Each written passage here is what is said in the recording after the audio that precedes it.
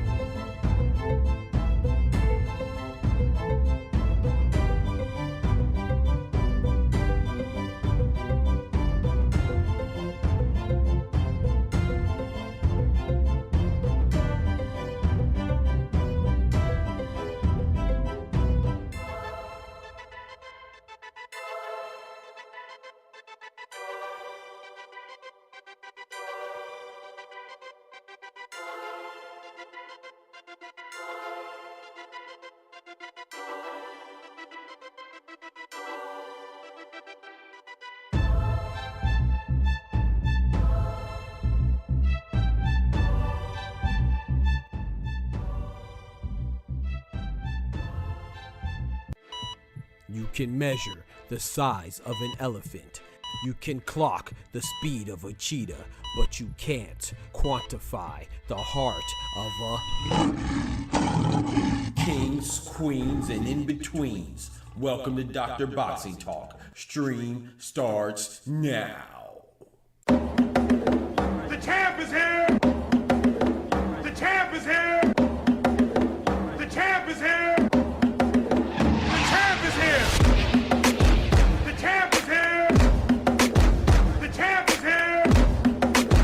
The champ is here! The champ is here! If I tell you I'm good, probably you will say I'm boasting. But if I tell you I'm no good, you know one line.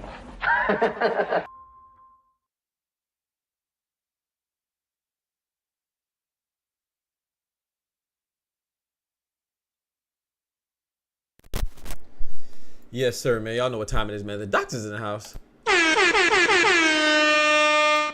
What's good, y'all? What's good, man? Dr. Boxing Talk, DBT. Y'all know what it is, man. We got Ty, big numero uno in the building. You know the number one.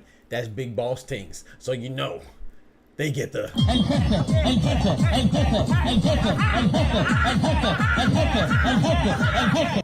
Shout out to my boy Dub, man. Dub in the building. Yes, sir. Yes, man. I appreciate y'all joining me for the late show, man. Those of you that made it to the morning show, and we back again for the evening show, man. That means a lot, man. Shout out to y'all, man. Y'all real dedicated. I appreciate it. That's what keeps me going, man. For real. So the support is real, and I appreciate that. You know, like I say, man. I know we think of money as the most precious resource, but it's not. You know, because you can always lose money. You can get back money. You can spend money. You can get money taken, but time is it, man. Once time is gone, you can never recover it, man. So y'all spending y'all time with me, man, means a lot, man. Supporter in the building. Dub said, hey. Ain't no way he gave me the 5 finger way talking about, hey, tighten up, Dub. What are you doing, man? Talking about, hey. What? Hey, yo. Well, yeah, let's get right, man. You know, we got to always say our prayers, man. Let me fix my filter tripping. Before we get into it, man, let's go ahead and always start with the stream, you know, on the right foot, on the right feet. You know, we got to definitely thank our Lord and Savior, Jesus Christ. Please join me in prayer, man. Bow your heads. Dear Heavenly Father, thank you, Lord, for waking us up to see the brightness of another beautiful day, Lord, and letting us get through this day, whether we leave in work or we work a night shift or going to work, Lord.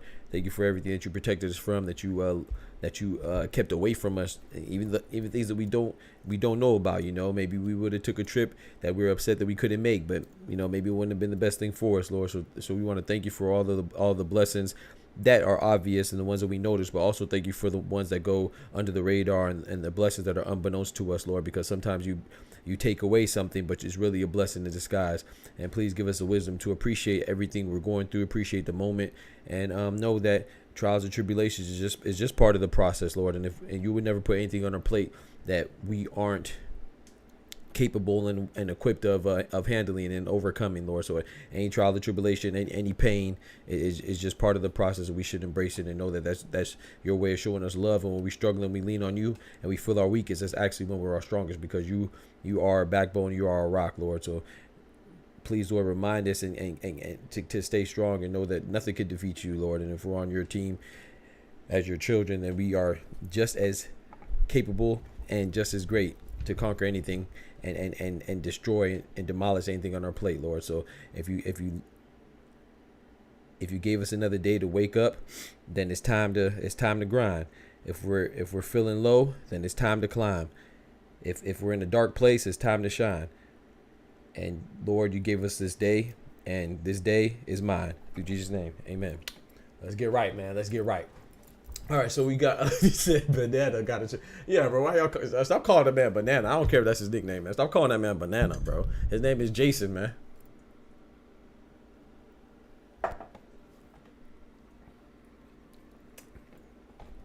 The man's name is Jason, man. Stop calling that man Banana, bro. Smoochie thinks she's slick for Smoochie pop up. But try it. So we have some things to talk about today's. And today's, I mean right now. I mean, yes. As in this moment, man. So first off, I want to start. I've been watching, shout out to Ty.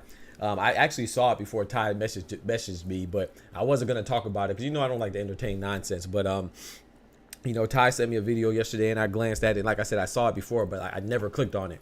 I clicked on it and I actually saw it again today, man. It's like, and that topic that I'm discussing right now is Floyd Kid Austin Schofield, man. Those of you in the stream, I'm very fond of Kid Austin, man. I think he's an up and coming beast. I consider him a prospect, even though he's ranked, and he fought some notable guys and a couple. I'll say like one or two pretty notable guys, and he has a background of giving people the business and sparring, But at the same time, while I am high on him, I've noticed, me, I'm always one to defend the fathers, because number one, shout out to the fathers for being in there, and shout out to all the parents, not just the fathers, the mothers as well. Shout out to all the mothers and fathers handling their parental duties, doing what they're supposed to do, because it takes two people, at a minimum, two people to bring somebody in the world. So at a minimum, they should have two people that are involved and invested in their well-being and their welfare and raising that person, But I do think that, with that being said, I've been noticing the more I hear him talk, Floyd Schofield Sr., I think the more unlikable he is. I think he's an intelligent dude, just like Bill Haney, just like Teofimo Sr. I think is kind of an imbecile, but even him, you got to give him credit for what he did with his son. So I think to a certain extent he's also intelligent, and then all the fathers, even Tyson Fury's father, John Fury. David Benavidez, Jose Benavidez Sr., excuse me. Yeah, I give them all credit, man. I give them Angel Garcia. I give them all credit, But Floyd Kid Austin Schofield, his pops is just, he's a little bit unhinged, man. And I've been seeing that, and that's okay. It's okay, because when you get people talking, that's the goal, right? But at the same time, you want to make sure you tread that line carefully, because Floyd Schofield, he seems like a good, humble kid, man, and he seems like a nice up and comer, but every time you see him, you see his pops. And that's not necessarily a good thing, because he's going to catch a lot of strays. He's going to be a big target for people simply because of the antics of his father. You could say, oh, yeah, Bill Haney does that too. But no, Bill Haney, he doesn't really, and from my experience, I could be wrong. Bill Haney doesn't really, he will defend himself, but he doesn't really go on a tirade and like a mission to attack certain people and not let them get their thoughts off and manipulate their words and try to force that his son force their opinion on his son, force his own opinions of his son upon you. And I feel like that's what he does. I think there's a difference. I think Floyd Schofield Sr. is doing a terrible job, man. And as far as representing themselves, man, he's just coming off as very belligerent and somewhat like he's trying to be a bully, and but as far as the work he's doing with his son, I do think that it's yet to be seen how great Kid Austin will be, but I do think he will be good from what I see. But like I said, I don't like what I'm seeing. It's so funny because of course I'm not on the radar. I'm a small channel, but me, I love to interview people that anybody in the boxing world, you know what I'm saying? Whether you're a boxer, whether you're a trainer, whether you're executive, I love to talk with people and discuss boxing, period. Or you're a fan like myself, or an expert, or whatever you want to call yourself. I love to talk about boxing with all walks of life, but I wouldn't even want to talk to him because I feel like, you know, shout out to those that can handle it, but that would put you in an uncomfortable position and put you in a place that I don't want to be in. You know, I don't like the combative arguing all the time. So there's a time and place, you know, sometimes it's going to happen. But when you're going into a situation and you're already braced for it, that's not a good thing. And I feel like a lot of people that are going to interview Kid Austin, you know, and they anticipate their interactions with the father, then they're already going to be on edge. That's never a good thing, man. So hopefully he changes, you know, but I've been seeing it for a while. I'm just speaking on it now because I saw it again today. I saw it last night, and I saw some weeks ago before too, even months ago. But, you know, I do think he's doing a good job with his son, though, and I do think his son is good as well. But if someone doesn't think that his son is good, then there's nothing wrong with that either. I want to see Farmer versus Schofield. Hey, Tevin Farmer versus Schofield. I wouldn't be mad at that. Kid Austin not even allowed to have his own phone. Is it true that he's not allowed or he chooses? I don't know. I know he doesn't have a phone. I don't know if it's because he's not allowed. I would think that if he's having a kid, right, I would think that he's allowed to have a phone. But I don't know. You know, I know he doesn't have a phone. I don't know if it's because he's not allowed. I don't know if if you're telling me that, I didn't know that. But I did see his interview, I believe, on the Boxing Voice where he said he doesn't have a phone. I'm not aware if it's because he's not allowed or what. But yeah, so I just think they should be careful, you know. I mean, who am I though? But I just think that that's not a good look. Always you be combative and argue with everybody. Some people you gotta argue with, I understand, but everybody's not coming at you, man. And you can't be so. You're gonna make enemies where it's not necessary. Because if Kid Austin Schofield, if he loses, hopefully he doesn't lose, but if he loses, oh man, they're gonna come at him like crazy, you know, just because of their interactions with them. So, you know, because of his interactions with the father, he wasn't allowed to have one growing up, so now he doesn't care for it now. Yeah. I dig that. Shoot, I wasn't allowed to have. I mean, granted, phones weren't really big as I was coming up, but you know, once I got to like high school stuff, I wasn't one of the first ones at my class. I was one of the last ones to get a phone because I wasn't allowed to have one either for a while. So I don't necessarily think that's a bad thing, but it depends on how old he is, you know. And he's only 21, so I don't necessarily think that's too bad. When God blesses me with kids, they're not going to be able to have a phone until they're probably until it's a time where I won't know where they're at. You know what I'm saying? Like, so if I anticipate if they're getting older, you know, playing sports or something like that, and they're like maybe 13, 14, 15, and I may not know where they're at all the time, then I'm going to give them a phone. But other than that, they probably won't have a phone either because social media is crazy. And then also it's going to instill discipline too, because if they don't have a phone, that means that where I think you at, you better be at. So if I if I say you're supposed to be here at 5 o'clock, you better be there, or you gonna get tapped up. You feel me? So that's I think that does instill a type of discipline, because if you have a phone, then you can be anywhere and just be like, oh, I'm over here, you come get me. No, ain't no. You gonna be you gonna be where you at, and where you at, I better know. So. But yeah, so and that's all I want to say about that, man. I was like, dang, that's kind of crazy, you know. But next up too, I want to on another note, so I'll just say, man, just try to have a little tact when you're interacting with people, because you just never know who's watching, and you never know. And I gotta abide by this as well. You know, you never know who's watching, and you never know what impression you're giving off, you know, because Kid Austin Schofield, like I would love to talk to him, but I would not be excited to talk to his pops, just because I know that'd be which would probably make good YouTube content, right? Or content is to argue with somebody, but that's not the content I want, man. I want the content that'll make it, you know, make it a fun place to have dialogue and like almost like a safe space. I didn't think it was weird when he sparred, because he was still considered a kid. To be grown now, your dad still controls every aspect. Yeah, I agree with that, Ty. I agree with that. Like I said, I'm sure you're more familiar with that than me, or even more than I want to be. For me, I don't even want to be that familiar with the situation, but yeah, I agree with that to a certain extent as well. Because one hand you could look at it like, okay, it's kind of helpful because it gives one less thing to worry about. But then another thing, like, dang, are you being controlled, you know, so much? But at the same time, hey, it's working out, you know. Maybe he's like a Joe Jackson, you know. Doc, what you drinking? It look like coffee? No, it's actually a smoothie. It's actually a smoothie, man. It does look like coffee, though. It's dark brown like coffee, but no, it's a smoothie. But yes, next up too, on another note, Serhiy Boachuk, man, I love this, man. Serhiy Boachuk has been rumored to be on the Tyson Fury Alexander Usyk 2 card, man. And you know that's supposed to be in December. What is it? What is it, Ty, or anybody know? I think December 12th, whatever date the Fury and Usyk rematch is on. We know it's in December. I believe December 12th. And Serhiy Boachuk is supposed to be on it already, so that's dope. We got Smoochie in the building. What's good, Smoochie? I think that's dope, man. You know, I like when what type of smoothie? I got mango in there, ginger in there, turmeric, nutmeg, lime,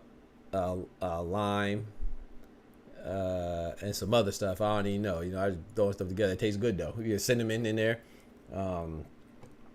But yeah, so it's like a fruit smoothie with some vegetables in there too. It's very good to me. But yeah, so Serhiy Boachuk, you know, he just came off of a loss to Virgil Ortiz, but Turkey Al-Sheikh is like, man, I'm not done with him, man. Big shout out to Big Turk for this. I think that's dope, man, because you know sometimes when you lose, especially as a healthy joint, yep. Because you know sometimes when you lose, you know, with boxers, you do have that fear, you know, not that you fear like a coward, like a punk, but like fear, like, dang, I don't know what's gonna happen, you know, uncertainty, like, dang, will I be forgotten because I lose? And I love that Big Turk is not only showing this, he's not only preaching this, but he's also demonstrating this by not giving up on the fighters that lose. Case in point, Deontay Wilder. Shout out my boy Deontay Wilder, you know what I'm saying? I think he's done. I thought he should have retired after Tyson Fury trilogy, you know, just for him to keep his faculties. You know, he's at a heavyweight division, so those shots ain't no joke. But you know, he lost to Tyson Fury. Then he bounced back against Robert Helenius, right? But scratch all that. He lost to Joseph Parker. And then say what you want. You know, I didn't like the fight with Joseph Parker. I didn't like the fight with Big Bang Zhang. But Turk gave him another shot with Big Bang Zhang. And I have no doubt that Turk would probably let him fight again. But I don't think he should. But I think he would. You know, so that's somebody that lost, right? And he was brought back. Arslanbek Makhmudov. He just fought on Virgil Ortiz versus Serhiy Boachuk. No, sorry. Arslanbek Makhmudov just fought on the undercard of... he lost to Ajit Kabayel first. We just saw him back again on the undercard of... who we just saw this weekend. Anyway, you know what I'm talking about. Whoever just fought this weekend. All these fights run together, man. But who just fought this weekend, y'all? What the heck? Bro, my mind gone. It wasn't Virgil Ortiz or Serhiy Boachuk. Who just fought this weekend, y'all? Arslanbek Makhmudov. And who was the main event? Oh, my gosh. Ain't nobody gonna help me out. Who the heck was the main event this past weekend, bro? I really can't think who was. And Billy, thank you. And Billy, yeah. So we just see Arslanbek Makhmudov on the Billy card. Billy versus Sergey Derevyanchenko. Thank you. Not saying that was a Turk card, but it's just nice to see these guys that are on Turkey's card still have some life in them and have some belief in them and give them an opportunity, you know. And even with you know, he has done this before, and now he's doing it again, man, with Serhiy Boachuk losing to Virgil Ortiz. Like, man, I like Serhiy Boachuk. He brought him back, you know, and I know what you're talking about, Ty. Thank you, bro.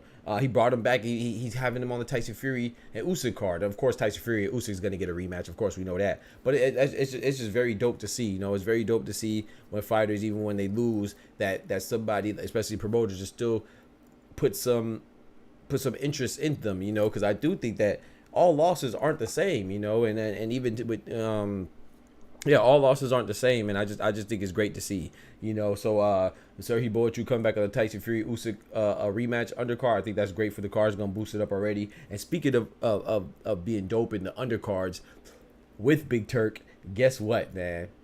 Turkey's putting on BIVOL and Beterbiev. We know that on October 12th, and we have had a boost to the undercard.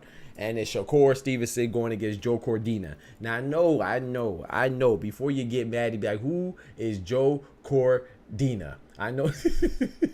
I know a lot of people are disappointed saying, who the fuck is that guy? Who the fuck is that? You know damn well who I am. Who the fuck is that? Joe Cordina is not the ideal opponent, right? Let's get that out the gate. Let's get that out the way out the gate. He's not the ideal opponent. He's not who anybody wanted or desired or anticipated, but he is a pretty good fighter. He suffered this. He's coming off of a loss, his first loss by stoppage, the worst way you can have it, right? Coming off of a loss, and he's at a lower weight division. But at the lower weight division, he was a serious champion and contender, you know? So he's a good fighter. He just lost to Anthony Kakase, I believe, by 8th round stoppage. But we got to think, like, this is not Shakur's fault. So I know I have Shakur looking bad. That's what people are saying. People are saying that it's Shakur's looking bad for this fight. It's like, yeah, it's disappointing, but who else did you want him to fight? Excuse me, we know that Shakur versus Loma wasn't happening. We know Shakur and Tank wasn't happening for whatever reason, not blaming either side, but we know Loma didn't want to fight Shakur. And now we also know Zepeda didn't want to fight Shakur. So when you look, people, I see people say, oh, they're disappointed in Shakur, disappointed in Eddie Hearn, disappointed in Big Turk. No, you got to understand, this is a pivot, man. Like, it was highly anticipated that he was going to fight Zepeda, because Zepeda been calling him out. Turkey and Oscar had a verbal agreement in front of millions. Whoever watched the fight with Virgil Ortiz, Sergey Boychuk, you saw the interaction. So a verbal agreement doesn't really mean much in boxing, right? So now I think it's fair to assume that if you're going to blame anybody, blame Zepeda and Oscar for bowing out. You know, and I think that this move was a last-second pivot to get Shakur to remain active. So I think him fighting anybody, staying active is greater than inactivity. So I don't see this as really too bad of a fight. Of course, from a personnel standpoint, yes, who wants to see him fight a smaller guy coming off their first loss and it being a stoppage? You know, a Shakur caliber fighter. But we have to put everything into context and consider all the circumstances around it. It's not like Shakur and Eddie Hearn picked Joe Cordina because that's who everybody wanted. It's a reflection of what everybody wanted. No, it was kind of, you know, it's crazy. It was kind of like, not exactly like this, but it was similar to Boots, because Boots was fighting Cody Crowley. Now that was finalized, and then Cody Crowley had to pull out due to his eye, him not being fully recovered post surgery, and then so he pulled out, and then he went to David Avedisian. And I thought that was a good pivot, because David Avedisian, you could argue, is a better opponent than Cody Crowley. At least he's proven to be. His resume is definitely better. Cody Crowley's undefeated, but you can't really name anybody Cody Crowley beat, you know, and David Avedisian, you know, he has a Hall of Famer on his resume, you know, even older or not, he still has a Hall of Famer in his resume, and he's been in the ring with a pound for pound GOAT right now, and Terrence Crawford. So even on short notice, you could argue that David Avedisian wasn't a significant drop off, if any bit a drop off. But now with Joe Cordina, it was, again, I'll give you another situation. It was like Tim Tszyu and Keith Thurman. Keith Thurman pulled out. Granted, this is that was finalized, and Zepeda and Shakur's was not ever finalized, but it was talked about heavily in public. So it was, anybody who expected that fight, you're right to do so, because that's what they presented to us. So you know, Keith Thurman had to pull out, and Fundora was a late replacement. The reason why I'm talking about this is because guess what? Fundora was coming off of a knockout loss, and he was fighting Tim Tszyu. Brian Mendoza knocked him out the fight before. And then he went on and got a championship fight, and guess what? He capitalized on that. So we know, we've been watching boxing long enough to know that anything can happen. Am I advocating or even suggesting that Cordina is going to beat Shakur? No, that was circumstantial, you know, but my point is that anything can happen. So Fundora, coming off a fight where he didn't deserve, coming to a fight that he doesn't deserve or didn't deserve, after losing by knockout, he came and capitalized, and now he's a champion of WBC and WBO in two belts in 154. Potentially fighting Spence. And guess what Spence has in common with Cordina and Fundora? He's coming off of a stoppage loss. So people are acting like this is unheard of. Like, stop acting like this is unheard of, man. This is how boxing goes, man. You either gonna be a real boxing pugilist enthusiast, a boxing fan, a boxing aficionado, or you sit your behind on the bench and be a casual and let us feed this information to you. But you can't play both sides. Either you're gonna be aware, or you're not going to be aware. But you're not going to be unaware, and then pretend to be aware. So I'll give you another example. Even right now, the fight hasn't happened yet, but Ty, help me out. Alberto Puello, who's a champion right now, he's fighting Sandor Martin. Who's a mandatory for the winner of that fight? Please ask me, Ty. Please answer for me, Ty. I'm not even going to say anything. Please answer. Please answer, Ty. Because we never seen somebody come off a loss and get a great opportunity, right? That's what we're pretending. We're pretending, like, as boxing fans, for years and years and decades, like everybody brags about, we're pretending like we don't know that this has happened before. So please, Ty, please answer me the question, Ty, please. Who is Sandor Martin? Who's getting the winner of Sandor Martin and Alberto Puello? Please tell me. Somebody in the chat. It doesn't have to be Ty. I just know Ty knows.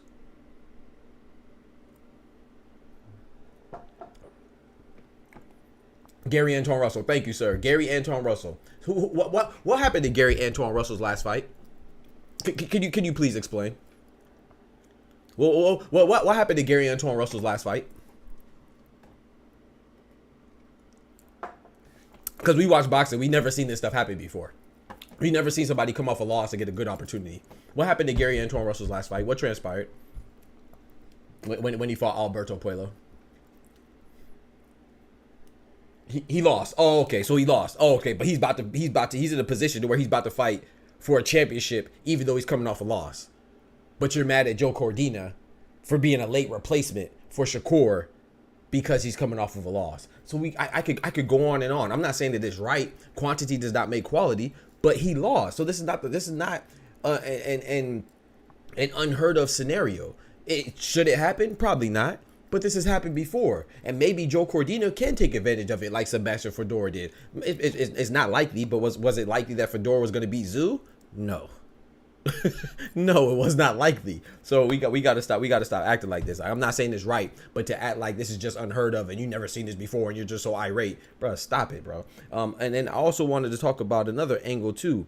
I see people saying that, yeah, Joe Cordina is where did he come from? Joe Cordina is with Matchroom. Matter of fact, I got you. Hold on. Let's pull up Matchroom fighters because we're so upset, right? We're so upset about Shakur fighting Joe Cordina. I'm disappointed too, but let's not act stupid, man. We got to pick a lane. Is Puello getting a title fight? Yeah. So Puello is defending his title against Sandor Martin, Smoochie, because remember Sandor Martin was the mandatory for Devin Haney, the person that Alberto Puello inherited the belt from. So Sandor Martin was actually paid step-aside money so Devin Haney could fight Ryan Garcia. And then once the fight happened and Devin Haney was declared champion in recess, Alberto Puello was elevated to the champion, and now he inherited the same mandatory that Devin Haney had to Sandor Martin. And now Gary Antoine Russell is getting the winner of that fight. So if Alberto Puello wins, then we'll get a rematch between him and Gary Antoine Russell. If Sandor Martin wins, then Gary Antoine Russell will fight Sandor Martin. That's how it's set up right now. Will things change? Sometimes things change with fluidity in boxing. So things could change, but that's how it's lined up right now. There's no reason to be mad at either Shakur or Cordina. And I'm going to even prove that point even further. So I've seen people say that right now we're about to go to the Matchroom website because people are acting like this is just so unheard of. You know, we don't know why he got Cordina. Let's pretend like we don't know why. I'm gonna help you out. So these are boxers in the lightweight division, right? On Matchroom.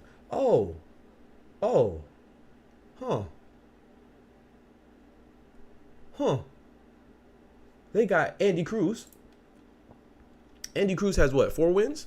Oh, okay. So, hold on. They're about to show you better than I can tell you. Oh, Andy Cruz. Oh, he has 4 wins. Oh, he has 4 wins. So you want Shakur to fight Andy Cruz with 4 wins. So if Shakur was fighting Andy Cruz, you'd be happy. Stop it. No, you wouldn't. No, you would say, oh, because you know how I know? Because the same people that are advocating for Andy Cruz are the same people that said Terrence Crawford shouldn't have fought Israel Madrimov because he had 10 wins. So you're telling me that you'll be okay with Shakur fighting Andy Cruz who has 4 wins? Get out of here, bro. Like, stop it, bro. Like, come on, man. Come on, man. You're mad at Terrence Crawford going up to fight a champion that had 10 wins, but you're telling me you're going to be cool with Shakur Stevenson defending his title against somebody that has 4 wins. And then as soon as he wins, you're going to say, oh, well, he fought somebody that only had 4 wins. And you don't care about his amateur pedigree. You don't care about none of that stuff. You guys are going to look at he has 4 wins. And he struggled against Antonio Moran before stopping him. All right, so let's go to who else. This is also Matchroom.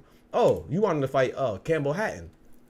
You want to fight Campbell Hatton? You know what Campbell... I saw somebody say this now. Chat, I'm not lying. I've seen somebody say this. They wanted to fight Campbell Hatton. Oh, Campbell Hatton has 1 loss. Oh, when did that one loss come, Smoochie? Let's see. When did that 1 loss come that Campbell Hatton has? Let's see. Oh, you mean to tell me that 1 loss that he has came in his last fight? So you want him to fight. So you're knocking Joe Cordina because Cordina is coming off of a loss, but you want him to fight somebody else who came off of a loss and somebody we don't even know. At least we may be a little bit familiar with Anthony Kakasi. You don't know James Flint. So what are we doing? Oh, let's go back. So let's go back. So you want him to fight? Oh, this guy right here. This is all the Shakur's division now. So you want to fight this guy right here, Angel Fierro? Oh, the guy who also has 1 loss and nobody heard of, unless you really watch boxing. Who the?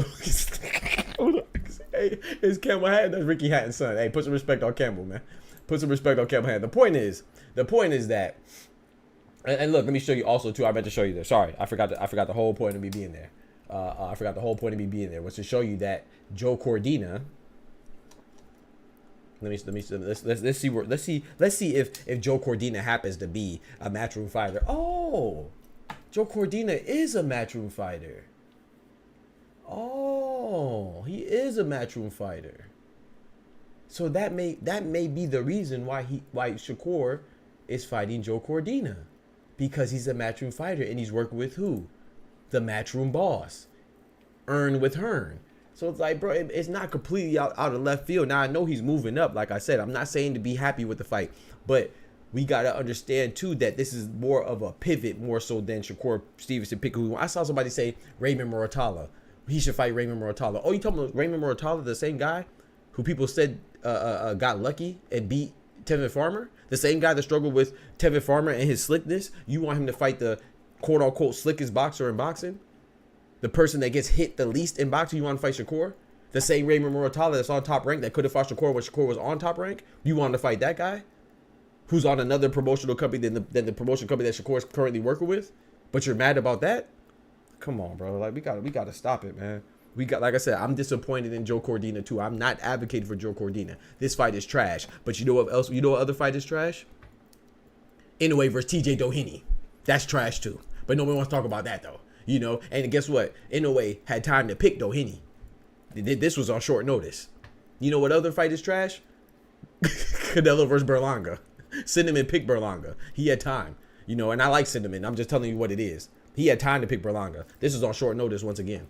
It was a replacement. Don't forget that. I know Zepeda and Shakur wasn't finalized, but that was probably as finalized as you could be because it was so public, coming out of Turkey's mouth, coming out of Oscar's mouth, coming out of Eddie Hearn's mouth, coming out of Big Turkey Al-Sheikh's mouth. So everybody was saying that they anticipated, just like us, Zepeda versus Shakur. So now that it's not happening, do you want him to be inactive? I'd rather see him fight. So I'm not saying it's a good fight at all. The fight is trash. But there's some other fighters fighting trash too, and they plan to fight the trash. This was on short notice. So stop it, bro. Langus, what's good? I know I missed some chat. What's good? I can see why some people would suggest 6th rate Eddie Cruz over 13th rate. I don't care about the rankings. I understand that, Ty. That's a good point. I'm not getting snappy with you, brother. You know you're my boy. I'm just you're right. Some people do want 6th ranked Cordina. I mean Andy Cruz, right? But then why are you mad at Berlanga?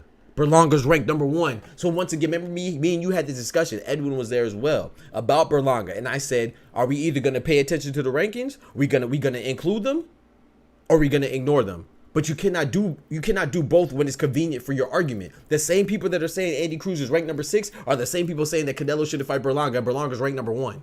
The same people that saying that he should fight Andy Cruz because he's ranked number 6 are the same people saying that Tank shouldn't have fought Frank Martin, and Frank Martin was ranked number 3, and number 4, and number 6 in other sanctioning bodies. So you cannot conveniently pick. Either you're gonna go by the rankings at all the time, or you're gonna ignore them. Because a lot of the same people that are saying he should fight Andy Cruz because he's ranked number 6 are the same people saying the rankings don't matter. Oh, but it matters when you're trying to manipulate the narrative, though, and then it matters. Get out of here, man. Andy Cruz don't belong in the same ring as Shakur. Stop it. Not yet. Not yet. Not with 4 wins. Because if he was fighting Andy Cruz, people would also complain. That's my point. So there's nobody that he would be fighting that you would not complain. Anybody that's not Zepeda or Tank, you're gonna complain. Not you specifically, Tom. I'm speaking in generalities now. So even if he was fighting Andy Cruz, people would complain. I would complain. You know what I'm saying? And I don't like this fight either. So I know it's sounding like I want this fight. No, I do not like this fight. This fight is terrible. But sometimes you got to understand that's what you got to work with. So we going to turn these lemons into lemonade, baby. And we going to put it on the undercard of Beterbiev and BIVOL. That's why it's not a main event. Because it is trash. And because it's trash, it's not on the main event.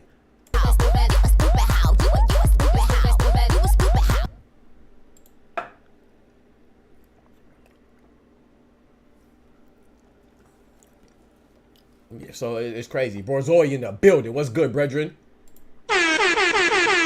Yeah, I see Oscar out there, bro. Oscar was out there twerking. He wasn't even. I want to play the song, but he wasn't looking like a boss. He was out there looking like a mistress. His girl had him out there looking like the side piece. That joke was crazy, bro. That boy had. he was out there twerking, bro. Shout out to Oscar, man. He wildin'. I can see why people. Okay, I said that. Now the only problem for me is, yeah, I'm not, like I said, I'm not saying you can't have a problem with it, but like I just showed you, Ty, even if you go from that angle of, how many names had to get passed up, I just showed you the Matchroom stable. It was Andy Cruz. It was Angel Fierro. It was Campbell Hatton, bro.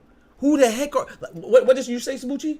Smoochie summed it all up. I don't even have to name him. Just know, when you look at Matchroom Stable at 135, it's a whole bunch of... Who the fuck is that guy? Who the fuck is that? No, damn well who I am. Who the fuck is that? Facts. So out of everybody on Matchroom Stable at that rank, Joe Cordina, even though he's not at 135, he's moving up. Yes, he was a champion. Was Andy Cruz? No. Was Ricky Hatton? No. I don't know about Angel Fierro. Maybe he was. I don't know. I doubt it, but I don't know. I don't know. I'm not sure about that one. I don't think so,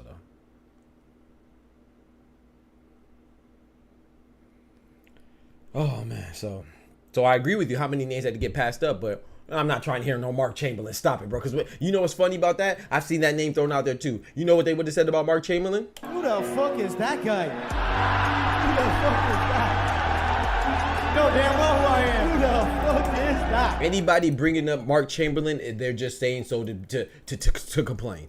Come on, bro. Stop it, bro. Stop anybody bringing up Mark Chamberlain. By the way, Ty, I want to say this too. By the way, Ty, you know you're my boy.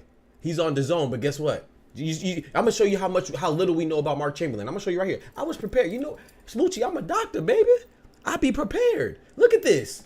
Look at this. This is Mark Chamberlain. Oh, you mean this Mark Chamberlain? Oh, you mean this Mark Chamberlain that has a fight September 21st? I'm done.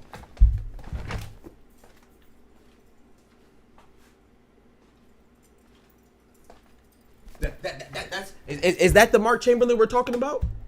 I was already prepared, chat. I knew it. I knew Mark Chamberlain's name was gonna come up because I heard his name come up before by some goofies. Not Ty. I know my boy Ty knows boxing. Shout out to my boy Ty. But I'm talking about the other goofies that just want to complain. Are you talking about that Mark Chamberlain? The Mark Chamberlain that has a fight in less than in a month?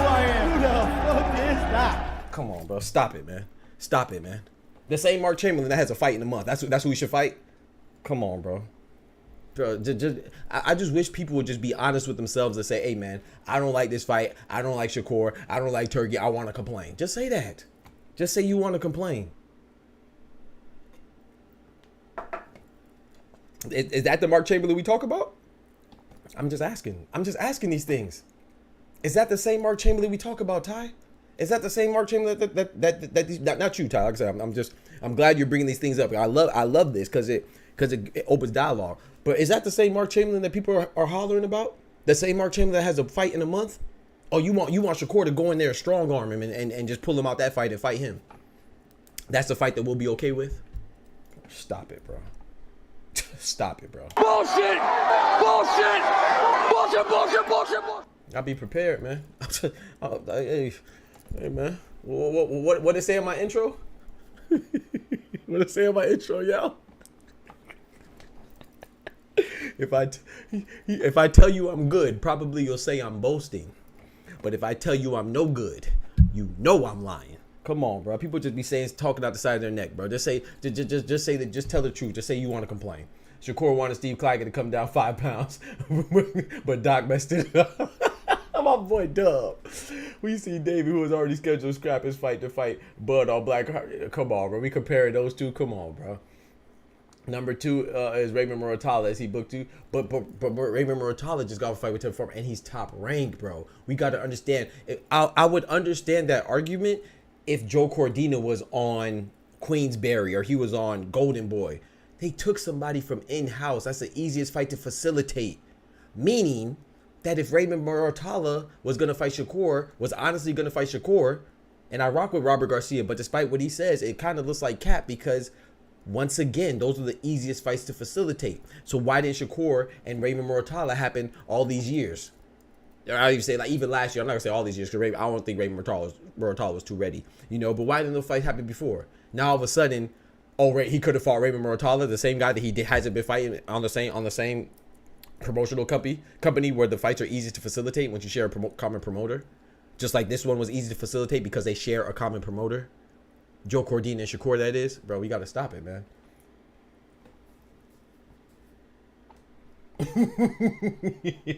Dub say I was on Steve Clackett's helmet, just pushing it. No, I like it. No, I like it. I know you are, Ty. I appreciate you, bro. So please don't.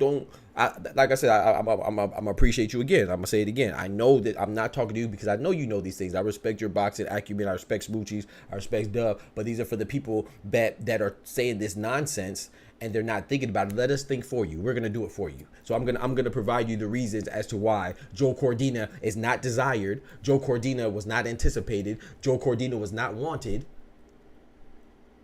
But Joe Cordina makes sense and is justified and is understandable why he's fighting him. I'm not saying it's a good fight. Once again, this fight is garbage.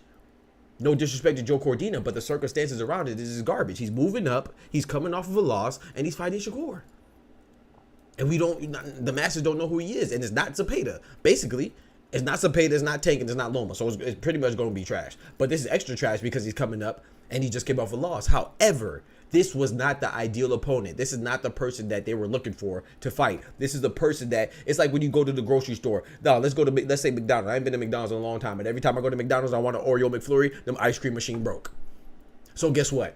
I either drive the freak off and I don't get no ice cream and I'm mad, or I say, let me get an apple pie because it's sweet, and hopefully that'll suffice. You know what, satisfy my sweet tooth right now. So that's what he is. He's the apple pie when you wanted the McFlurry. The Zepeda is the Oreo McFlurry that you drove all the way up at 3 o'clock in the morning after you woke up with a hunger for sweets, and you drive to McDonald's and you get there and the ice cream machine's broken. That's Zepeda. Zepeda's the ice cream. Joe Cordina is the apple pie that you settled for.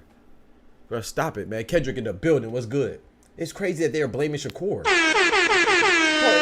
Y'all got me up here fighting for Shakur, and I'm not even a Shakur fan, but I got to keep it funky. I'm a fan of the truth, and I'm a fan of boxing. Doc, did you see Nicholas Walters versus Jojo Diaz? Oh, I like that. I saw an article about Nicholas Walters versus somebody. I don't remember if it was Jojo Diaz or not, but yeah, I like that. Shout out to the Axeman. Big up Jamaica. Bomba. Big up Jamaica, man. Me blood clot. Toast straight as well. Why can't he fight Kambosos? He know it out of his deal. Shout out to Australia, but I would like that fight better. I would like that better. Facts. I would like that. But once again, I don't know how easy that fight is to facilitate. You know, I know that Cordina is easy to facilitate. But yeah, so like I said, man, I just showed you the Matchroom fighters. You cannot tell me, unless you're a habitual pathological liar, that if he was fighting Andy Cruz, you'd be happy. If he was fighting Moratala coming off his loss, you would be happy. You cannot convince me that if he was fighting Angel Fierro, that you would be happy. Campbell Hatton, you would not be happy. You complain too. If you know what, if he was actually fighting Campbell Hatton, people would probably say, oh, he should fight Joe Cordina. If he was fighting Mark Chamberlain, you'd probably say, oh, he should fight Joe Cordina. You probably pull Joe Cordina out your hat. So no, Joe Cordina is not the ideal opponent, but this is not an ideal situation. And don't tell me that Campbell Hatton is better than Joe Cordina. I don't know that. At this point, I think Andy Cruz has a higher ceiling, and he's projected to be better than Joe Cordina. But do I know he's better than Joe Cordina? I mean, that fight against Antonio Moran didn't prove that.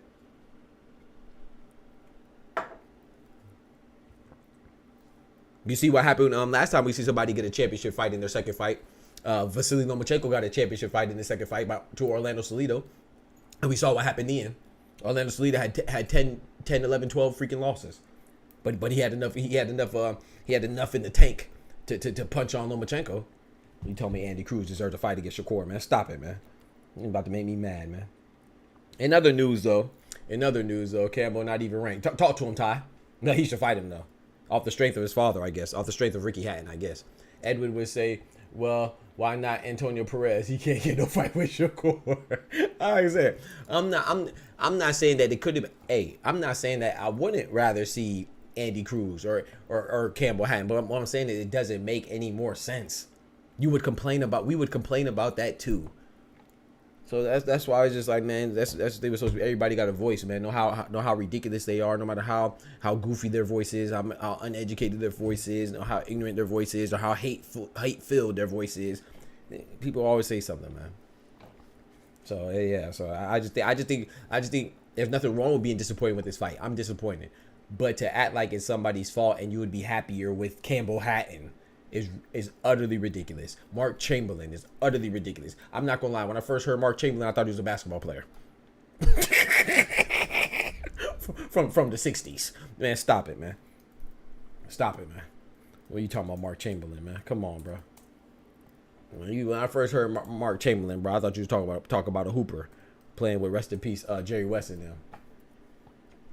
Stop it, bro. But yeah, so also too in other news, we had Sugar Shane Mosley Jr. Sugar Shane Mosley Jr. Man, he has left Golden Boy. He has left Golden Boy. From what I understand, he's a free agent. He's looking to fight the winner of Danny Garcia and Erislandy Lara. I think that'd be a good fight for him. I just think that's interesting. You know, I saw this on the article I was reading, because I just be reading articles about everything. And yeah, you know, so Golden Boy lost their fighter. I tell people all the time, man, these promotional companies, they lose fighters all the time. But it's only when certain promotional companies lose fighters that it's a big deal. But yeah, it happens all the time, man. So I wish Sugar Shane Mosley Jr. the best. Hopefully he does get the winner of Lara and Garcia. I think that'd be dope. But if Garcia wins, I don't think that's going to happen. I think Garcia is going to try. If Garcia wins, I wouldn't be surprised if he tried to fight somebody like Canelo. Get in line trying to fight Canelo. Or something. You know, I don't foresee. If Lara wins, I could see him fighting Sugar Shane Mosley Jr. perhaps. But if Garcia wins, I think he's going for the bag. So I could see him either fighting Crawford or Canelo, which I highly doubt Crawford, but maybe even Crawford. You never know. I don't know why you're a free agent. Who gonna pick that's crazy.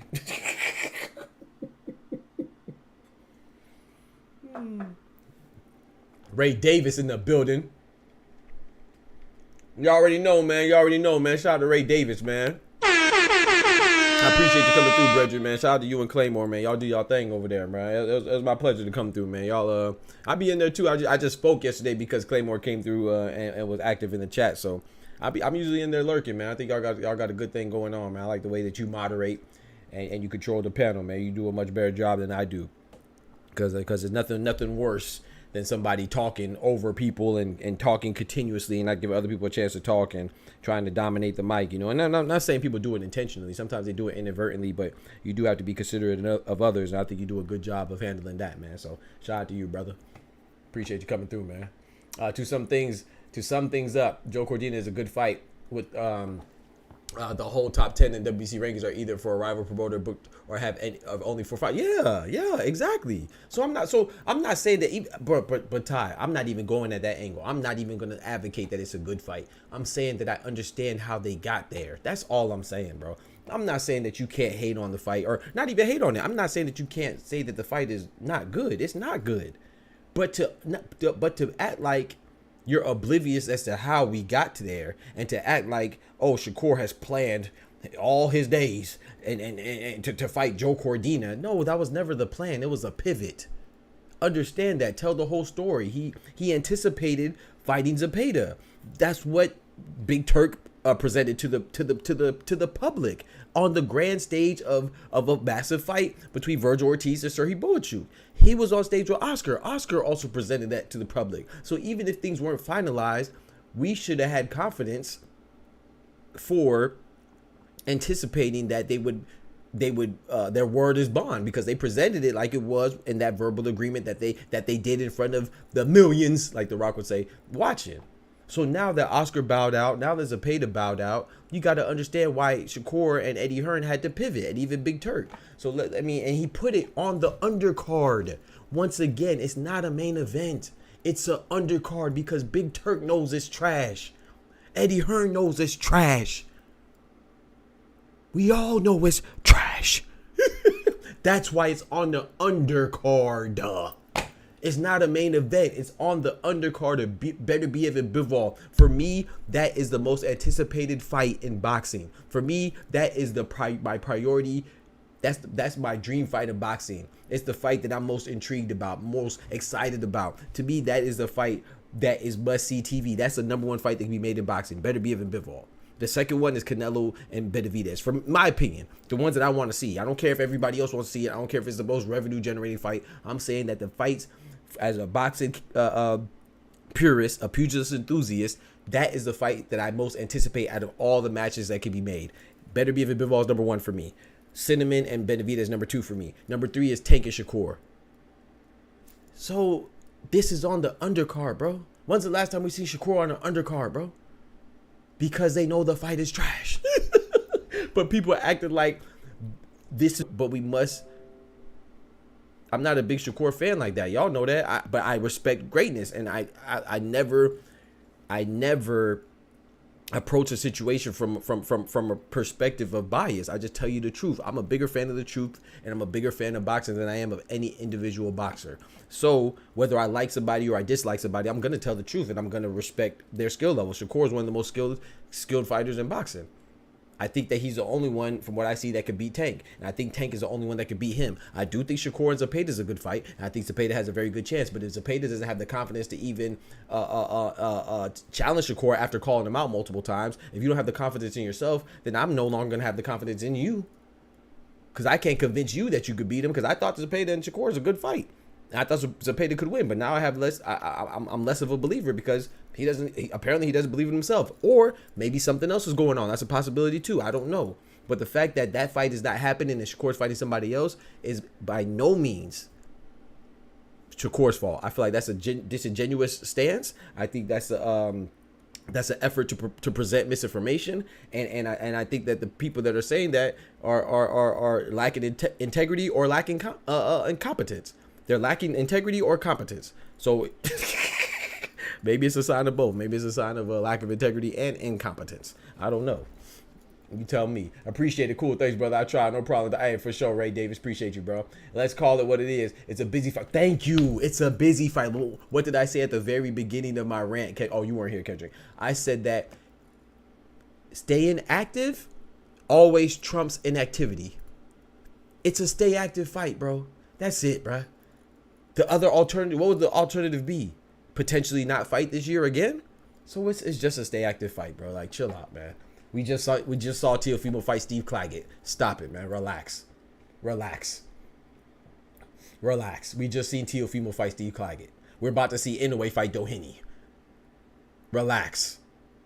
To be honest with you, Naoya Inoue's a beast. He's a top 3 pound for pound. Whether you have Crawford, Inoue, or Usyk, I think those 3 are interchangeable. Me personally, as it stands right now today, I have Terence Crawford number 1, Usyk number 2, Inoue number 3. Before Crawford moved up in weight and acquired another a belt in another division from an undefeated champion, I had Usyk number 1, Inoue number 2, and Crawford number 3. Due to what? Inactivity.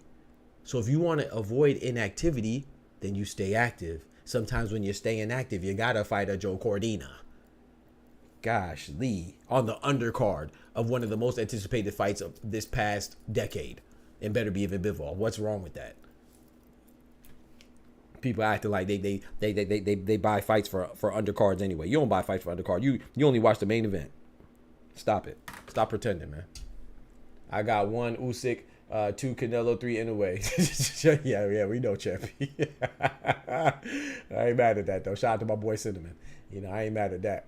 Fighters can only fight who's available to fight. Tank is gonna have a similar. Thank you, Ray. He has 2 or few fighters to pick from. Facts. Most are busy or coming off losses. Right. So I'm not saying, like, once again, I want to emphasize this fight is bad. It's not a good fight. But Inoue, who I respect, that's what I was gonna get to. I respect Inoue. I think he's one of the best. But Inoue was about to fight Sam Goodman. Sam Goodman is undefeated. I give him that. But did anybody think Sam Goodman, and was anybody chomping at the bit to get Inoue versus Sam Goodman? And then guess what? Sam Goodman bowed out, according to reports. So he went and got TJ Doheny months ago. He knew about Sam Goodman bowing out months ago, and he replaced it with TJ Doheny. Where's the uproar? Where's the uproar? So if you mad at Shakur replacing Zepeda with Joe Cordina, you gotta be irate. With Inoue replacing Sam Goodman with TJ Doheny. Come on, bro. Stop it, bro. Stop it, man. People mad at Canelo fighting Berlanga, who's ranked number 1, but they're not mad at Inoue fighting Doheny. Come on, bro. Like, what are we doing, man? We got to keep it 100. I don't mind Inoue fighting Doheny because I see it as a stay busy fight. I'm cool with that. Would I prefer him to fight MJ Akhmadaliev? Absolutely. But Bob Arum is not interested in that fight. So I'm going to watch Inoue fight Doheny. But if you're mad at Canelo fighting Berlanga and you're mad at Shakur fighting Joe Cordina, please believe you better be mad at Inoue fighting Doheny. Or if not, if you come in here complaining about Shakur and I ask you that question about Inoue and Doheny and you don't say nothing, I'm going to give you the boot. Straight like that. Because you're not keeping it consistent. And we love consistency around here, baby. We love consistency around here, baby. I don't care what your opinion is, but stand 10 toes down. Like Champy. I know Champy hate our black brothers and sisters, so he don't never put a he don't never put nobody with any type of once they pass a certain melanin threshold. Oh, he don't like you, you know. But that's okay as long as you don't get too far out of line, and I ain't got to check you. You know what I'm saying? But that's what, if he stays consistent. You know what I'm saying? It would have surprised me if he said he got Crawford on that list. You know, and I think I think that's a whack perspective. But at least he's consistent. I appreciate his consistency. He's a racist, some bitch, but at least he's consistent.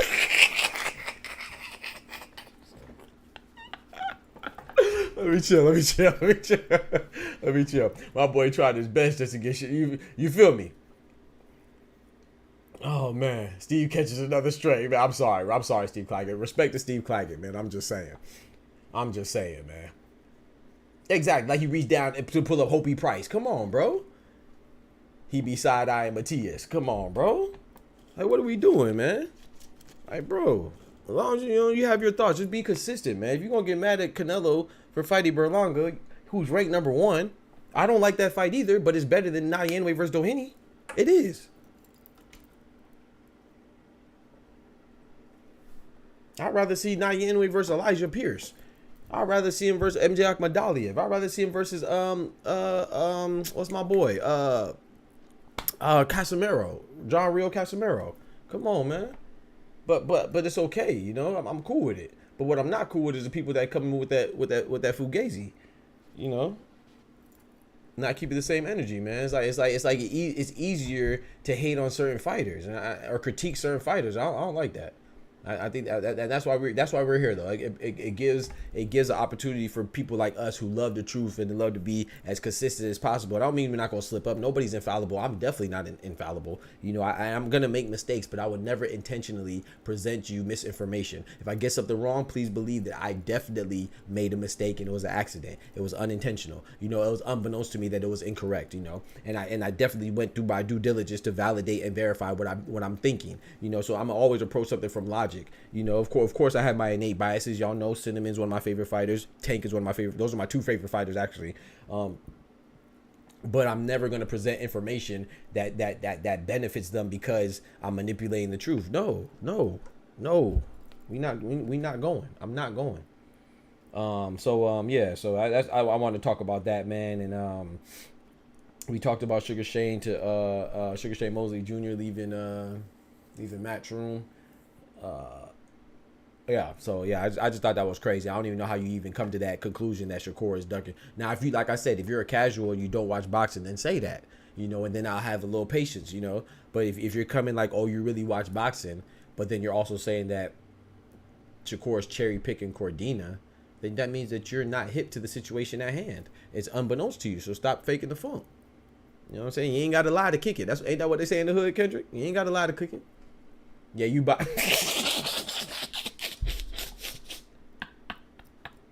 Smoochie came out of nowhere. He said, yeah, you biased, Doc. Bullshit! That's crazy, Smoochie. That's crazy. That shit just decapitated me right there. That's crazy. I'm gonna try to do better. Smoochie. I ain't gonna lie. I'm gonna try to do better. But yeah, man, I just think it's crazy though. But let's go over the undercard though. Let's go over the undercard of the of the Beterbiev and Bivol fight, right? So they have released the undercard. Of course, we already talked about one of them, right? Shakur versus Joe Cordina. I think Shakur should win that pretty easily. But I think this is pretty intriguing. I wasn't expecting this. Chris Eubank Jr. is making a comeback against Camille Zerameta, I believe how you pronounce that. Sorry if I butchered that. If I did. He's coming off of a draw, and we'll see how this goes, man. Camille Zerameta, he actually been in the ring with some greats. He's been in the ring with Triple G, and he's been in the ring with, well, Jaime Munguia is not a great, but he's very good. He was in the ring with Jaime Munguia. I believe, correct me if I'm wrong, I believe he had suffered those losses back to back, you know what I'm saying, in back-to-back fashion, like a Drake song. And then, so he's fighting Chris Eubank. I think this is good, and I think this kind of, Chris Eubank coming back to be active, right? Remember I dropped that video. Now, did I drop a video? Yeah, I dropped a video on it where Chris Eubank is saying that Canelo's fighting in England next year, and he's saying that he's going to be the opponent. So maybe if Chris Eubank looks good right now, on his little comeback trail, then maybe this is going to substantiate those claims. So I thought that was very interesting to see Chris Eubank on the undercard. I don't have nothing against Chris Eubank. I just don't think he has anything for Cinnamon, so I'm not excited for that fight. But if he looks good in this fight, then yeah, I'm cool. And then the other fight he has is Fabio Wardley versus Frazier Clark. Those of you aren't familiar with those guys, I know some people are sitting there like, I say Fabio Wardley and Frazier Clark. I know some people are sitting there like, who the fuck is that guy? Who the fuck is that? You know damn well who I am. Who the fuck is that? well, I would say that they're up and coming heavyweights, similar to I would say that they're like the UK or the English version of our Richard Torres Jr. You know what I'm saying? Not saying they're the same fighters. I'm saying they're up and coming prospects in the heavyweight division. Their first fight was fantastic.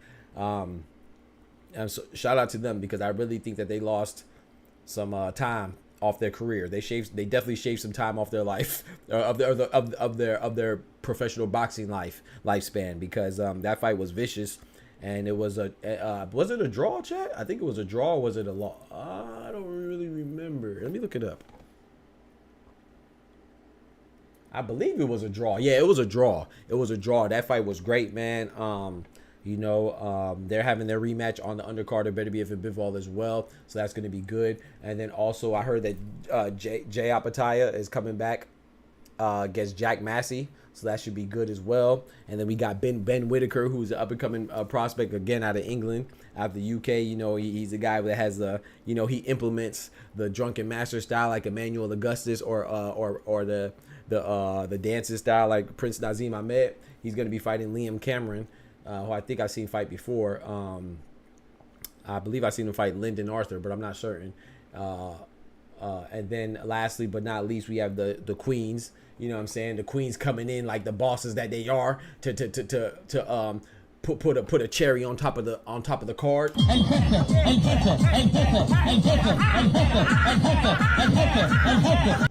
So Sky Nicholson is going against Raven Chapman, so that's going to be a good fight. I like seeing Sky Nicholson. I'm really fond of her. She's very good in my opinion. I know I would love to see her and Amanda Serrano get it on, but Amanda Serrano, she's fighting Katie Taylor in the rematch, so I'm looking forward to that as well. I'm not looking forward to the Jake Paul and Iron Mike fight, but hey, is what it is. Larry Liston, my guy. Larry Liston's in the building. Watch out for Erislandy Alvarez. I've noted Jamel Harvey and Abdul Malik Kalikov. In the future, at least 2 of the 3 will be world champ. Okay, bet. What division? I believe I heard of Erislandy Alvarez. I'm not gonna lie. I believe that name sounds familiar. The other 2, not so much. Erislandy Alvarez sounds familiar though. I don't know. I'm not sure though. Okay, so Erislandy Alvarez is what? Lightweight division. Okay. 24 years old, out of Cuba. Okay, appreciate that. Put me on game. Let's see. What was the other person you said? Jamel Harvey. Let's see him. Jamel Harvey. Oh yeah, I've seen this guy. This is a guy from the Olympics. Yeah, I know that name sounds familiar. He was in the Olympics. Yeah, I watched him. Yeah, shout out to him. Yep. I'm familiar with Jamel Harvey. Yeah, he fought in the Olympics. I saw I think 1 of his fights or 2 of his fights. I don't remember. And then the other guy you said, Abdul Malik Kalikov. Okay, bet. Abdul Malik from Uzbekistan. Hey, Uzbekistan, they come. Shout out to Uzbekistan, man. They putting forth a lot of good product as far as fighters. Uzbekistan, he's from there. I think MJ Akhmadali is from Uzbekistan.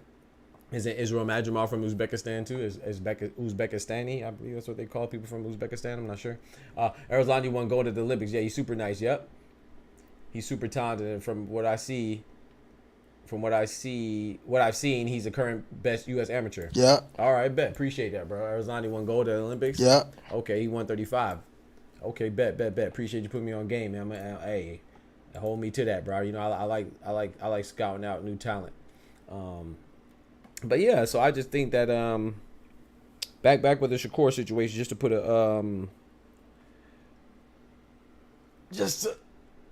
a cherry on top of that thing. I think that Shakur Stevenson fighting Joe Cordina is not cool. It's not what I anticipated. It's not what I desire. It's not what I wanted. However,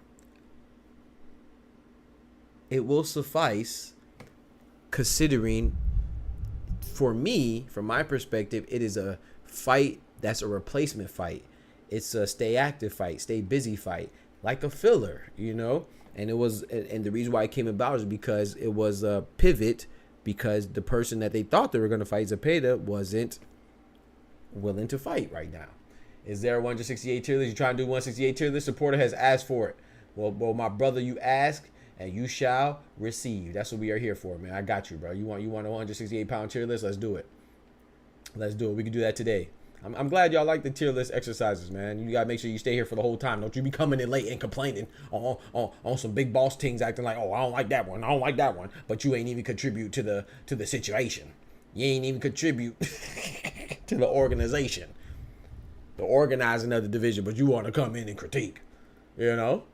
If you missed the whole time that we ranking these fighters, you better come in here and you have anything to say about it. You better come in here and say 3 words. That look good. Hey, yeah. Oh, that look good. Hold on. You know what I'm talking about? You better contribute to the process. I'm gonna miss some of it. All right, let's get it popping so Smoochie don't miss too much of it. Let's get it popping right now. So let's do this 168 pound. We're gonna do so there's not too many people at the 168 pounds, right? Division. So I mixed it up with some light heavyweights.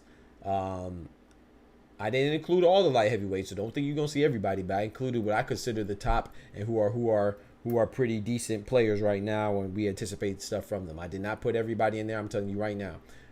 Doc, you gonna say Canelo a gate?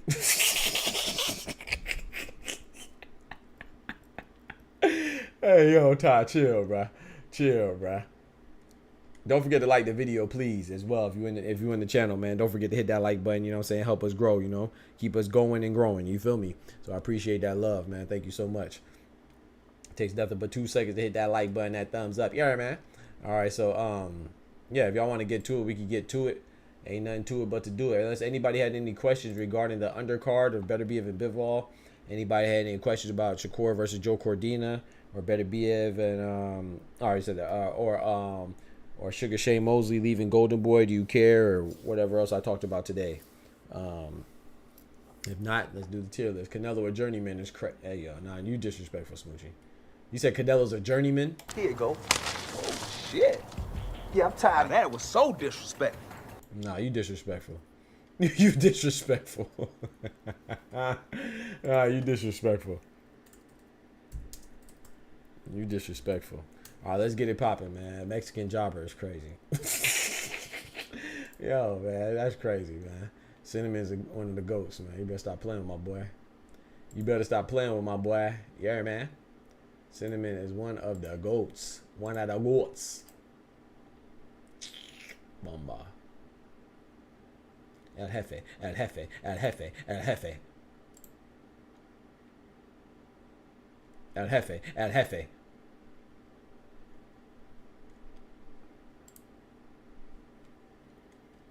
All right, let's get it popping, man. I'm trying to get the stuff situated right now, man. Bear with me. Give me a second. El Jefe, El Jefe, El Jefe, El Jefe. All right, let's get it, man. And propagate this list while this list is...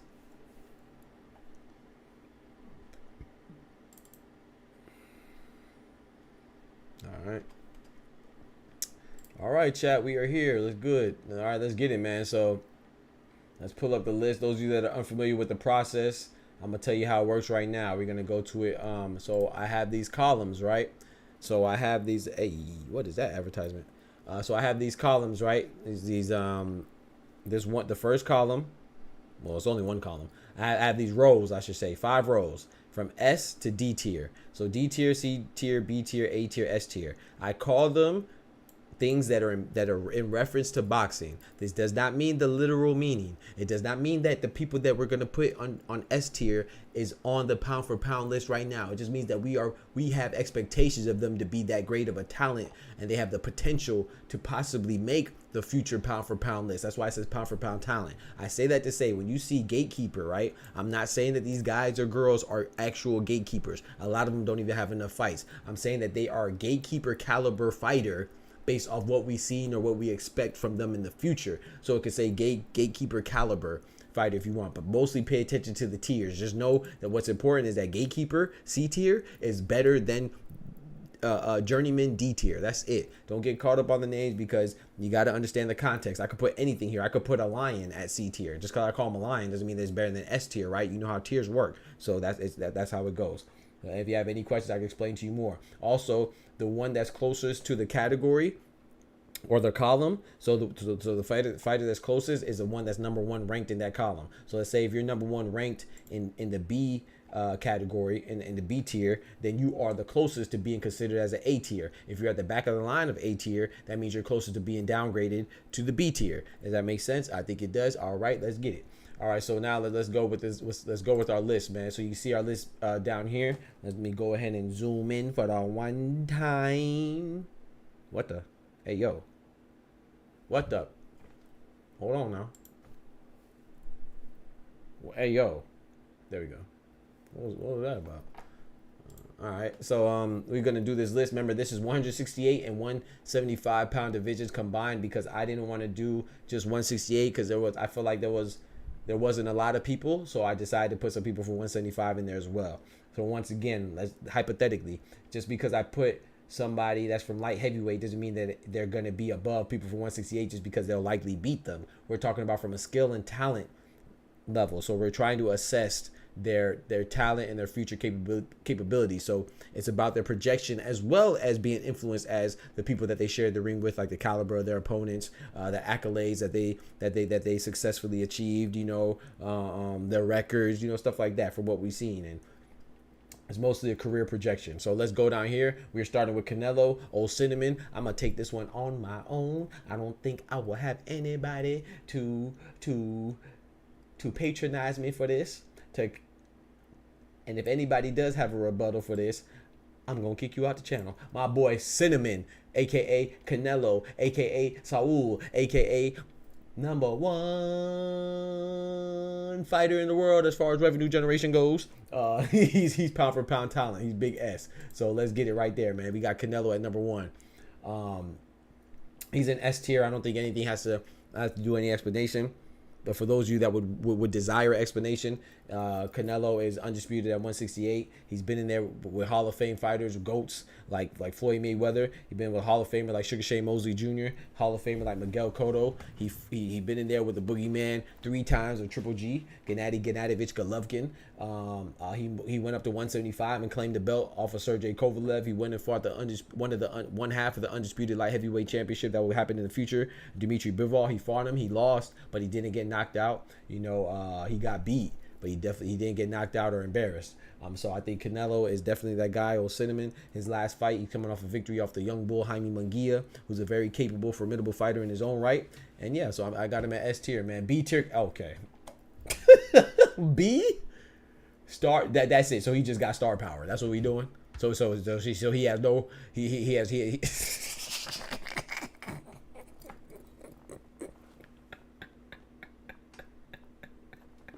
So he has no skills. That's crazy. So he doesn't have one of the best head movements in the game of a boxer right now. He doesn't have one of the best resumes in the game right now. He doesn't have one of the most accomplished. He doesn't have the most accomplishments in the game right now. One of them, you know.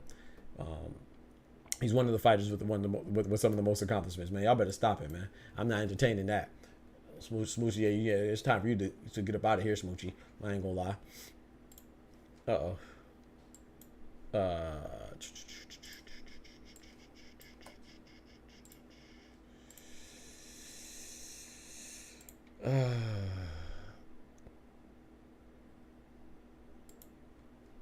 No, boy, Ty dropped the rankings. All right, so we 168 only has one S tier. I kind of agree with that. I agree with that. Let's get there as we go, though. All right, so next up we have Ausley's Iglesias. Where we at with Ausley's Iglesias? I think Ausley Iglesias is a pretty good up-and-coming fighter at 168. He just beat Sena Egbeko. Shout out to Ghana, the Ghanaian fighter. You know what I'm saying? Big up to the continent of Africa. Sena Egbeko is a pretty decent caliber fighter. It was a nice step up for him. Sena Egbeko is a quality opponent. Ausley's Iglesias got him out there very, very quickly, dispatched him quickly and convincingly. So I think Ausley Iglesias, while he doesn't, I think that was his 11th fight, 11th win. I'm not sure. Let's look it up right now. I know he doesn't have that many fights. but he's definitely a good fighter. I like what I've seen so far. Sorry, that was, I said his 11th win. He has 11 KOs. That was his 12th win. Yeah, he's a Cuban fighter, 6'2", southpaw. You know, I think he's a very good fighter, man. You know, you can check out his amateur pedigree as well. You know, he's from Cuba. They usually have a pretty extensive amateur background, but you know, they don't catch all the fights on Boxing Rec because amateurs are hard to keep track of. But that's his rank right there in amateurs, or his record, 54-14. I personally believe that Oscar Iglesias, I think he has a lot of upside, but I still need to see more. But I think, especially with David Morrell and Dave Benavidez exiting the division, and Christian and Billy, while he was injured, he didn't look the best against Sergey Derevyanchenko. I anticipated to be more impressed by Christian and Billy, even though Sergey Derevyanchenko is a very high quality opponent, you know, and he's way better than his record of 15-6 would suggest. I was still expecting Christian and Billy, being the young lion and being throwing such a high volume of punches, and every single punch has high velocity. You know, he throws punches in bunches, and yeah, I just thought he was going to be put on a more impressive showing. I think Ozzy Iglesias, who was on the undercard of that fight, I think he has enough promise, a lot of promise. I'm going to put him at champion level. I know that's a lot, but I'm going to put him at champion. I foresee a championship in his future. Potential pound for pound placement as well, but we'll see how we go. B tier at best. Hey, yo, who do you think is better, Aussies or Billy? That's tough. I was just talking about that, right? I think Billy's more proven, but Sergey Derevyanchenko was a major step up for Billy, right? He beat Mark Heffron? And Billy did, got him out of there in like one round. Then he had a great fight against Rohan Murdoch, I think that was. But all in all, I think that in Billy is he has a lot to prove too. But I think that Iglesias has more promise than I would say Iglesias have more at this very moment today. If you're asking me today what you are, I would say Iglesias has more promise. But I don't want to disregard Billy either. 'Cause I like him too. But I'd put more confidence in Iglesias to shine. Exactly, and Billy more proven, but Ozzy's got more better. Exactly, and he fight tall too. Facts. I think Ozzy's has more upside. I agree. Facts. Higher potential. Okay, so Ty says B tier. What y'all say, chat? So I say A. Ty says B. He said, I can't oversell him because how small the talent pool is at his weight class. I agree with that. Yeah, I'm not mad at that. So what do y'all say? Anybody else want to put in their opinion? Ty says B tier. I say A tier. We need some more opinions. I don't know where support at. Supporters want to ask for this activity. I think this is a very engaging, fun, interactive activity. I'm gonna go with A. If no one else has an opinion, then go with A. I think A is good. And then we could, like I said, this is just a rough. First we go through it and we place them as effectively and quickly as we can, and then we come back and reanalyze. Larry says he's not proven enough for A. I agree with Ty. Smoochie says B as well. Okay, well I'm outnumbered. This is a democracy. You know what I'm talking about? This isn't a tyranny. This isn't a monarchy. This is a democracy. You know what I'm talking about? So I'm outnumbered 3-1. So he's at B tier. I think y'all selling my boy short a little bit, but hey. All right, so let's go with who's next up. Can y'all see who's next up? Y'all can't even see who's next up. Let me switch my camera real quick. Let me switch my camera. Let me switch my camera. Let me switch my camera real quick so y'all can see. All right.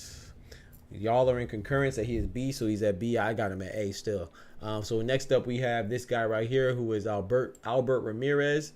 I'm not too familiar with him. He is a pretty good fighter. I'm gonna show y'all his record because I don't remember off the top of my head. I know he's undefeated, but I can't remember who he fought.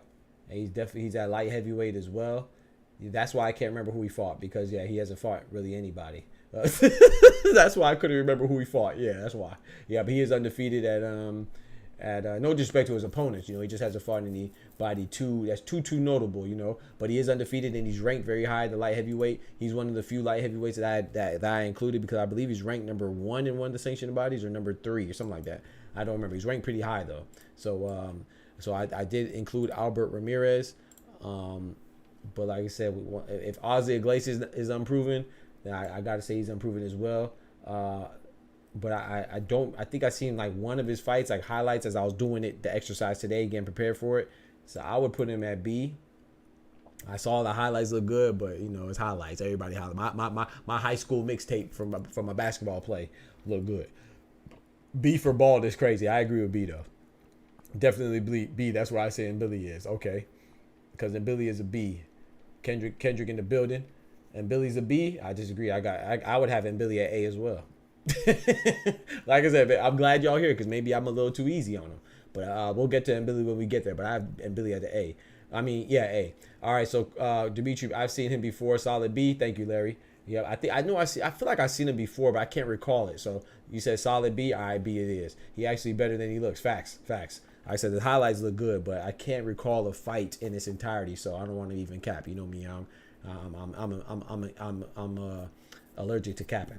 We got Dimitri Bivol. If anybody argues this, I'm just gonna pull up on you and just sit you down in the corner. I ain't gonna lie. There's no discussion for Bivol. That's S. I know some people say put him over Canelo. I'm not going because that's Cinnamon, and yes, Cinnamon lost to him, but Cinnamon lost in another attempt at greatness, and he didn't lose in an embarrassing fashion, and he's already undisputed, which Dimitri Bivol is trying to get in his respective division. So I got Canelo, Cinnamon over Bivol. Like I said, we can revisit it because I know I'm gonna get some blowback on that one, but I'm leaving that how it is. You know what I'm talking about, Shmoochie? You know my thing.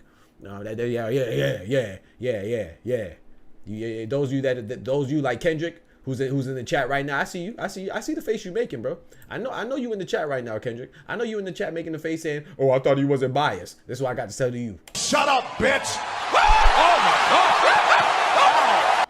That was for Kendrick, because I know he making the face like, "Oh, I thought P wasn't biased. I thought Doc wasn't biased." Yeah. That's where I'm gonna place my bias right there. Cinnamon number 1. All right, we got Hot Rod Kaladzik. Hot Rod Kaladzik, man, light heavyweight, man. He's been in there with some good fighters. He's been in there with Beterbiev. He lost to Beterbiev. He most recently lost to David Morrell. No shame in those losses. I believe he lost to, let me look it up. I think he lost to somebody else, right? I think he lost to somebody else, too. I think he has 3 losses. Yeah, he has 3 losses. I'm correct. But I can't remember the other person he lost to. Yeah, Marcus Brown by split decision. So he lost to Marcus Brown by split decision. I do think he's a formidable guy at light heavyweight, but I see him as exactly what he was to David Morrell, and that's a gatekeeper. I think that if you could beat Hot Rod, you have a promise to be a potential belt holder. But Hot Rod, I think, is like a fringe contender between, you know what I'm saying? He might get a belt, depends on circumstances and who has it. He might even get an interim belt, but I don't see him having a belt and having a long, substantial championship reign. So I'm gonna go with gatekeeper. No disrespect, but I think that his ceiling is about, he's gonna be the determining factor, or the measuring stick, kind of like a Gabriel Rosado for those that are champions and could potentially be great fighters, and those that are, you know, good fighters that have beat another good guy for an upset or on any given Sunday type guy where if you take him lightly, he'll beat you. Larry Listen says C. Okay, we're in agreement. We are in concurrence.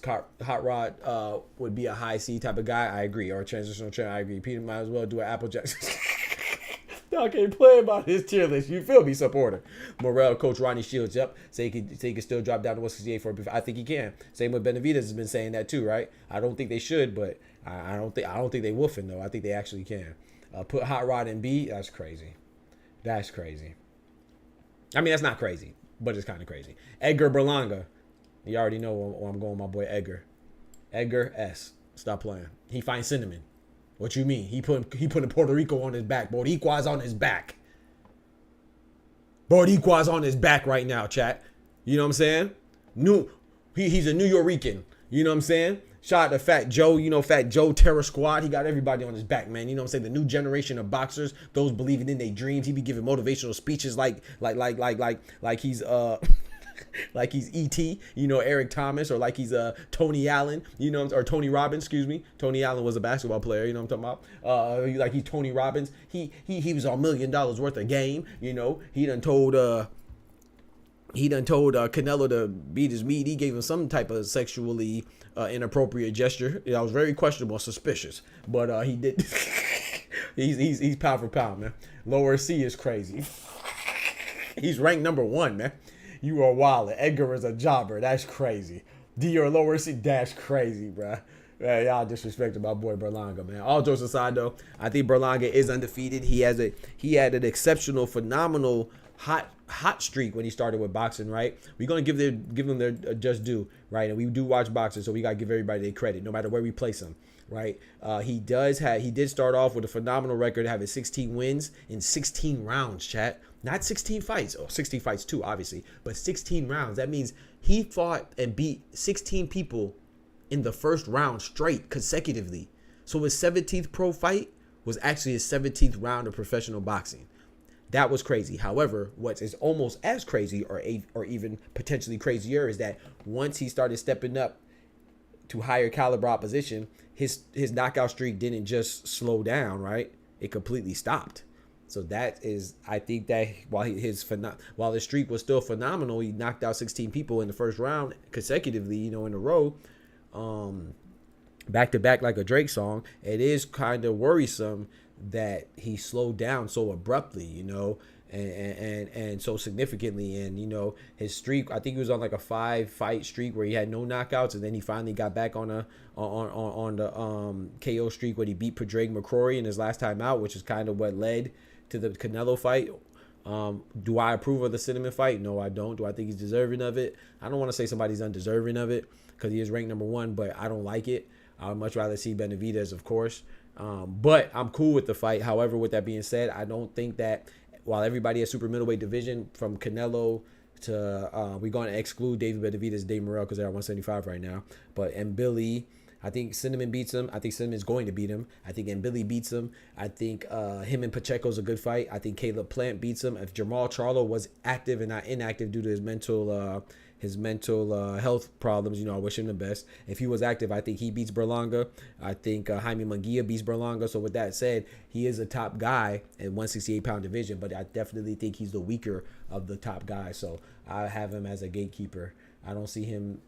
He has star power from a social aspect, so he's B tier. But he doesn't have star power from a skill aspect. I think that he's. I think once he loses, I wouldn't be surprised if Berlanga, after fighting Cinnamon, if he stops fighting altogether, or if he continues to fight and he goes on like a 3-fight losing streak. Depends. Like if he fights Caleb Plant right after he fights Berlanga, I think he loses. And Billy called him out. And Billy said he wants Berlanga whether he wins or loses against Canelo. I think Billy's going to beat him too. So if he does,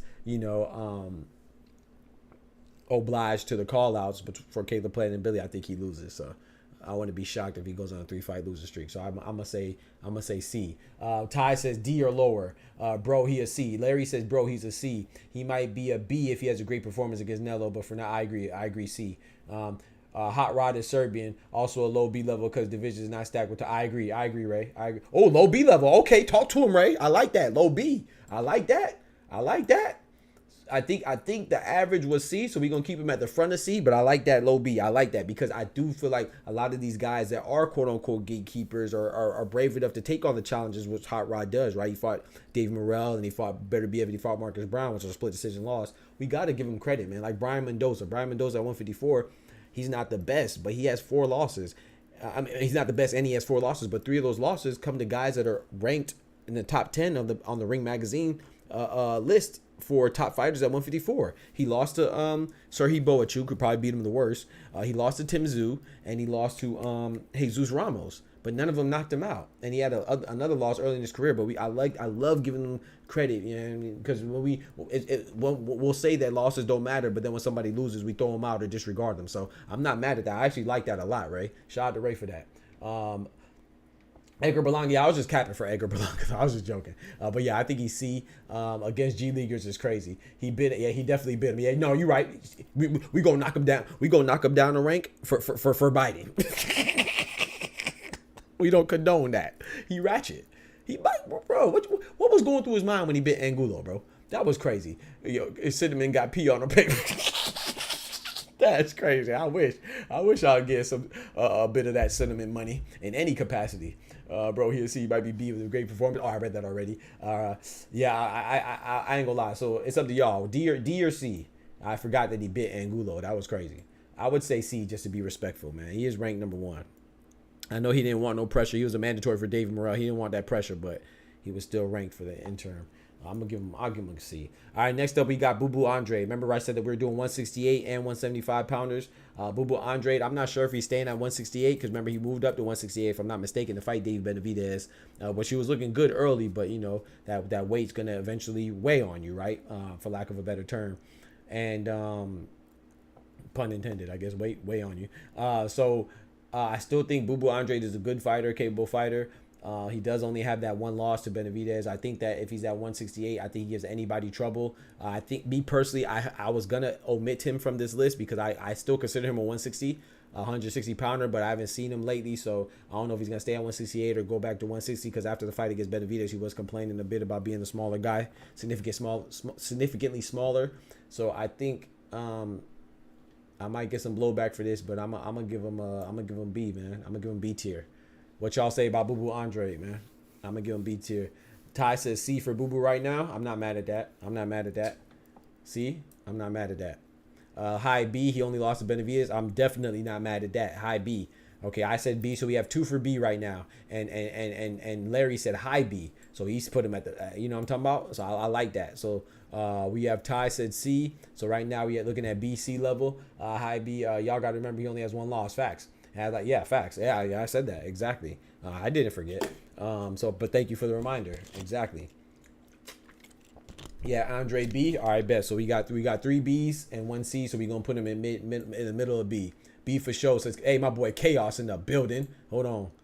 Shout out to Chaos. Appreciate it, bro. I saw you left a comment on the video, Chaos, but then I responded to it and then it disappeared. So I'm not sure if you deleted it or what.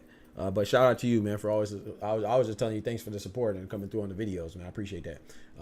Yeah, don't forget to check out the videos. I dropped a video today, man, and you know I always drop videos daily. My boy Ray Davis says Andre probably moves to 175. Ooh, he came in heavy at light heavyweight, becomes an A-. Ooh, I don't know how you think he's gonna do at 175 though. I don't like that move. If he does, I don't like. I mean, he could put on muscle though, you know, but I don't like that move at 175. Not for Boo Boo. Okay, let me move my I can move my head back over here so y'all can see the tier list. All right, yeah, I don't like that move. What y'all think about Andre going to 175? That's kind of ugh. Beterbiev, there's no discussion. If anybody has a discussion about Beterbiev, I'm not going. Beterbiev is S, right? But if I'm talking about what I think of his his ring ability, I'd say B. Okay, cool. So we're in concurrence. B. All right, Ty, I appreciate it. And you can join the Discord too, man. I forgot to put the Discord in the chat, man. Anybody want to join the chat, man? This is an interactive exercise that I love to do. So if you want to join, no pressure. But if you like to join, I just ask that we please keep it, keep it civil. You know, I don't mind getting passionate. You know what I'm saying? I don't be looking for problems. But if a bitch say they got problems, I say no problem. You know what I'm saying? So I put it in my guest court to see how combative the conversation goes, but I like to just keep it civil, get our thoughts off, be respectful, and let people talk when they talking, and try, you know, sometimes when you're in a conversation, sometimes you interrupt somebody, so there's impulse sometimes, but just try to be cognizant and aware of that, you know, and be courteous. That's all. Just be courteous, man. We human beings, we grown too. Come on, let people talk, man. Yeah, I just didn't realize Cordina and Kakatsu was 130 and spoke on Joe Cordina. Joe getting the fight after get. Yeah. Okay. You deleted. Okay, now you cool. Yeah, I spoke on that earlier. Chaos. We want to check out the earlier the stream earlier today. I mean this stream, but earlier in this stream today, the late show. I talked about Cordina. I agree that people, you get it now. All right, bet. I ain't even gotta say nothing. You get it. Yeah. So I'm disappointed in the Cordina fight too, but I think people are going overboard. You know, people just can't be. There's no middle ground for people, right? It's like it's almost like people that are extremists when it comes to politics, right? You're either a far leftist, extremely liberal, or you're far right, extremely conservative. So there's no middle ground. Like, bro, like you could be disappointed in the Cordina fight, but also acknowledge that this was not the first option, probably not even the second option or the third option. But that's where we're at to stay active. So I do think we gotta. Those saying that Shakur is ducking by fighting Joe Cordina is crazy to me. That's insane, man. All right, so we got William Skull next. You're in the Discord. All right, my boy Ty in the Discord. Smoochie says she back. Smoochie back. Welcome back, Smoochie.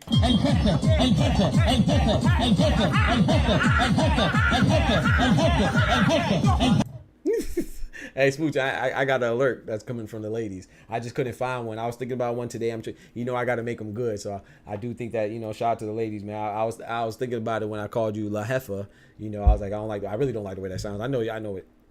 It's words, right? You can't change words, but I know you're not sensitive. I'm just saying for me. So I've been trying to think of something to welcome the ladies, man. Shout out to the queens. We need more queens in sports, and I like when more ladies are around, man. I ain't gonna lie. So shout out to the women, man. Women just make everything better. It ain't even got nothing to do with sexuality. It's just women are just better. I'm sorry. I like my brothers too. I like my kings too. You know what I'm saying? Shout out to the kings, but women just make things better. So I gotta show some love to the ladies too. So they gotta get their own alert. Yo.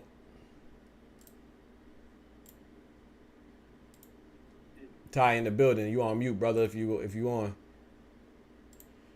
Or maybe my thing is just extremely low. Yo, Yes sir. What it do? in here laying around, my noggin hurt. You say your noggin hurt?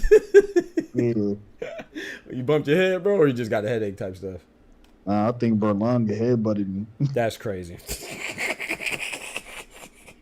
The man said Berlanga, man. That's crazy, bro.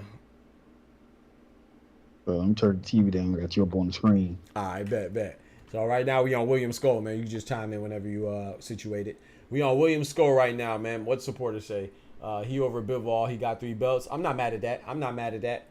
Okay, so we want to talk about Beterbiev. Okay, so I just threw him up here. Like I said, we rearrange at the end, but we could do some, preemptive rearranging. Well, I guess not preemptive, but I'm saying just some early rearranging.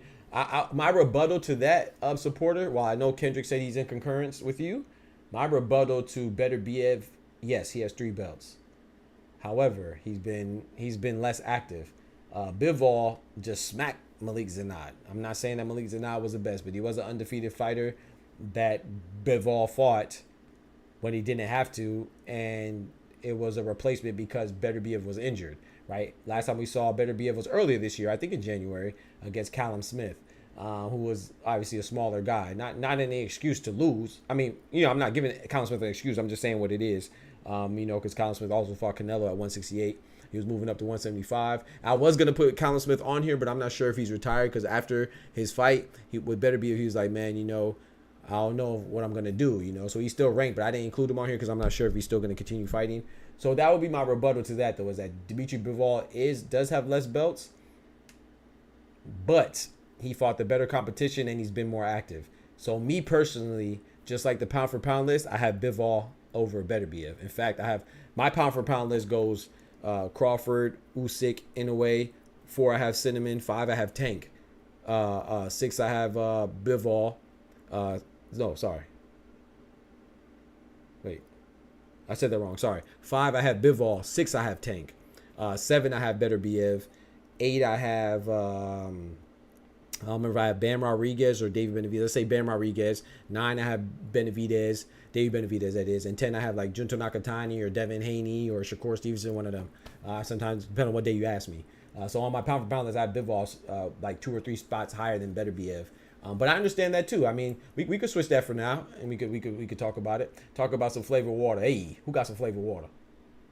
Big facts on that, man. I don't drink some coffee. He don't listen. I told him to drink some coffee.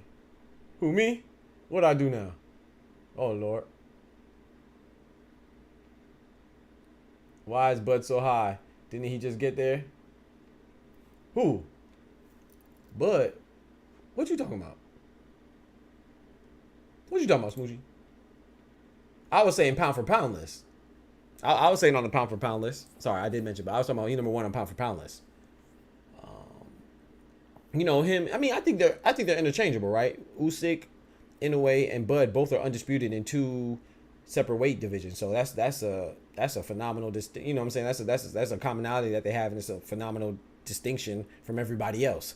But the fact that Bud debuted at a new weight class and fought an undefeated champion, Israel Madrimov, and got another belt, I thought that put him over Usyk and anyway. Tank's a 3-weight champ. Yep, technically 135, 130, and 140. Yes. Wasn't he both 130? Yep. Yes, sir, Larry. I'm lost, Kendrick. I'm super lost. I don't know. Yeah, Smoochie high as hell. Oh, yeah. Thank you, Kendrick. Thank you, bro. Thank you for saving me, bro. I appreciate you. Because Smoochie, I don't know what she talking about. I said, Bud. You know there's a slang like you call somebody buddy. Like, hey, why buddy so high? So I wasn't sure if she was talking about buddy like Beterbiev or saying buddy like, or Bud like Terrence Crawford. So I was kind of confused. But then I realized I did say Bud, but I was talking about the pound for pound list, not this list. All right, so William Skull. Those that don't know him, I barely know him, excuse me. He's IBF mandatory. The reason why, well, I mean, he's not the reason, but IBF is the reason. But he was the guy that Canelo was supposed to fight in order to keep his undisputed championship at 168. Canelo relinquished the belt, vacated the belt in order to fight Berlanga. William Skull is fighting Vladimir Shishkin next. William Skull, I'm unfamiliar with him as far as I've seen a couple of his fights only because when they announced he was supposed to fight Canelo, I went and did minimal research. So I want to make it seem like I'm an expert on William Skull. I know he's Cuban, and I know he's undefeated. I know he should be a decent fighter. How decent, I don't know. Me personally, Yeah, high class jobber. yeah, I'm gonna put him at C. Yeah, basically what Ty just said. He just summarized everything I was gonna say. I put him at C. I'm not gonna put him at journeyman because I got to give him some respect. And for me seeing I remember I saw like one of his fights, one or two. I wasn't too impressed. I wasn't like, oh, he's trash, but I wasn't too impressed. I wouldn't say like he's a journeyman, but he has that Steve Claggett to him. Right. He's one of those dudes that if you come in there on an off night, you will get lumped up. Lumped up and bumped up. The Mrs. Just Do in the building. God bless you. Appreciate you joining the stream. What's good? Skull fighting Vladimir Shishkin. Yeah, I said that, Larry. Yep. I'll give him an A because Cinnamon don't want smoke. It's crazy. Bro, yo, Kendrick is reaching today, boy. Hey, I don't know. That might be a valid point. That's crazy. Okay, yeah, we about to get you up out of here. I ain't gonna lie. I ain't got time. He tear off being ducked by Canelo. That's crazy. That's crazy.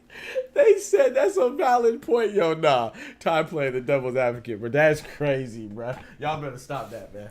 Y'all better stop it, man. I'm not going. I mean, man. I concur. That's crazy, bro. That's crazy. That was a knee slapper. Yo, facts. A knee slapper. Facts. Both knees. Pause. That sounded crazy. I don't know. Yeah, that sounded crazy. I don't know why. What do you mean by that? Shout out to Mrs. Just Do as well since we on this overlay. Shout out to everybody that just came in as well. Appreciate you. All right, so let's get right. So we have y'all can hear Ty fine, right? Because I hear him fine. I'm just make sure everybody else can hear him as well. Next up, we have Trevor McCumbee. I would not have included him on this list, but I try to keep stay relevant, and you know, he is fighting Caleb Plant for Caleb Plant's return from his sabbatical, if you will. He hasn't fought since he lost to David Benavidez in last March, I believe, 2023. So he's fighting. I thought it was appropriate to include Trevor McCumbee, not really off rankings or popularity or renown, but just because, you know, he's relevant right now. He's on the Canelo undercard with Berlanga. So I got Trevor McCumbee here. He's, I believe, 28 wins with 21 knockouts. He has a pretty high knockout percentage. 28 wins or 27 wins. Someone confirm or deny, please. I know it's 27 or 28. Either way, he's a hard hitter. Even if he's not knocking out anybody, I'm gonna put him at D though, just because, like I said, I think Caleb Plant beats him. But if he beats Caleb Plant, he could potentially jump up here. But right now, I don't expect much from him. I think his 28 wins I will say this too, his last three wins came against opponents that have a combined loss record of 30. That means that his last three opponents averaged 10 losses. These are facts. Look it up. His last three opponents have 30 L's. So I think from that alone, gives you an idea of who he's been fighting. No disrespect. I'm just saying what it is. So I'm comfortable putting him at D. Y'all let me know what y'all think. Ty is good. I'm sleep. Man, that's hard to judge him because of his opposition. Right. But this is, the A-class jobber. Yeah, I agree. This is the G League All-American. This man said that G League All-American. A-class jobber. Bro, come on, man. I don't know. We might have a better outlook on him if he was on a better promotion, but Right. can I knock his opponents because he's on one of these, chicken circuits Right. or like one of them Don cards or whatever? So I would say low C, high D, because you never know with this guy. That's facts. You never know, but going off what we do know, his last 3 opponents had 30 L's. So I agree with C is his max. I can put him right now, unless he shows us something. He takes advantage of his opportunity against Caleb Sweet Hands Plant and shows us something different. That's why I'm getting low C, because people said the same thing about Frank Martin's resume up until the Rivera fight. Yeah, Michelle Ali Rivera. That's true. If Magumby knocks out Plant, I officially don't know about boxing. How the heck did I know that? Is that like a common? Hey, bro, we just good. Don't know about boxing. I didn't even know that's a common acronym, but it just sounds right. I don't know. But yeah, Magumby knocks him out. That man called him Magumby. That's how you know he don't care about him. Magumby is crazy. Magumby that just sounds disrespectful.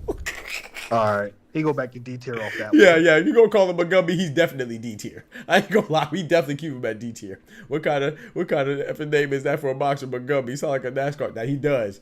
Trevor Magumby definitely sounds like a NASCAR driver. El Pollo in the kitchen. My boy Oscar, all he asked for, chat. My boy Oscar came in here like a boss. Said he needs his theme music. Let's get right. Shout out to Oscar in the building. Pollo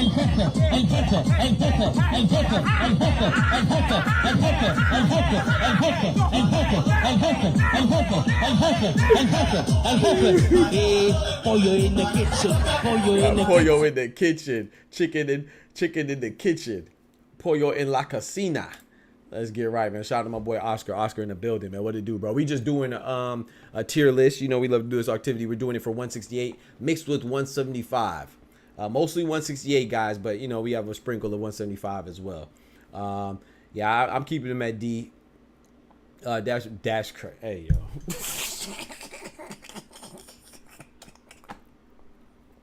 I can't, bro. I can't, man. I just can't have a good time, boy. I just can't have a good time, man. Oh, my gosh. We got Sergey Derevyanchenko, man, a.k.a. SD, a.k.a. he almost had it. Sergey Derevyanchenko, man, like I said, I think Sergey Derevyanchenko is one of the most, if not the most, underrated fighters as far as record goes. I know if you watch boxing, you don't think he's not underrated. You appreciate his skills and you know how good he is. But if you just look, if you're a pure numbers guy that doesn't scratch below the surface and you're a casual, you see 15-6, you're like, oh, this dude's probably trash.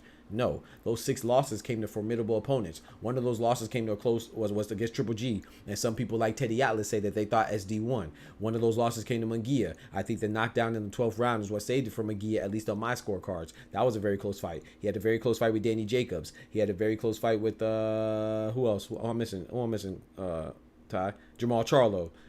Very close fight with shoot, I missed somebody else now. Anyway, you get the point.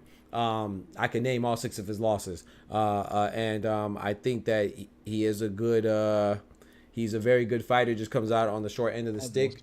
So I think he's a championship level fighter. I just think, but we cannot overlook or disregard the fact that he does seem to not get over the hump. He just can't win the big one. But with that being said, I personally believe if he doesn't beat everybody at B level, I think that he gives them a hell of a fight.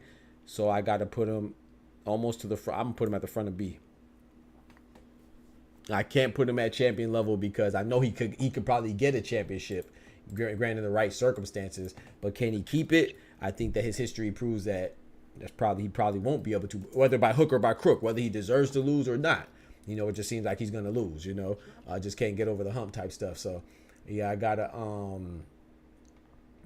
put him, unfortunately, I like Sergey Derevyanchenko too, but I got to put him at star power at B. Smoochie said C? Oh, Smoochie district. Yeah. Yeah, he not safe. Bro, Smoochie is disrespectful, clone.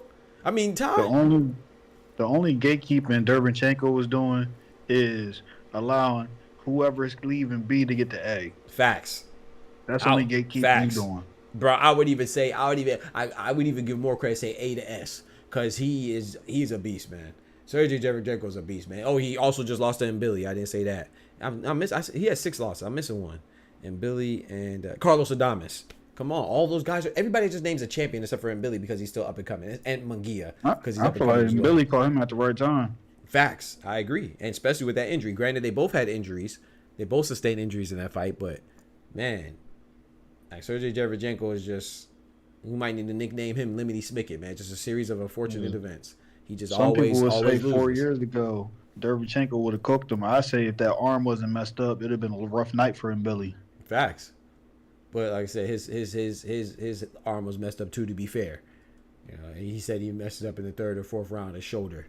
Derev, a legend, he beat Triple G. Yeah, facts, Chaos. A lot of people say he beat Triple G, including Teddy Atlas. You're not alone. I wasn't mad at the decision for Triple G, but it was a close fight, man. It was a close fight. So we said B. I said B. Ty said B. Smoochie says C. Larry says B. Supporter says B. Hey, my boy Mike in the building. What's good, brethren? Appreciate you coming through, man.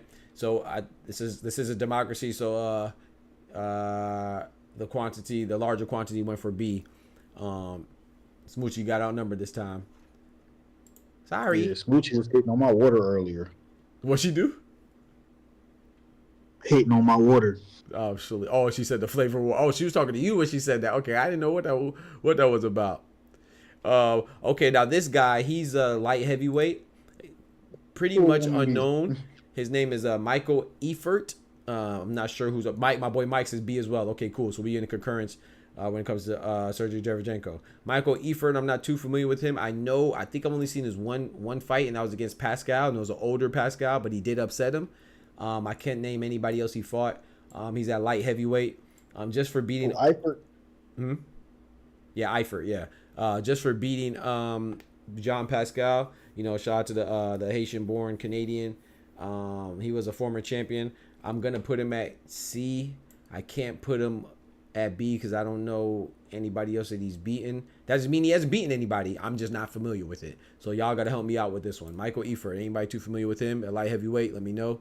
I would put him at C, but I don't have any definitive reason. Chat beating chicks. What happened? I'm trying to figure out who they talk about in the chat because you talking about the guy Eifert and who he has beaten, and all I see is somebody in the chat talking about somebody who's beating chicks. I hope they him. His ex-wife said that before. Oh, he talking about Bivol. He said Bivol is a wife beat. Oh, yo, I didn't know that. Oh yeah. Oh, you knew? Yeah, I didn't know that. Hey, dang. He a German. He not a beater. He a yes. verbal abuser. Dang, that sucks. Tighten up, Bivol. His whole family, verbally abuses his wife. Damn. Was she from another culture? Is like some culture stuff, or she just? I don't know. Like from the reports, it just seems like the family doesn't accept her, or at least that's what she is saying. Dang, that sucks. God bless him. My boy Oscar said, without Beterbiev and Morel, I feel that the difference with number 1 and number 2 is too big as 168. Yeah, I agree. But we have, if you notice, we have Benavidez and Morel here. Like I said, we included some 175s as well, particularly for them, so they wouldn't be excluded. Eifert is just an opponent. He's gonna get sacrificed to either Benavidez or Bivol or Morel. Okay, he a solid C. Larry says he's talking about Bivol. Thank you, Smoochie. Bivol is okay. Thank you. Yeah, I didn't know that. That's disheartening. I don't like that. But I don't know the whole situation, so I try to refrain from judgment, but that doesn't sound good. I'll tell you that. That was something like a couple years ago. Yeah, he said after the Canelo fight, yeah. So, all right, so Eifert, solid C, says Larry. Jobber. Ty says Jobber, so D. Smoochie says D. I say C, so we're even. We need another opinion. We're 2-2. We got 2 votes for C, 2 votes for D. Who's going to be the tiebreaker? No, I did not. I intentionally didn't put Khalil Cole there because if I put Khalil Cole there, then I'd have to include a lot of other light heavyweights, and he's still a prospect to me. So that's why I didn't put him there. That's no knock on him though.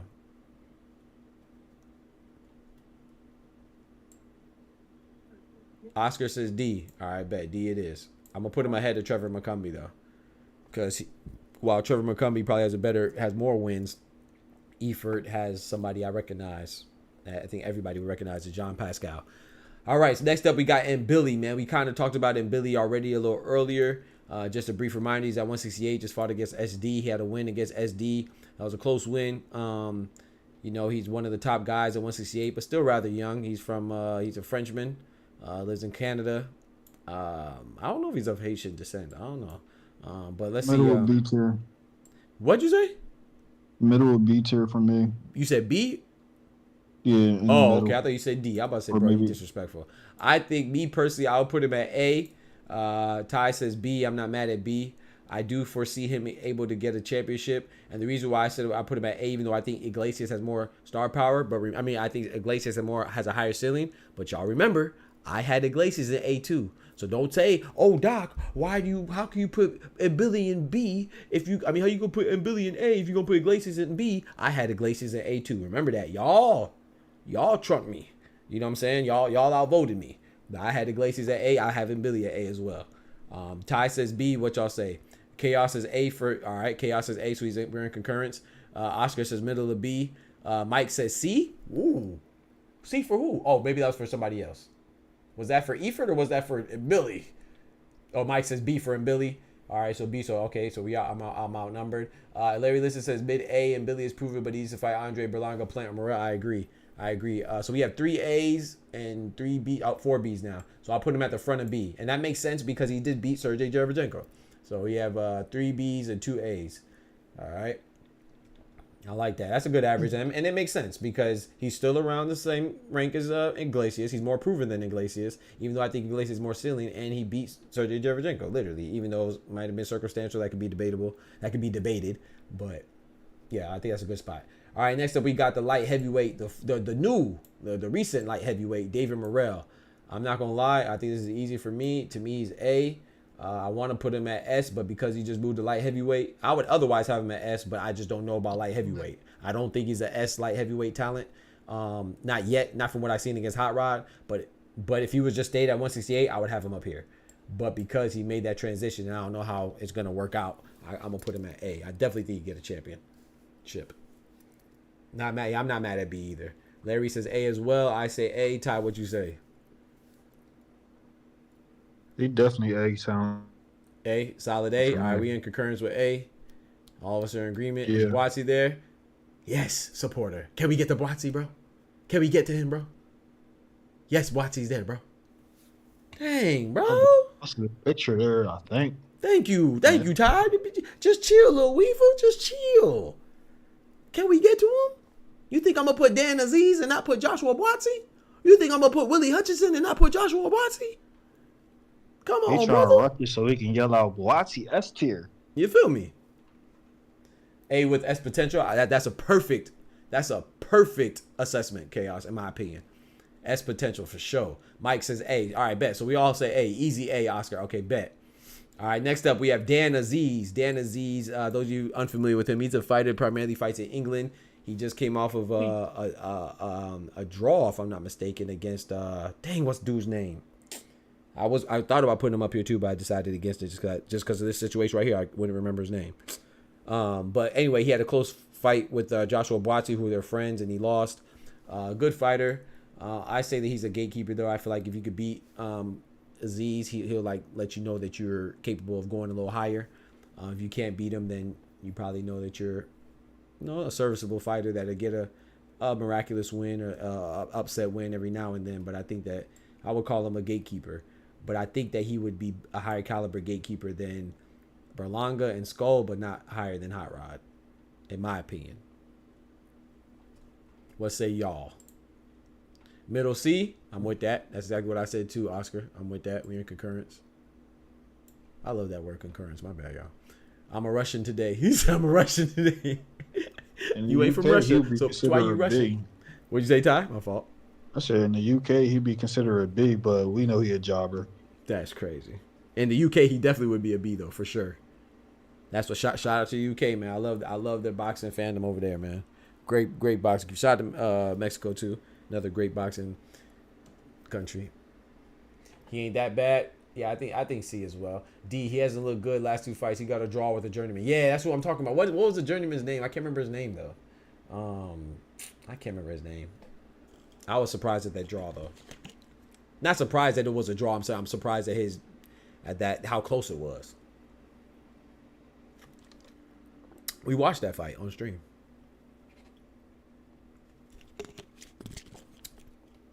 We're going to stick with C then. I think everybody, except for Larry. So we have most of us say C, so we're going to go with C. I say C. Oscar says C. I think Ty said C. Larry said D, so the average will be C. All right, next up we got Joshua Boatsy. Let's see if support is here to talk about Boatsy. This is the one he want to ask about. Head ass. All right, we got Joshua Boatsy. I think Joshua Boatsy is a good fighter. I want him to not get supplanted by Benavidez. I want him to get his chance to fight the winner of Bivol Beterbiev, but I definitely think David Benavidez is going to leapfrog him. That's what it's looking like. He's fighting Willie Hutchinson next. Willie Hutchinson, we just saw him beat Craig the Spider Richards. I like Joshua Boatsy. Like I said, he beat Dan Aziz. I think that he's up there with like other light heavyweights that aren't Beterbiev and Bivol, like Anthony Yard. I think they're trying to make that fight. I was excited for that fight, but that fight fell through because Anthony Yard and Frank Warren and Queensberry are having some issues contractually. I like Joshua Boatsy a lot. I'm unsure, but I definitely think he's capable of getting a championship. I put him at A. What y'all say? What say ye?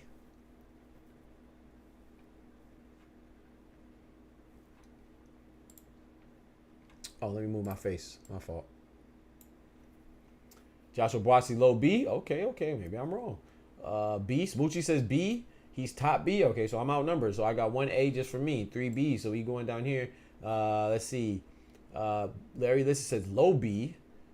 Supporter says top B. I say A. So he's definitely around here. Smoochie says a strong B. So I'm going to put him somewhere in the middle. I'm going to put him after Jarodchenko. Just based off the average. But I'm going to put him before Iglesias. Yeah, middle of pack B guy. Okay, y'all little harsher critics than I am. I would have had him at A. All right, we got Caleb Sweet Hands playing. I don't want to hear nothing. All right, let's go. Dave Benavidez. I don't want to hear nothing. Back-to-back A-tier guys. Nah, bro. He asked, bro. Don't play with my boy Sweet Hands, man. He'll run down on you, Ty. You know that. And you know that. He'll run down on you, bro. He S. I might put him at the front of S while you're playing. That loss to Canelo was a fluke. He slipped. He ain't getting knocked out. He slipped. I would tell King Jerome Plant to his face, yo. Bro, you ate her today. Y'all get off my boy Sweet Hands, man. All right, let's do Sweet Hands for real. Let me put David Benavidez back down. Caleb Sweet Hands play. I'm gonna let y'all take it because I like Sweet Hands. I really would put him at all jokes aside. I put him at champion level. I don't even at super middleweight. I think he loses to Benavidez, who he already lost to in Canelo. I don't see nobody else definitively beating him. Maybe Morrell when he was at 168 still, but everybody else I got Caleb Sweet Hands either beaten or having a good fight with Jamal Charlo, who I did not include due to his inactivity. But everybody else I would lean towards Sweet Hands. But y'all take it. We talking outside of the ring? Yeah, he asked her. That's crazy. Outside of the ring, he asked here. I like that. My boy is a whole vibe out there. Hey yo, Caleb low A. I'm cool with that. Plant B. All right, so I got A. Supporter got A. Larry has A. Smoochie has B. Chaos has A. Facts. I'm gonna say high B. Okay, so we got Smoochie says B. Larry says B. Oscar says A. I agree. So it looks like we're at high B, low A range. What'd you say, Ty? I think Ty would be the swing vote. A plus. A plus. Let's get it. Sorry, Morrell. You leapfrog. So yeah, A. Yeah, Smoochie. I like that though. I like that. Smoochie don't pull no punches. She harsh on everybody, and I like that. But because Smoochie did she say low B? Who said? She said B. Somebody said no. I don't think no one said low B. So high B, A. So I think A, anywhere in A. We could rearrange it. We could rearrange it later. So I put him up there. David Benavidez. I think he has to start off default at high A. Do we put him at S? I personally would put him at S, but I want to hear what y'all say. To me, he's an S. Been the mandatory for a long time. Has his belts collection, even though they're interim belts. He beat Alexander Vazdik. I think it's... Dang it, I forgot to put Alexander Vazdik on here. I knew I was forgetting somebody, bro. I forgot to put Alexander Vazdik on here, y'all. Let's go grab Vazdik real quick.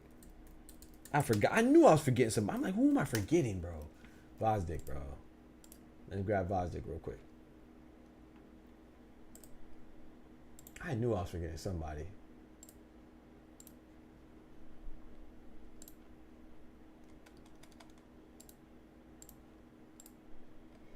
All right, so we got Benavidez. I think that his win against Vazdik was great, even though Vazdik, he was on a 3-fight streak, but he took a little hiatus after losing to Beterbiev, but losing to Beterbiev is no shame. Those of you that know Vazdik, he was winning against Beterbiev on 2 of the judges' scorecards before he got stopped. Like everybody gets stopped by Beterbiev, having a 100% KO rate. He also most notably beat Adonis Superman Stevenson, who was undefeated at the time, and the Haitian-born Canadian. Shout out to Adonis Stevenson. He was a beast. He actually suffered severe brain damage. He's still suffering from that today, so wish him the best. He has chronic brain damage due to the fight with Alexander Vazdik. And Vazdik, I'm not saying that as a plus for him. I'm just saying that was a situation.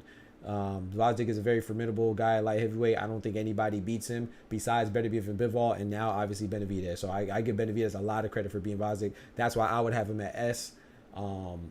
Yeah. Easy S. Let's go, Chaos. Smooch Benavidez says S. I agree. He's a future for me. He's already pound for pound. I got him like number 9 pound for pound. He's a C for hey yo. Come on, man. Oh boy, on that booger sugar, man. He said he just trying to party.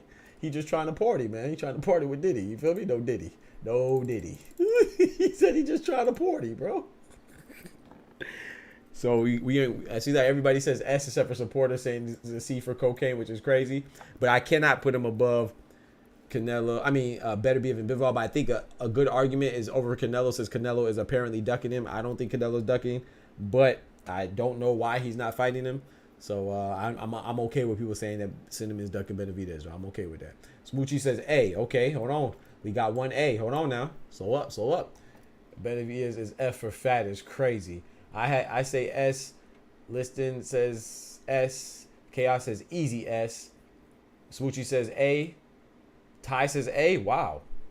So I say S. So we're gonna put him at the back of S then, because that's where I average. Low S. We have a lot of people saying S and some people saying A, so we give him a low S. Give him his own lane is crazy. Disrespectful. All right, Alexander Vazdik. Like we already gave you the breakdown of Vazdik just now. He lost to Benavidez last time out. He only has one other loss, and that's to Beterbiev by stoppage, because everybody gets stopped by Beterbiev. However, he was winning at the time of the stoppage on 2 of the judges' scorecards. I think that's important. I put Vazdik at A. I think he has a A potential. Yeah, I think he's definitely a champion. I just think that, in fact, the only people that have beat him are the people that already beat him, I think. I think that maybe Boatsy could beat him. I think that's a good fight. Maybe Morel. I don't think so. I think Vazdik beats Morel. Yeah, so I got Vazdik A. Top A. Everybody says top A. All right. So we'll move. Well, let me see what Smoochie says. Smoochie gonna lower the average. Lower A. I got him lower A. Maybe on that juicy juice. That's crazy. I have him lower A as well. I want to see what Smoochie says. Low B, Larry. Wowzers. Low B. Oh, wow. Who just said Smoochie was harsh? Wasn't that you, Larry? Or that was Chaos? That's harsh. Low B. Wow. Okay, that knocks down his average a little bit. Smoochie says A. Oh wow. Okay. So low B. Everybody else says A. Yeah, I think A is good for him. He's hard to judge for me. I feel like the reason why he gives a lot of people problems is because of his size. But we talking boxing ability, he might have to be in B level. Man, he can't help his size, man. Hey, he tall and muscular and lean, man. Yeah, but it'd be a different story if he was at cruiserweight. Yeah, but he's not. It might possibly be a different story. You're right. I like his jab, though. I think he has a pretty good jab, solid jab. But yeah, I agree with that. I can see him struggling. Came back down. I can see him. Yeah, he went up there and came back down, but at least he won. So I can see him struggling at cruiser, though. I can definitely see that. So I'm with you on that. But yeah, I think A is good. Wazoo will put hands on your favorite fighter. I agree, supporter. He did decent against David, but how many rounds did he really win? Yeah. All right, so A, we good at A then. Smoochie said, who? Oh, it was supporter. Oh, my bad. They said you were harsh. You are harsh, but I like that though. I'm not mad at that. I think that's dope. I don't think everybody should be lenient. That's how we get at good average. You feel me? Yeah, man. All right, who is this person right here? Is that looks like Vladimir Shishkin? Vladimir Shishkin should be fighting William Skull. Who did Vladimir Shishkin fight? Notable. He fought somebody. Who the fuck is that guy? That's crazy. Vladimir Shishkin decent though, but I gotta look. He fought somebody. Ah man, I should know this person too. I just can't think of it. He's fighting William Skull, and he has one notable guy. Yeah, Jose Uzcategui. Uzcategui is the same guy who fought and Andre Durrell. Got disqualified one time and then beat him the other time. Uzcategui. How you spell his name? Uzcategui. Jose. Jose's his first name. Oh, I'm talking about the Vladimir guy. Oh, Vladimir Shishkin. Oh, Shish. His first name. Oh, his name Vlad with V. a W. He asked. No, it's not. No, it's not V with it. It's not Vlad with a W. It's V with a Vlad with a V. It's not Vlad like Klitschko, Vladimir Klitschko. Oh nah. He a jobber. I don't know, bro. He beat Jose Uzcategui, man. He beat Sena Ebeko, who Osley Iglesias just beat. I don't know, man. I mean, jobbers do get wins though. That's true. They do. You're right about that. Shit. I got D tier though? Nah, I gotta put him at C, man. C, mid C. No. I'm like a jobber. That means like you a gatekeeper. You in there. Okay. Never mind. I don't know him. She said, I don't know them. Remind me of that scene in Django. Yeah, Uz Claggett is crazy. So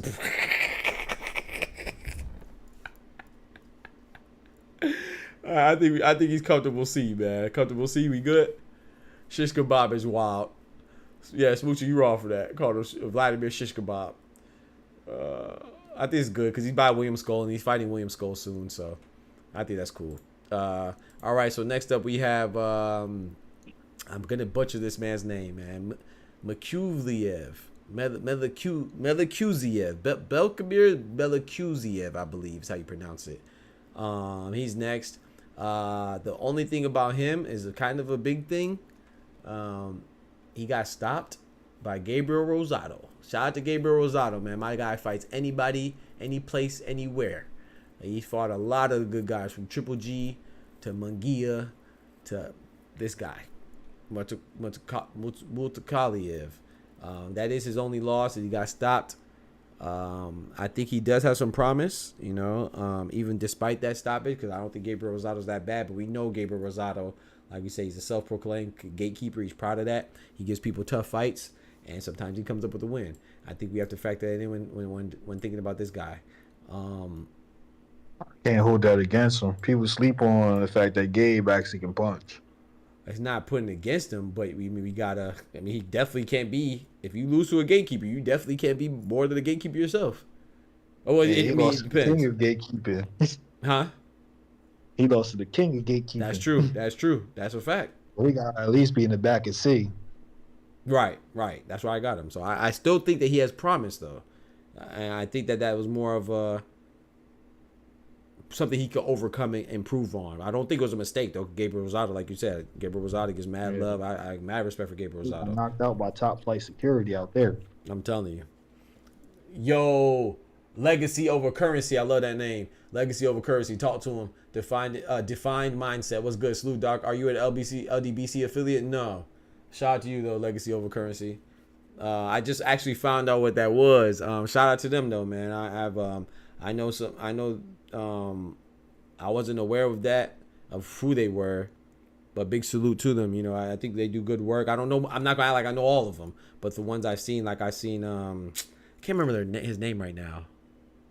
Shit, I wanted to pop up to a convention they had in Atlanta. Right, that's the one I saw. Who was the one Drew Titan? I saw him. I seen some of his videos. I'm fond of it, but I'm not affiliated with them. I'm not affiliated with anybody. I just do my own thing. But shout out to them. I know they got a bad rap. I don't know if it's deserving or not. Like I said, I'm not familiar, but the one content creator that I am familiar with, that I know he's LDBC, is Drew Titan. I think he does good work. Now I don't know. You know what I'm saying? I don't know in the boxing space what they've done. Just because I have a good impression of somebody. Just because I have a good impression of somebody doesn't mean that they are indeed good. But just because, when I have a good impression of somebody, that definitely doesn't mean they're bad. So shout out to the LDBC, but we cook everybody. I got your fan. Peace to everybody. Peace to you too, brother. Shout out to the LDBC, but we cook everybody. I appreciate that, supporter. Larry said Beterbiev is mid-C as well. Hasn't looked great. His last couple of fights, just a big brawler who could box a little. Yeah. C for Beck is out for me. D says supporter. Smoochie said I don't know him. I think we're good at C. I think we're all except for supporter say C, and supporter says D. So that's pretty good right there on average. I'm gonna go with that. Yeah. Shout out to everybody, man. I ain't got nothing against nobody or no content creator. Content creation is tough. But I do stand firm against those that are offering misinformation. I don't like that. Off of extreme bias. I do not stand beside that. But even with them, I still have a sort of respect because content creation is hard to grow. So shout out to them. I have nothing against anybody, especially not a whole group of people. No sir. Especially when they look like me. So, but I don't know what they're about. So, but I've heard about them. But I'm not affiliated. No sirski. All right, Willie Hutchinson is next. Let's get it. Willie Hutchinson, man, he's about to fight Joshua Buatsi, coming off of a big victory against Craig Spider Richards on that 5v5 Queensberry matchroom. Frank Warren and Eddie Hearn, respectively. I don't think he has too much promise. No disrespect. I think he's decent, but I don't know. I fully expect Joshua Buatsi to lay him down. But with that said, he did look good against Spider Richards. He was definitely more slick than I anticipated. He's slicker than I anticipated. But I still got him. I put him at towards the front of C. I put him above. I put him between Berlanga and Skull. Smoochie says B. Oh wow. Willie Hutchinson, a B. Okay. I got him C. What do you think about the turkey card with Beterbiev or Bivol as a main? I like it, man. I like it. I think people are I covered it earlier in the stream. But I think it's a good card, man, and I think a lot of people are down on Shakur versus Joe Cordina, as you should be. But I think that we should also keep it in context that Cordina was a backup plan. He was not even a backup. He was not a plan at all. He was a pivot. He was a change of plans. He was an alternative to William Zepeda last second. So I like the card, and we got to also realize that Shakur, because Big Turk and because Eddie Hearn realized that Joe Cordina is not a good opposition for Shakur, at least to sell to the public. He's not the headline. He's the undercard to Beterbiev and Bivol. So I think it's a good card. He also had Fabio Wardley versus Frazier Clark, that rematch of their first phenomenal fight. That fight was brutal. And then we got Sky Nicholson. Shout out to the ladies. She's making an appearance on that card. You also have Chris Eubank coming back. So I think it's a good card, man. Is it the best card? Nah, but it's a good card, especially if you're a boxing purist. You know what I'm saying? Shout out to Big Turk, man. He puts on great cards for people that really enjoy boxing, for pugilist enthusiasts, not just the casuals. So shout out to him. I agree with C. All right, bet we good. He was gassed, though. Low B. Oh, wow. Smoochie said B, too. So low B, then I think we have 3 Bs, 2 Cs. I think we're going to put him above Albert Ramirez. So we're going to put him right there. That's a good little average. I agree with C. I think C as well, but we got to go with the average. Smoochie says B. Supporter says B. Oh, he says agrees with C, though. Lower B for Larry. I think this is about right. I said C. I think Ty said C. All right. Now, this guy is another guy that I'm not super familiar with. His name is Sulecki. I'm not even going to try to pronounce his first name. I believe it's Masij Sulecki. He's fighting somebody. Who is he talking fighting? about Magic Sulecki? Yeah. He's fighting Diego Pacheco. He's fighting Diego Pacheco in his next fight.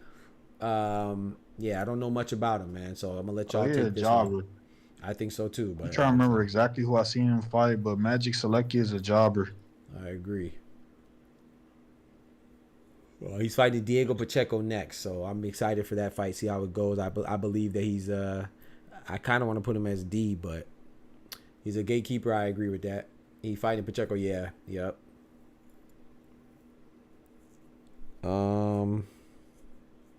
Yeah, I'm cool with him being at C. I don't even want to spend too much time on him. Low C is cool with me. All right, now this gentleman here, we have next. You know what I'm saying? Big Buff Swole. Oh. Huh? Oh, yes, Paul. Yo, no Diddy, man. Sad Joe.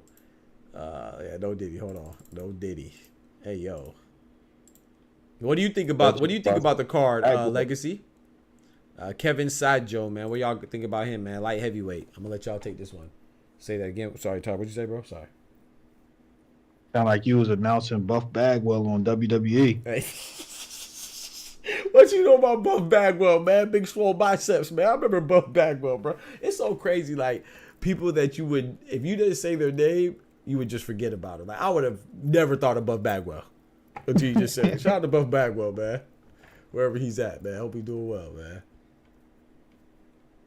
He said, Doc agreed. Do I think Shakur versus Berinchyk would have been better fight than Cordina, who just came from a knockout loss? Yeah, he just came out from a lockout loss to Anthony Kakasi. I do think Berinchyk would be a better fight for Shakur, of course. And it would have been a unification fight, right? Because Berincyk's a champion. But was that fight obtainable? Does he have any availability? I heard Berinchyk is fighting a couple people. I heard like 2 or 3 people. So I don't know which one is true, which was not true. But, you know, he's affiliated with Top Rank. I'm not saying he's fully signed to Top Rank, but you know, maybe third party type things. And we got to understand that Joe Cordina is with Matchroom. So that's the easiest fight to facilitate if you're looking for a late replacement, if you will. So Shakur being with Eddie Hearn for at least a minimum of 1 fight deal, it makes sense that he's fighting somebody on Matchroom because that's the most accessible fighter.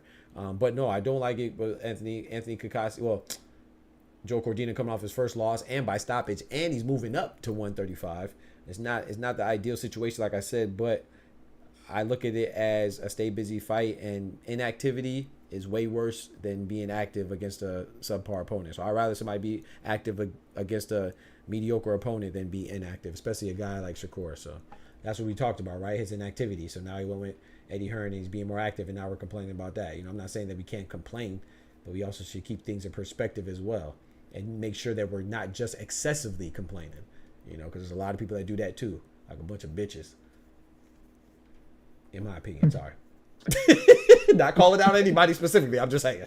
Gosh, dang. I'm biased. That bunch of bitches part was hard. What'd you say? What'd you say? That bunch of bitches part was kind of hard. I was like, oh. My bad. I did say that with some emphasis, didn't it? My bad, y'all. My bad. No offense to anybody. I'm sorry. That's just how I gotta say how I feel. Sad Joe is 168. I apologize. You're right. I'm a biased supporter of Turkey Al Sheikh, so I can't say anything bad, but I feel you. Shout out to Big Turk, man. Like I said, I understand people's fear and reservation about Big Turk takeover, but sometimes, you know, fear could be an acronym for false evidence appearing real. And right now, he hasn't done anything for us to complain about, you know. So now that doesn't mean that he won't, you know what I'm saying? But for what it is right now, Big Turk hasn't done anything for me to not be appreciative of his current influence and his inclusion in boxing. He has done great things. 5v5, first time that card up. He pioneered that. 5v5, two promoters, unheard of. Brought us the first heavyweight undisputed champion in a quarter century, 25 years. He would have brought us Beterbiev and Bivol already, so I'm going to give him credit for that. It's just Beterbiev was hurt. And now, to make up for it, he put a great undercard on Beterbiev and Bivol. A decent. I'm going to say good. I'm not going to say great. It's good.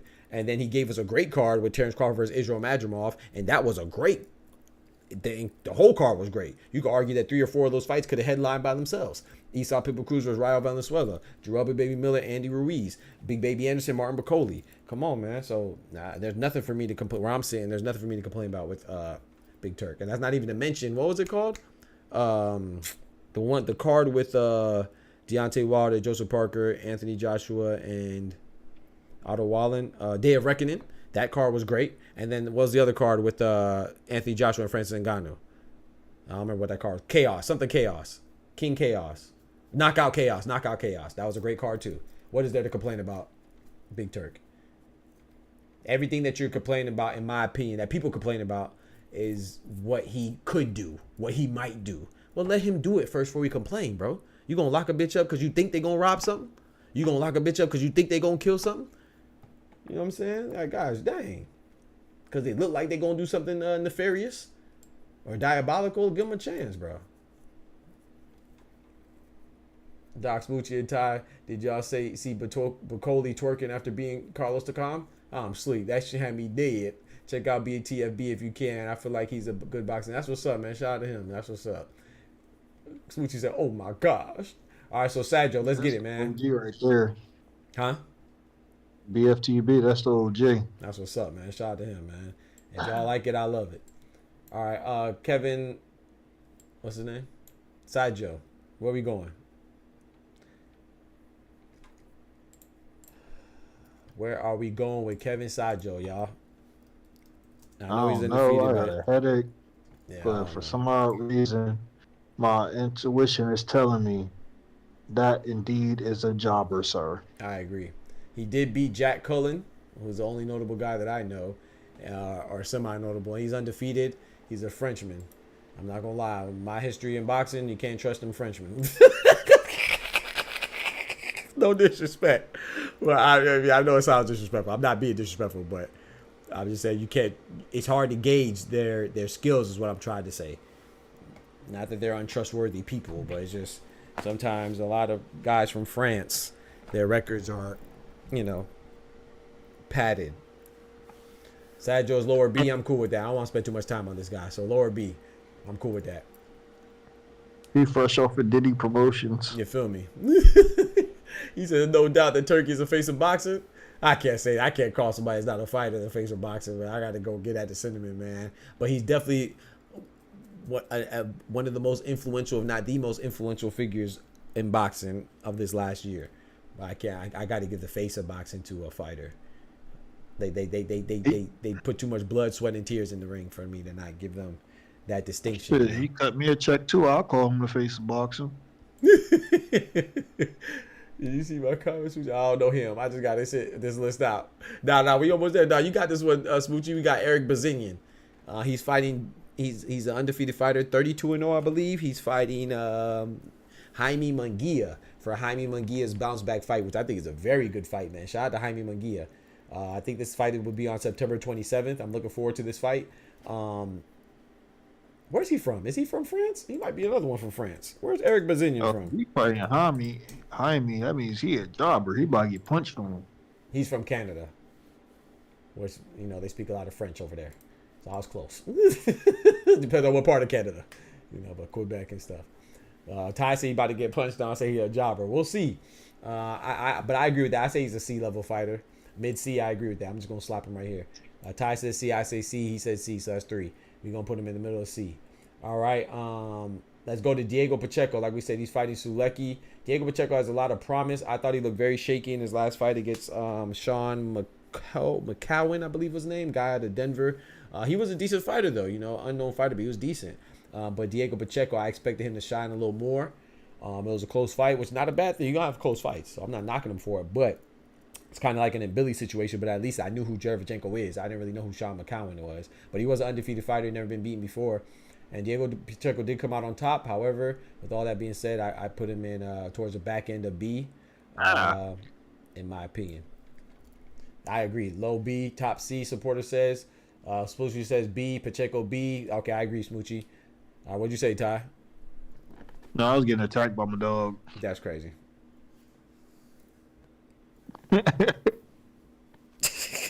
My bad. You better give him some making bits. Nah, you good, bro. So we got Pacheco at B. I don't see I don't see too much fight on that. All right, next up we got a guy from Guatemala. I remember this dude. I don't remember his name right now, man. Somebody help me out. Lester something. Lester, the court jester. Are you other brothers done messed up? Who knows where that's from? My name is Lester, the court jester. Oh, you other rap brothers done messed up. I take you to school a semester. Take you to court a suppressor. Oh, hell no. That's from Soul Man, man. Shout out, that's one of my favorite movies, man. Rest in peace, Bernie Mac, man. Shout out to Bernie Mac and Samuel L. Jackson, man. That was Affion Crockett right there. My name is Lester, the court jester. All you other rap brothers done messed up. Yeah, Lester Martinez. Thank you. That's his last name. I take you to school a semester. Take you to court a suppressor. You don't want to with me, the L-E-S-T-A-R end of story. My girl, by the way, slapped my girl in the face. Her mama died, I took over her crib, now it's my place. Better to not know some fighters. That's facts. I like to know him, though. I like to know him as much as I can. But Lester Martinez, man, pretty good fighter. I don't know how to really judge him yet, so I'm going to just throw him at C. But what do you say? Low B? Larry says low B. I'm cool with low B or C. What do you say? Anybody else? He's a low B, high C type of guy. I agree. I'm gonna keep. Can't really tell much about him yet. Right, I agree. Yeah, we gonna not spend too much time on him. Smoochie said, I don't know him. The other girl, Django, you know them? I don't know them. Anthony Yard. Okay, Anthony Yard, man. I like Anthony Yard, man. He has a loss to Beterbiev, which is no shame in that. Anthony Yard's a very good fighter. Currently going through some contractual issues with Frank Warren and Queensberry. He's saying he's out the contract. Frank Warren said, Mr. Jackson, you in the contract. With that being said, I definitely think he's a championship level fighter. Just depends on if he's fighting Beterbiev and Bivol. I think him and Joshua Boats is a good fight. I put him at A, but I'm not mad at B. I would put him and Boatsy both at A, me personally. Anthony Yard is also a light heavyweight for those that are unfamiliar. They better know Anthony Yard. Yeah. Mr. You Can't Stop the Rain. I can't stop the rain against my window, though. That's crazy, Smoochie. We been did. Oh yeah, you said you were gone. We did Boo Boo when you were gone. Boo Boo Andre is right here. If you can see my cursor, my mouse. Smoochie went to go take a boo boo. Hey yo, she went to go take a boo boo while we were assessing Boo Boo. Low A, I'm cool with low A. So we right there. All right, cool. So last but not least, man, we got my boy Jaime Munguia, who I think is one of the most exciting fighters to watch right now. He's one of my favorite fighters to watch right now for sure. He does a high volume of punches in bunches, high frequency, a high volume, a large quantity of punches. He's definitely about that life when it comes to fighting. He didn't back down from Canelo. He got chin checked and he toned it down a bit, but he didn't back down. I think that he's gonna take this loss from Cinnamon and bounce back and get even better. He's gonna turn that loss into a lesson, in my personal opinion. But with that being said, he did lose to Cinnamon, but I do think he could acquire a belt again, so I'm putting him at bottom A. I do think he beats a lot of people at 168. I think him and then Billy's still a good fight. So I don't know, but I have him at A, bottom A. Munguia's A. What? Why is he at B? Wait, where you want him, Smoochie? We could revisit him since you were gone. We could revisit him. Where Jamal Charlo? I didn't put Jamal Charlo on here because of inactivity, Larry. I wanted to put him on here, but I just figured not to. The reason why I put Jermell Charlo in our 154 pounds because he was talking about coming back. I haven't heard anything about Jamal Charlo coming back besides rumors, and I did hear him say that he was trying to come back, but I didn't see anything definitive, so I kept Jamal Charlo out. So that wasn't. I didn't forget about him. That was a conscious decision. Mid A, top B. Oscar says Boo Boo A. Smoochie says Boo Boo A. Larry, this says top B. I'm not mad at top B or low A. Mid A or top B. I'm not mad at that, Oscar. I got low A. We got top B, so that's about average. So Oscar's pretty cool with that. Okay, so let's go revisit Smoochie. I mean, Andre for Smoochie. Could we? Do you remember the ranking for Andre? Oh, obviously mid B. Yeah, I actually had Andre at A, but I was overruled by the chat. I lost the average, and they said B. Smoochie says A, so you agreed with me, Smoochie, but everybody else said B, so me and you are the minority.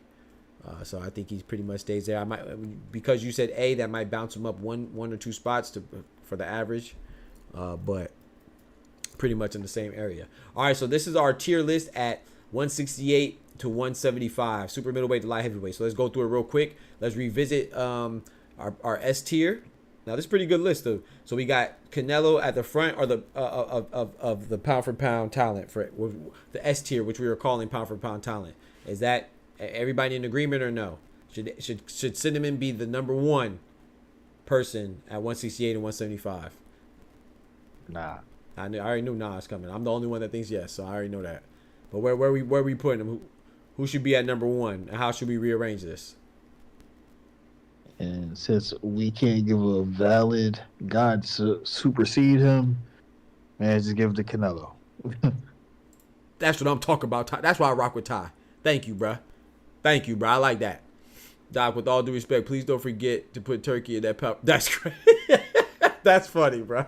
Put Turkey up there. Oh, if Turkey on her, he number one. Facts. No, yeah, Turk want all the smoke. He'll fight Tim Tszyu and Canelo on the same night. Hey, you talking about? Only S at 168. Only one S. Yeah. I mean, who else is S though, Oscar? You gotta think. Benavidez not there anymore. Morrell's not there anymore. I mean, technically, if you want to say Benavidez is 168, but I mean, if Jamal Charlo, maybe he would be S if he was here, but he's not here. Caleb Plant, I had him at S, jokingly, of course, but I think he's appropriate at A. It's appropriate to put him at A. Jaime Munguia, no. Christian and Billy, no. Diego Pacheco, hell no. Edgar Berlanga, for sure, no. So, yeah. Clarissa Shields, S2. Yeah, she would be S if she was on this. I agree, Smoochie. Espinosa just said that the next step for Jamal is Plant. They want to do that. I want to do that too.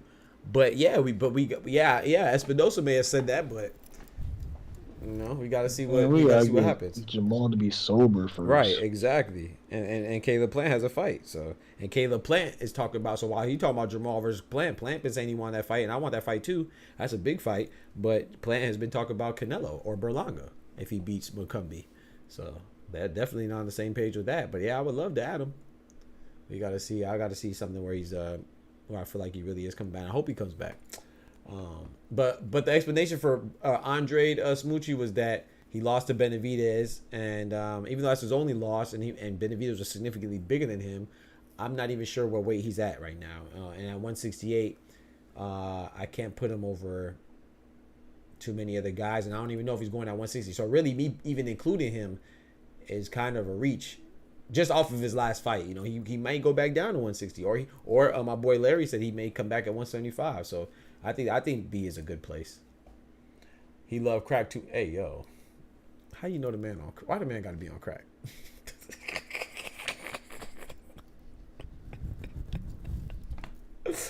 All right, man. Let's get right to this, man. So Ty said he's cool with Cinnamon at number 1. You know I'm cool with Cinnamon number 1.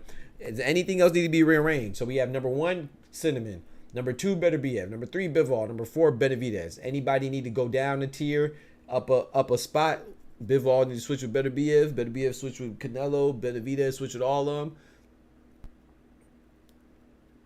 Oh, you gotta look at the tier list.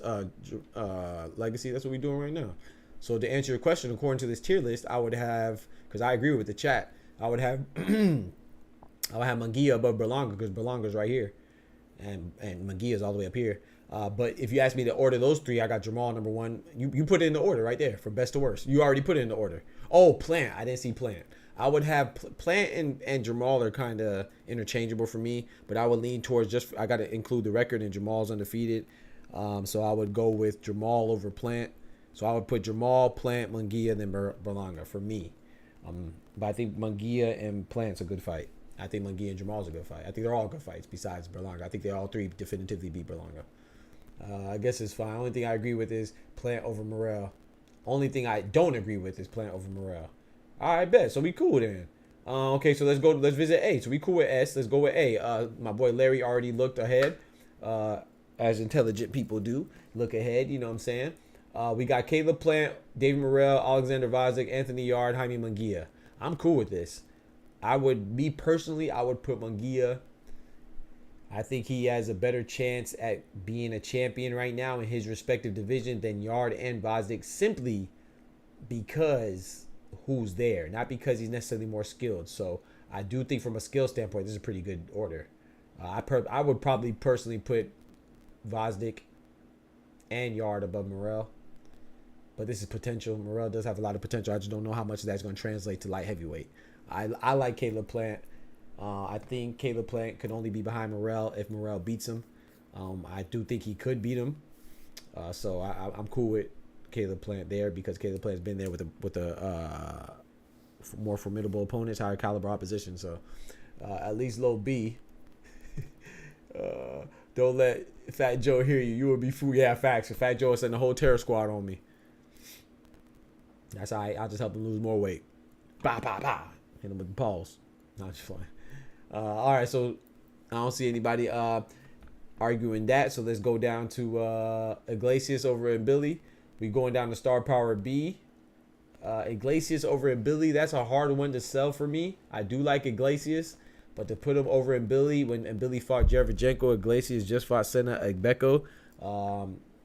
Iglesias looked good, but I think That that sound Billy like a- would have looked good against Ebeko as well. No disrespect to Ebeko, but I know, and I feel like Billy would have looked good against Ebeko. I'm not sure Iglesias would have looked good against Derevyanchenko.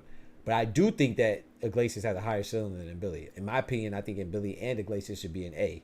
That's what I said before. Who's saying that though? But Who I that? don't Tim know. Bradley? Saying what? Iglesias over and Billy?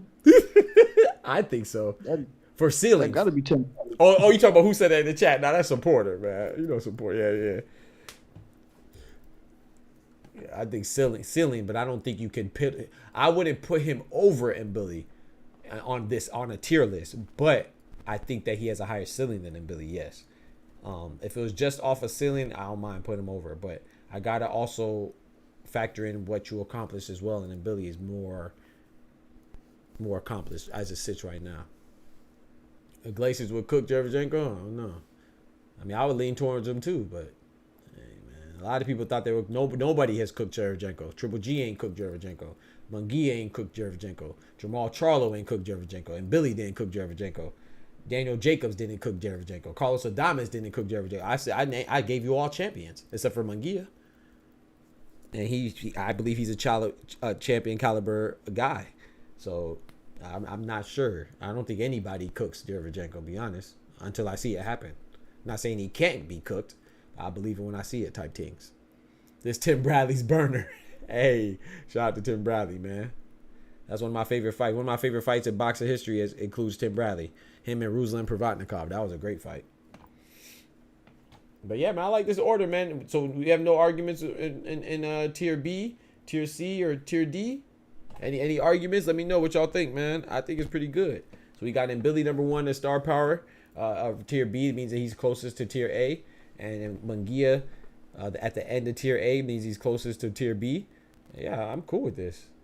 I do think that you have a good debate on Boatsi's position, but I think this tier is good. I think everybody at the very least, maybe we could debate positions, but I think the tier is pretty accurate. Kaladzik, Aziz, Berlanga. I could say maybe Berlanga over Aziz, but that's nitpicking. Yeah, I'm cool with this. Trevor McCumbee last. I'm definitely cool with that. I did have an argument. You just be skipping. I'm sorry, Smoochie. You mad at me? Hey. You lucky you a mod. If I skip your comment, I try to get everybody's comment, as you can see. But if you not a mod and I skip your comment, guess what? YouTube has a built-in function for that. It's called a super chat. You know what I'm saying? Get it popping with the paper. You feel me? Smoochie could complain because Smoochie different. She a mod. I can't miss. I should have missed my mod's comments. I was talking about Berlanga low B. Berlanga low B? Ooh wee. I don't know about that, Smoochie. Because once again, Berlanga, like I said, he has the 16 wins and 16 rounds. But who has he beaten? And he had a lot of questionable fights. A lot of questionable wins. He got dropped before. Which, I mean, anybody can get dropped before. You know, anyway, got dropped. Still won. And so did Berlanga. He didn't win as convention fashion as Berlanga. But, I mean, anyway, but sometimes you get dropped. He still won the fight. His last fight, he knocked out Padre McCrory. I would say that it's hard for me to say that because yes, he has for the name of it star power. He definitely has star power, but I don't think from the skills point, I think he has to prove that against Cinnamon. He just doesn't have the opponents, and he got frustrated and bit somebody. That's a sign of not only. It's a reflection of your professionalism and your lack of belief in your ability, you know, and definitely a sign of immaturity. You let your frustration get the best out of you. So yeah, that's a hard one to sell for me, Smoochie. I ain't gonna lie. He's beating everyone he fought. Yeah, but okay, this guy right here beside him, Smoochie, Eric Bazinian, he's undefeated too. William Skull, he's undefeated too. Vladimir Shishkin, he's undefeated too. So yeah, you're right. He's beating everybody he's fought, but what does he have in common with all these guys? Who the heck have they fought? If you go look at their boxer rec right now, Smoochie, this is what you gonna say. Who the fuck is that guy? Who the fuck is that? You know damn well who I am. Who the fuck is that? And I'll be right there beside you saying, because you'll be looking at me like you don't know, and I'll be looking at you like, don't ask me because I don't know. Like what you be saying, Smoochie, I don't know him. I don't know them. I don't know them. That's a tough one. But you're right. He's definitely beating everybody he's fought, though. That's true. But you know who also beat everybody they fought? Trevor McCumbee. So did this guy. This guy beat everybody they fought too. So undefeated, we got to factor in when we ranking these guys, these ladies and gentlemen, gentlemen right here. When we ranking them, we got to factor in, yeah, they might have beat everybody put in front of them, but who was put in front of them? We got to factor that in when we're making, not just off GP, but when we're making comparisons and trying to rank everybody, we got to factor in all the things that could potentially separate them, I think that's only fair. Belonga is up there with Lester Martinez. Okay. I mean, yeah, so he's not too far. Lester Martinez is right at the end. I guess you can keep him there, but I would say low B. All right. Shout out to the Queen, man. Queen Smoochie in the building. Let's go low B. We gonna move Berlin. We gonna jump. Because he is undefeated and he is getting a big fight. He has the opportunity to prove himself, and he placed a lot of us wrong. So I'm cool with that. I'm cool with Smoochie making an executive decision and vetoing everybody else's vote. That's corruption. That's why people storm the Capitol. Smoochie gonna have people storming the Capitol like Trump. I'm cool with that though. Low B, I'm cool with that. Because just by the name of it, even though the name doesn't matter, but just for the sake of the tier, the name of the tier, he does have star power. For sure. If he doesn't have anything else, he has star power. And Supporter has second that when he says he's up there with Lester Martinez, and Lester Martinez is right here. Lester, the court jester. So I think that's good, man. I think that's good. We just made another tier list. Let's go, man. Super middleweight and light heavyweight tier list has been completed. Shout out to the chat. Who the fuck is that guy? Who the fuck is that? Shout out to the chat. No, I didn't play that game. My fault. Shout out to the chat. Shout out to Ty for joining, man. Shout out to y'all, man. I thought that was a good exercise. I love these exercises. And we have heavyweight tomorrow. We could run through heavyweight tomorrow or some other time. I prepared a heavyweight tier list as well for us to run through. Turkey is undefeated and undisputed. Facts in every weight class of boxing. Facts. I agree with that. He said he's undisputed and undefeated in every weight class of boxing. Facts, facts, facts. Yeah. I agree with that, man. Shout out to Big Turk.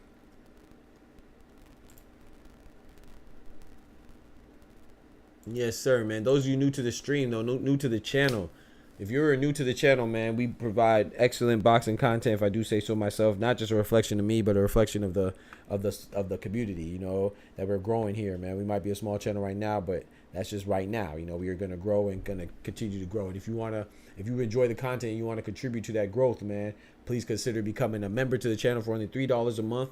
Light work, and or drop in a super chat, or you got options hitting that Cash App right there, man. I appreciate the love from everybody and all that stuff. I appreciate the participation, man. I love when we have these discussions, because these discussions could get real combative, but we keep it civil. We keep it cordial, you know what I'm saying? And we move forward amicably, even when we're disagreeing. So I like that, man. Open up dialogue, and it lets us become, like I said, these exercises and interactive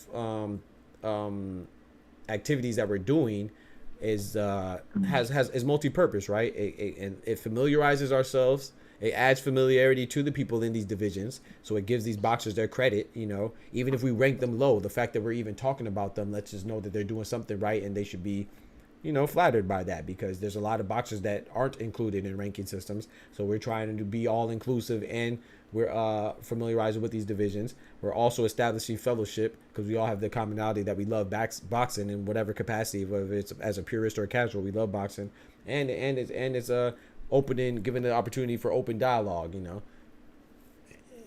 this is going to be, the topics are something that we will not always agree on. So this list, there's some people that I disagree with, but the point is not to agree on everybody with everybody. The point is to have conversation and thought-provoking conversation, and consider things that we may or may not consider, and maybe somebody that's watching this, maybe they'll get off and they might go watch a Vladimir Shishkin fight. Like, hey, dang, Vladimir Shishkin's undefeated. I might want to go check him out, Or, man, Eric Bazinian's fighting Jaime Munguia. Bet. I know Jaime Munguia. Let's see Eric Bazinian, what he got. Might check out some highlights, because he's undefeated with 32 wins.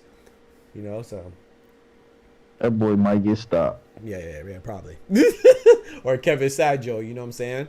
Another undefeated, the Frenchman, so it may persuade people to go check out stuff. You never know how it goes. Oh boy, Oscar in the building, dropping that bread, that cheese, that butter. These biscuits.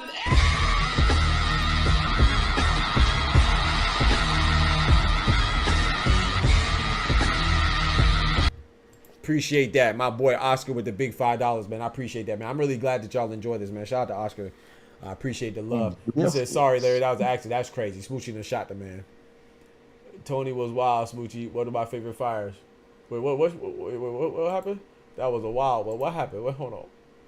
I got CTE watching that. What's wrong with my freaking thing, bro? Oh, Lord, my chat just messed up. Bumba. James Tony was a wild boy. Oh, you talking about James Tony. Okay, lights out Tony.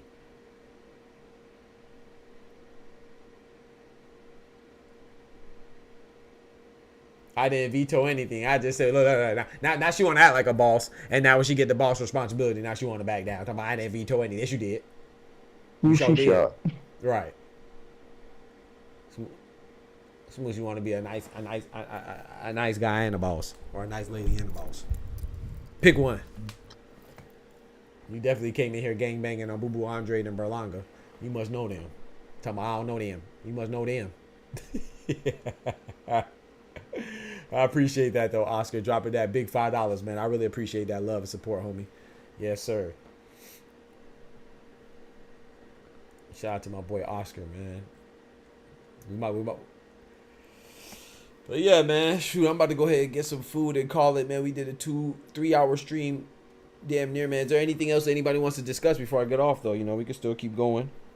Is there anything else anybody want to discuss? Twice by accident? Say that one more time. I said Larry got shot again on accident. Man, y'all be shooting people, bro. That's crazy. Sorry about that, Larry. They ratchet in here, man. It was you know me the other day.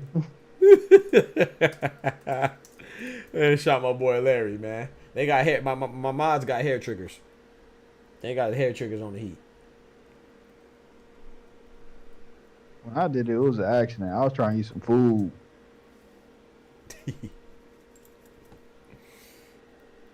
Nah, Larry cool, man. I'm sure he doesn't take it to heart.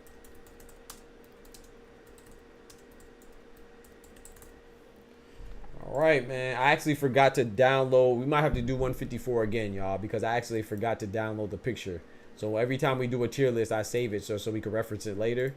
And my crazy behind, I accidentally closed it out when we did the 154. That was a good one too, man. That one's gonna, I'm not looking forward to do that one again. I mean, it's fun, don't get me wrong, but that was a tough one. Because 154 ain't no punk. You might be able to pull a picture from the stream. Good point. Thank you, bro. So yeah, so this is a finished 175 and 168. So light heavyweight and super middleweight. Yeah, I can pull it from the stream. Appreciate that. Yes, sir. So this is our tier list here. Let's see what we have for the tier list for 135 and 140. Here goes 135 to 140 that we did. I thought this was a good one as well, man. Shout out to y'all. This was a tough one too. We had a lot of participants as far as fighters go. So this was a good one.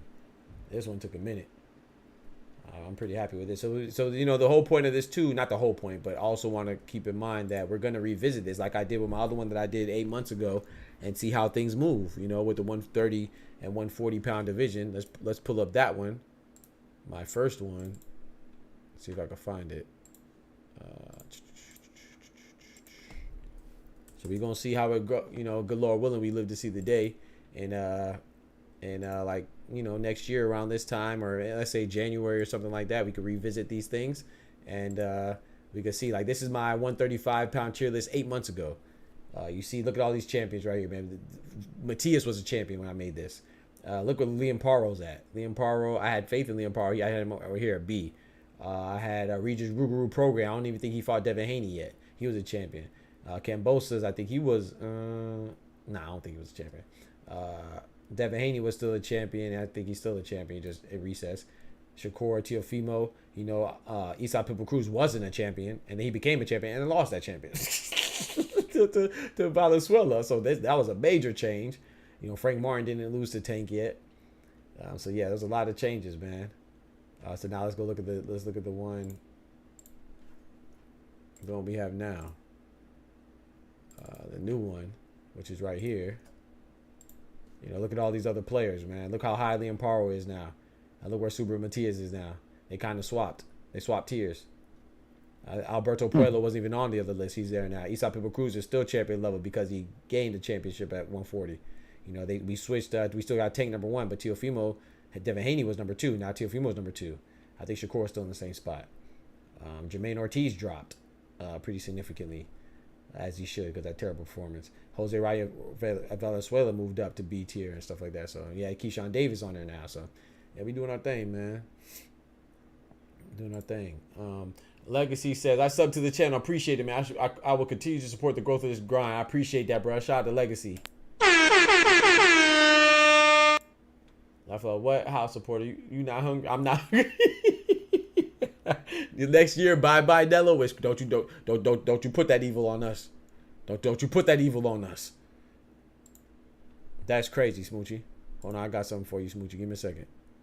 You know I got these alerts. I can't wait. That's what we need to support, man. We need to get a soundboard. Because you think I have alerts now. Wait till I get a soundboard. Wait till we get a soundboard.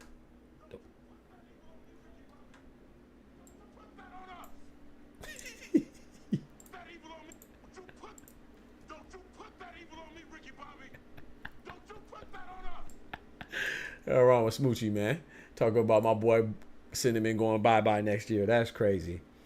My boy only 33, 34. He's still going to be holding it down. How you talking about?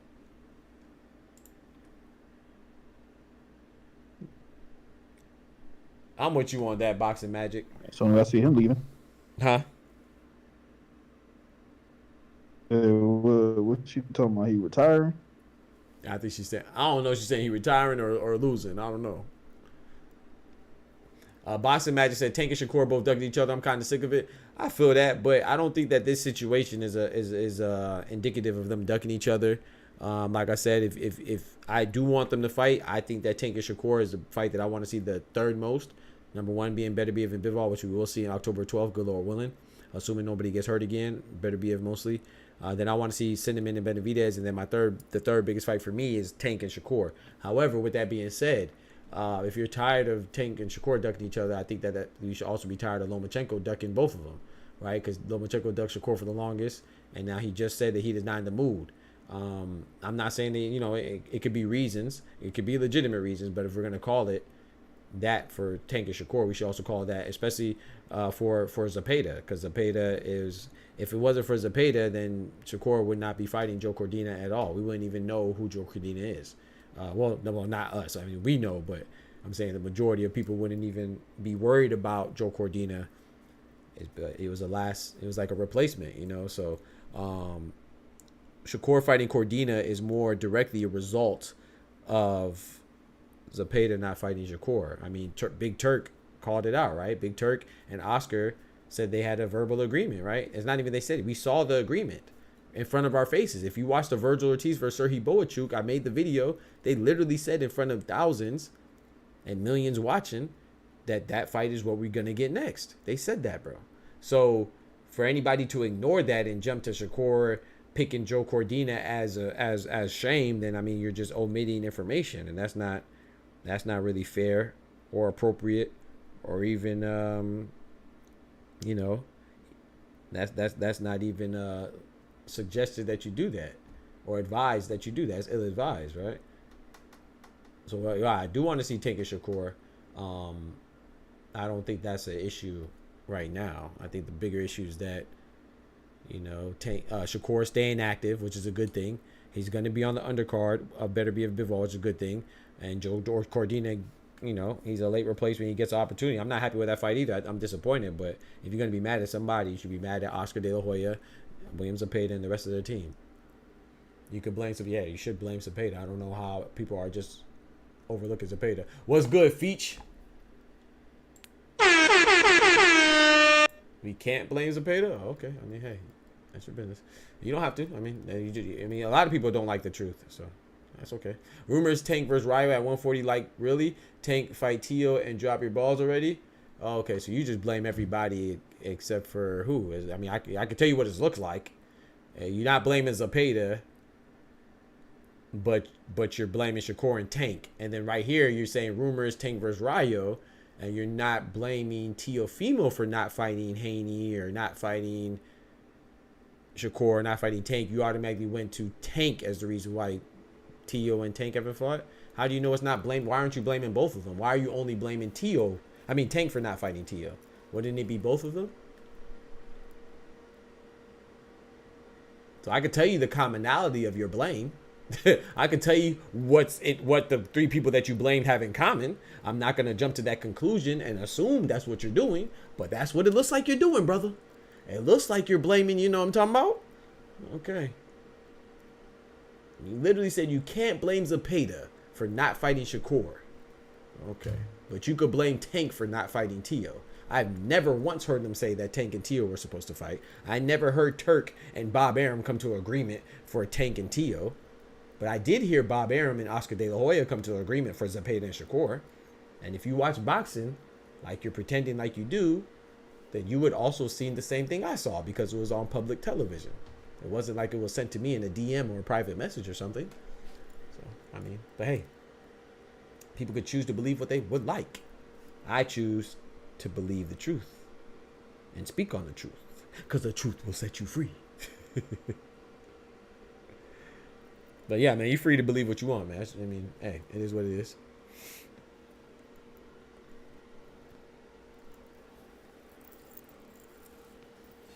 It is what it is, man. But shout out to Zepeda. I'm sure Zepeda has a good reason. I'm sure Zepeda has a good reason for not fighting Shakur, you know.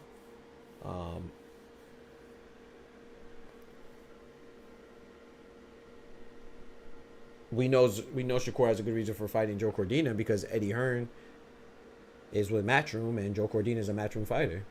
How 3 Division Unified Champ blames Zepeda, who's literally a nobody. Zepeda's a nobody? Oh yeah, you don't know boxing. I'm sorry. Yeah, you clearly don't know boxing. You just call Zepeda a nobody. He's literally the biggest fighter on Golden Boy. He's literally the mandatory for the WBC, WBA, WBO, and IBF. He's literally the mandatory in all 4 sanctioned bodies. Yeah, I don't know if you're really that uneducated or that unaware or you're trolling. I hope you're trolling. He's the one who backed down. Yeah, Smoochie, I don't know. This dude don't know what he talking about, but yeah, Kendrick, yeah, I'm going to let him have it, man. Rest in peace, Bernie. Facts. The Mac Bernie. Facts. Rest in peace, Bernie Mac, man. That's my favorite comedian right there, man. Rest in peace, man. Rest in peace to all our fallen soldiers, man. Brothers and sisters, black, white, Hispanic, Asian, male, female, everywhere, and anything in between. Oscar don't want that fight. Can we get a oh, my bad, Smoochie. I got you. Yeah, you definitely don't know what you're talking about, so we're going to ask you to... Shut up, bitch! I love Smoochie. Bro, Smoochie is funny, dog. Smoochie is funny, bro. Can we get a shut up, bitch? Ain't no way she requested it. Shout out to Smoochie, man. Oh, man. Oscar don't want that fight. Yeah, I don't think so. Let me just tell the truth, you know? Just tell the truth, man. I don't mind us being mad or just be logical too. You know, it's okay to be disappointed or upset, but just be logical. You know, there's nothing besides your emotions that led you to that conclusion. There's nothing, and I'm not even mad at it. You know, I'm not mad at it, but the last thing we're going to tolerate is somebody coming in here with misinformation and saying stuff that's just not true. You know. He said, how are you going to blame somebody for backing out of a deal? Easy. They backed out of the deal. That's how we blamed them. Whether it was if you want to say a deal is not real until it's actually signed, that's fine. It was a verbal agreement. And to men, your word is your word is bond. You know what I'm saying? Your word is your bond. You feel me? So if I say something as a man, not even a man, as a human, as an adult, you should be a stand-up person and try to fulfill that. You know, I'm not saying that business doesn't come first, but if you don't mean that, then don't say that. I know you get caught up in the moment. Maybe Oscar was drunk, high on that booger sugar. I don't know what he got going on. Maybe he doesn't recall it, but I recall it. We all saw it. So multiple times. We've heard Big Turk say it. We've heard Eddie Hearn say it. We've heard Shakur say it. We've heard Zepeda say it. We've heard Zepeda call out Shakur multiple times. And when Shakur obliged, then he backed down. And then it was brought up again. And then he backed down again. So... like I said, if that's very hard to blame Shakur. I don't care if Shakur was fighting a person down the street. I'm not even a big Shakur fan, but you got to be fair. It's not about who you're a fan of, to tell the truth. The truth will set you free. No, and while I am disappointed in Shakur versus Joe Cordina, who the heck wants to see that? However, it's not his fault for pivoting and getting another fight when the person he was trying to fight and his promoters wanted to fight and Big Turk wanted to fight backed out. I mean, it's either fight Joe Cordina or somebody else on short notice, or don't fight at all. I don't advocate for inactivity. Leroy was good. So why are people deleting comments? I don't know. He's a Bud hater too. Oh, he is? Look at the books he posts. He's a Bud hater too. Oh, yeah, we know. I mean, we know what time it is. You know what I'm saying? That's his business. I mean, when you have hate in your heart, man, you gotta go through that, man. That's not everybody else's burden. That's his burden. He said, why are his comments getting deleted? I don't know. He should have rematched. I don't know why his comments are getting deleted. Maybe one of my mods are deleting it. If they want to delete it, then they could delete it. That's why they're mods. So I'm not mad at that. He always trolls even on Twitter. Oh, okay. Yeah. So you see, they know things that I don't. So. That's what my mods are here for. They feel like something is inappropriate, and I don't see every comment, so I trust them. You know, I think that they have good judgment and use their discretion. And if somebody's in here trolling and having some type of nefarious connotation or some type of negative connotation, then it's okay to have your opinion. But if it's coming from a place of hate, man, we ain't got time for that, man. We have good boxing conversation over here. And I know my mods also want me to grow too, so I know they're not getting rid of people just for their own personal stuff. I've seen Smoochie let people talk crazy to her, and she didn't time him out. I seen Ty let people talk crazy and they didn't time him out. So I don't know what they said. I'm not even looking. I don't care, to be honest. I want everybody to be here and have fun, but nobody should be a fun sponge. I support you. Supporter that did it. Hey, he should have fought Edwin De La Santos. That's crazy, Leroy. So I think that's such a crazy idea, right? Before Joe Cordina was announced, if Shakur would have said he's fighting Edwin De Los Santos, everybody would have been mad, because everybody says the same thing. I never want to see them fight again. Now people are advocating for Edwin De Los Santos versus Shakur. That is crazy, bro. Like I said, man, people gotta. I don't mind you saying that if that's how you really feel, but I don't believe that people really feel that way. I think people just are mad at Joe Cordina, and I believe you should be mad, right? I mean, it's not a good fight. But don't make it seem like he planned to fight Joe Cordina. That wasn't a plan. That was never a plan, you know? It was just a alternative that could be done. Edwin De Los Santos is not signed with Matchroom, number one. So that fight is probably harder to facilitate. And he's trying to fight on October 12th. Do you realize October 12th is less than 2 months away? You realize that, right? So with that being said, it's easier to get a fight and facilitate a fight between fighters that are in the same stable, which Joe Cordina conveniently is. He's on Matchroom, and Shakur is coincidentally on Matchroom for at least one fight. So would I want to see Edwin De Los Santos and Shakur? Would I prefer that fight over this one? Yeah, because I think that's more of a challenge. But please don't make it seem like it's a glamorous fight. Nobody trying to see Shakur versus Edwin De Los Santos again. This is why people don't like Shakur right now, because people are mad at Shakur right now because of Edwin De Los Santos fight. You're saying that he should fight him again? Come on, man. Yo, Teach in the building. What's good, brethren? De Santos, yes, exactly. So why we want to see that? Exactly, Oscar. Man, no one wants to see that fight. It's not so exactly. I don't know who you talking to, but I don't hear different, to be honest. I've been hearing different, to be honest. Oh, really? Oh, okay, Leroy. I mean, I've heard people. No, so I will give you this. I will say this. Like I said, I did say this already, but maybe I know I talk fast. So I said that people have been saying that. And I'm saying that you have never heard anybody say that until today, because he's fighting Joe Cordina. I've heard people say Edwin De Los Santos. I heard people say Campbell Hatton.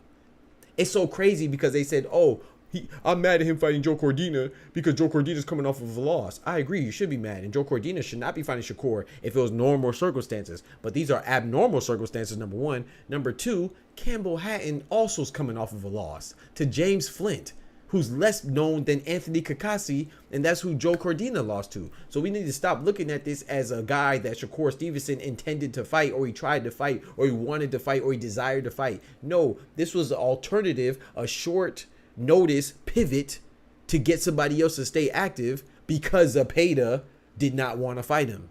That's it. He's on the undercard. Hello, even Big Turk and Eddie Hearn recognized that it's not a good fight. That so much so that they put him on the undercard of what? Of a good fight. Beterbiev and BIVOL. So it's not like he's a headliner. So yeah, we gotta chill with that. But I do agree with the overall thought that this is not a good fight. But you know who else is in a good fight? Inoue versus Doheny. That's a terrible fight. And guess what? Inoue and Doheny, they had way more time than Shakur to make that fight happen. They ascertained that fight like 3 months ago. Shakur got a fight today for a fight date that's less than 2 months away. It's October 12th. So it was short notice. So you should be equally irate that Naya Inoue is fighting TJ Doheny. There's other bad fights. Canelo's fighting Berlanga. I like the Cinnamon versus Berlanga. I think that's better than Doheny and better than Joe Cordina. But that's not a high caliber fight either. You know what I'm saying? A highly contentious fight either. But Berlanga is ranked number 1. So I would say that's the difference. But this idea that Shakur and Cordina is just a fight that they planned for and he's ducking this person and ducking that person, that's crazy. Joe's whole gym is suspect. Hey, they might be. It was a close fight. Let's not do that, Kendrick. Leroy Jenkins. The fight wasn't even close. Shakur had one hand. There was no need for a rematch. You think it was a close fight? I don't think it was a close fight. Like it was okay. So Leroy. So I think there's 2 different types of close fights, right? It was a close fight that nobody got blown out the water. It wasn't a wash, but it wasn't a close fight from the result. If Edwin De Los Santos would have won that fight, everybody would have said it was one of the worst robberies ever. So it was a close fight as in like Shakur barely won every round. So it was a close fight, but you got to look at a fight. Remember, when we judge fights, it's not one fight, right? It's 12 separate fights. It's 12 increments of 3-minute fights. So you have to look at every round as its own fight. So Shakur, in my opinion, won probably 10 out of 12 rounds. That's not a close fight. It's a close fight because he just did enough to win the round, yes. But it's no question that he won the majority of rounds. So I do agree with you partially that it was a close fight, but it wasn't a close fight like Kendrick says. I agree with Kendrick wholeheartedly. It was not a close fight to where it garnered a rematch. No, sir. That's like when people say that Tank and Pitbull should get a rematch because Pitbull didn't get knocked out. Since when is not getting knocked out a justification to get a rematch? I would love Tank versus Pitbull rematch, but I wouldn't love it over other fights that he should prioritize. I would rather see Tank versus Cepeda. I'd rather see Tank versus Shakur, of course. I'd rather see Tank versus Loma. I'd rather see Tank versus Muratalla. I'd rather see Tank versus Jose Rayo Valenzuela. I'd rather see Tank versus so many more people before we get an Esau Pitbull Cruz rematch because the man didn't get knocked out. What are we doing? A rematch should be because the fight was close. It could have went either way. Virgil Ortiz and Serhii Boachuk, rematch. That's great. That's a great rematch. Usyk versus Fury. That's a great rematch. You know? No chance he won 10 rounds? Oh, okay. Well, hey. You scored it a draw? That's crazy. Yeah, you're wilding. Dude landed 20 or 30 more punches the whole... Yeah, that's crazy. Yeah, a draw for Edwin De Los Santos is wild. Your average was good, my boy. Average in the building. Oh, you're saying Vasquez was a draw. Oh, you know, you're saying... Wait, what? You're saying he lost to Vasquez? And you're saying that the other one, De Los Santos, is a draw. Okay, I mean, hey. I mean, maybe you're right, bro. I mean, hey, that's how you feel. Hey, I can't be mad at you. I can't be mad at you, bro. But I'm gonna tell you why I don't believe that you beat. I don't believe that you even believe that he lost to Vasquez. You know why I believe? You know why I think he's lying, Kendrick? My bad, bro. I'll go back up and read. You know why I think that you're lying, Leroy? That you said that you thought he lost to Vasquez? Because he didn't even fight nobody named Vasquez. So I'm gonna need you to Shut up, bitch! Oh my God! He said that Shakur fought Vasquez. Who the fuck is that guy? Who the heck is Vasquez? You mean Valdez? No, damn well. Unless I could be mistaken. Oh, you talking about Cordina? Oh, Leroy. Okay, thank you. Whew. You had me messed up. Yeah, you had me messed up, bro. I thought you were talking about Shakur. He said, I'm slow, your mama's slow. And she take off them draws slow. Your mama's slow, boy. She take off them draws slow. But she do it fast for me, though. She do it fast for me, though. Let me see what you said, supporter. Where'd you... Okay, I believe that Cordina is on that stuff. He went from getting highlight KOs versus Ogawa on some other dude, then Ben AJ trainer Ben Davison, okay, AJ Trainer brought attention to their stable for PEDs, and now he lost to Stacy. I'm not saying that Joe Cordina, like I said, I'm not advocating for Joe Cordina being a good fighter, a good fighter. I'm just saying that it's a last second replacement. I'm not mad at it. So I'm not mad at it at all. He said I'm mad. Why do you feel like I'm mad? If I was mad, do you think you'll be in here? Do you think you'll be in my stream if I was mad? No, you coming here saying stupid stuff. You couldn't get me mad if you wanted to. You're incapable of getting me mad. I don't take you seriously. You're a joke, bro. You came here saying that Shakur lost to this person and lost to that person, and I don't know what else you've been saying. Some other nonsense. I'm not sure why Cordina would want this fight except for money. Cordina doesn't seem like a guy that would ruin his career by taking losses. Yeah, I agree, Teach. But at the same time, like you said, it's for money. I agree. I think it's just a money. I'm not gonna lie to Teach. I would also say this. I know we don't expect Cordina to win, but let's be fair. We didn't expect Fedora to beat Tim Tszyu. Granted, that was circumstantial, of course, but it still happened, and Fedora took advantage of the situation that was advantageous for him to win. So, and guess what? Also, Fedora did. Fedora came off of a loss, right? A knockout loss, similar to Cordina, right? So the only difference is that Cordina's moving up, right? Against Shakur. So upsets do happen. Do I think it's likely? No. But everybody would have thought Tim Tszyu was going to be Fedora too. So I think that he also is taking advantage of that opportunity, because I don't think that a guy like Joe Cordina would get an opportunity against a guy like Shakur. You know, it's probably once in the blue moon type stuff. And if Shakur is doing a one deal signing, then I'm not too mad at it from a Joe Cordina aspect. And it probably will be his biggest payday. So we'll see how it goes, man. We'll see how it goes, though. But yeah, no, I agree with you, Teach. I do think it's a money grab. But like I said, I think we got to look at it as a stay busy fight, and inactivity is worse than staying active against a subpar opponent. Cordino, he said obviously has a chance to win. Yeah, I got you, T. I see what you're saying. It's just not likely. I see what you're saying. He's severely outmatched. I understand what you're saying, T. Nah, and that's a good point. Like I said, I like talking with people that know boxing, instead of the imbeciles, and think that the ignorant fools that think that they're somehow controlling your emotions because they can't control their own. I don't know why people think that it puts them in a position of power to say, oh, you come to my stream and say, oh, you bad. Bro, you couldn't tie my shoes. But anyway, he complained his last two fights. He was weight draining himself. He won one, lost one. Cordina was willing to fight Leigh Wood coming up. All he cares about is money. I mean, they're boxers, right? So that's their job. Should they not worry about getting paid? If you have a job, Leroy, don't you care about getting paid? So I think when people demonize fighters for wanting money, then you should go to work for less money. Then you should go find a job. So find two jobs, and then they give you the same job description and the same responsibilities. But I want you to select the one that comes with less pay. Yeah, I mean, do the same thing that you're asking fighters to do. Of course, I mean, boxing is called prize fighting, right? I'm not saying that the sole priority or the sole objective should be money, but to act like they shouldn't care about money is ignorant. Do you do anything in your life for free?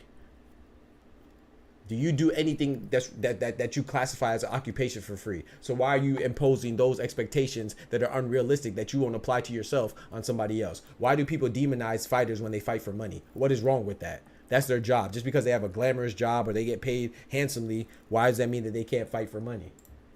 It's called prize fighting, right? The prize in this case would be money. But you've been wrong about a lot of things in your short time in the stream today. So you've been ridiculously emotional and irrational about a lot of things in your short time in the stream today.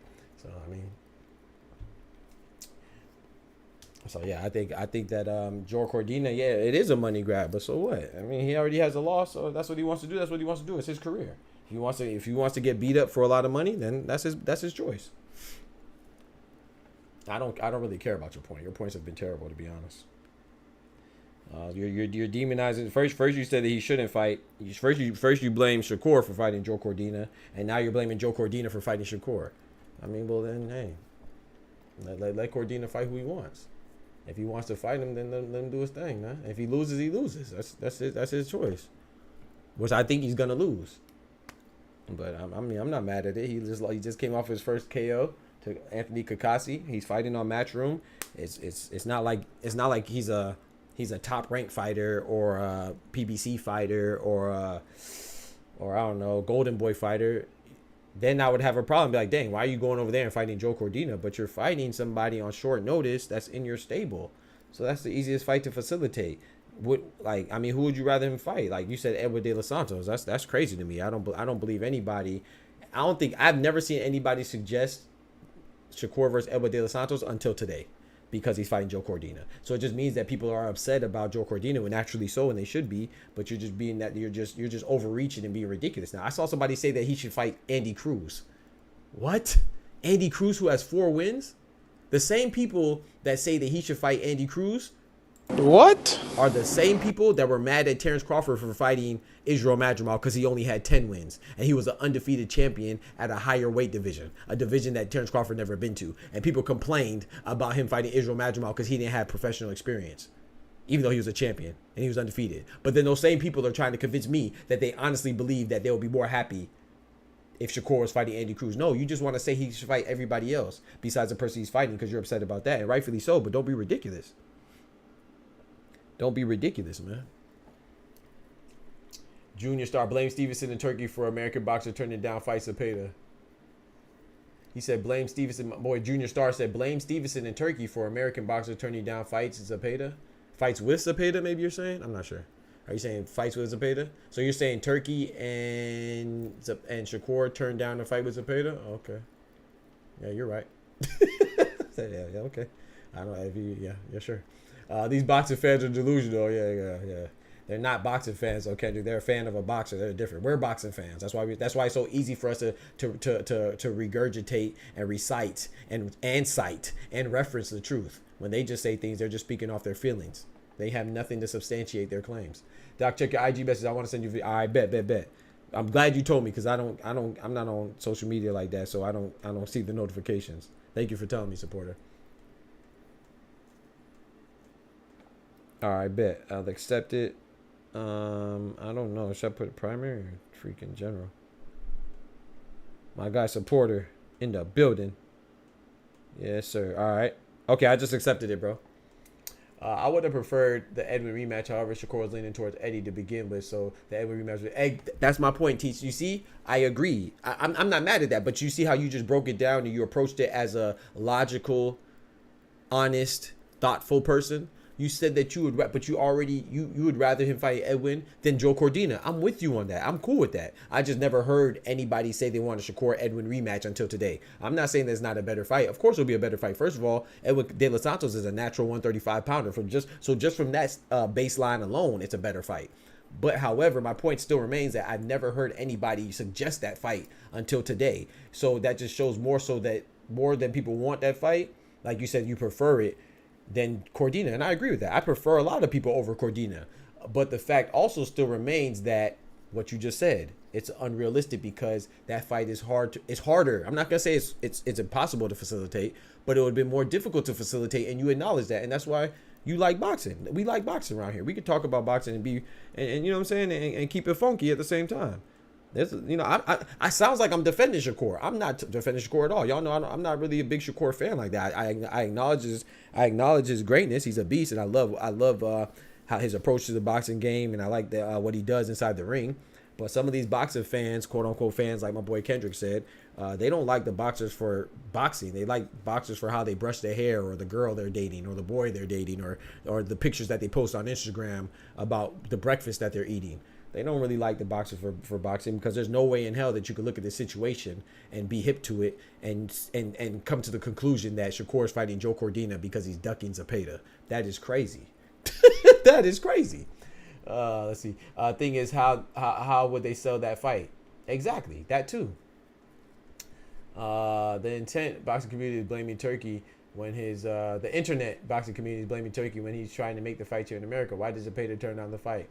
Why did Zepeda turn down the fight? I don't know why Zepeda turned down the fight. You got to ask Zepeda and Oscar. I don't even, if you want me to be completely honest, which I always am, I think that it was Oscar who doesn't want the fight. I think he's protecting. I mean, Oscar has already, like I said, if you pay attention, I don't know how much you pay attention to it, Junior, so I'm not coming at you. I'm just explaining. But if people who have paid attention, they would know that Oscar gave Shakur an ultimatum. He said he'll only let Shakur versus Zepeda happen if Shakur signs to Golden Boy. That statement alone should let you know how he feels about Zepeda beating Shakur. He doesn't think that Zepeda would beat Shakur. That's why if Shakur beats Zepeda, he at least wants to have some skin in the game and be like, okay, bet. At least Shakur is on Golden Boy, so I still have the rights to him. And you know, I could keep getting money from him, which is not a bad thing. That's what promoters do. But what I'm saying is it's disingenuous to assume that the fight didn't happen and blame Shakur. I don't even know how you come to that, because we have video proof where Turkey and Oscar De La Hoya on camera agreed to Shakur versus Zepeda. We have Eddie Hearn saying that they want Shakur and Zepeda, that fight is happening. They're in conversations with that. We had Shakur agree to it. When Zepeda called out Shakur multiple times, more than 3, he called him out before the Maxi Hughes fight, during the Maxi Hughes fight, in the ring for the post conference, and after. And then when Shakur finally obliged to his call out, Panda, who's Shakur's trainer and used to train Matias, he said, we don't want that fight. He said, yeah, we want that fight, but not right now. We were just saying that because, you know, we knew that he's a big name that we could call out and get attention. He literally said this in interviews. So how the heck do we go from that? And then we seeing that Turkey made the fight verbally, a verbal agreement with Oscar De La Hoya, and then the fight not happen, and somehow it's Shakur's fault? It literally doesn't make sense. I can see Turkey leaving America. Too many boxing divas here in America turning down fights. Yeah, see, I don't know how you're saying that, but hey, do what you got to do. He said, duck in my comments. Bro, I don't even know what you're saying, bro. If you want me to pay attention to your comment, do a super chat with your broke ass. How about that? If I'm missing your comments, put a super chat, bro. Put your money up. If not, shut up. You know what I'm saying? There's a saying from where I'm from, man. If you broke, shut up. Why would people pay to see something that was trash the first time? If it was a good close fight, then yeah, rematch is sold. But if a snooze fest, people, yeah, exactly. So people complain about it right now. But I agree with Teach though, from the basis of Edwin being a better fight than Joe Cordina. Absolutely, of course. I don't think Ty's in here anymore. Absolutely. So I do agree with that. Shakur had his hand, and yeah, his hand was injured. I think people want to see if the injury played a part in the first performance. That's a good point, Teach, but I think at least this is my perspective, and I think that I could speak for Kendrick as well.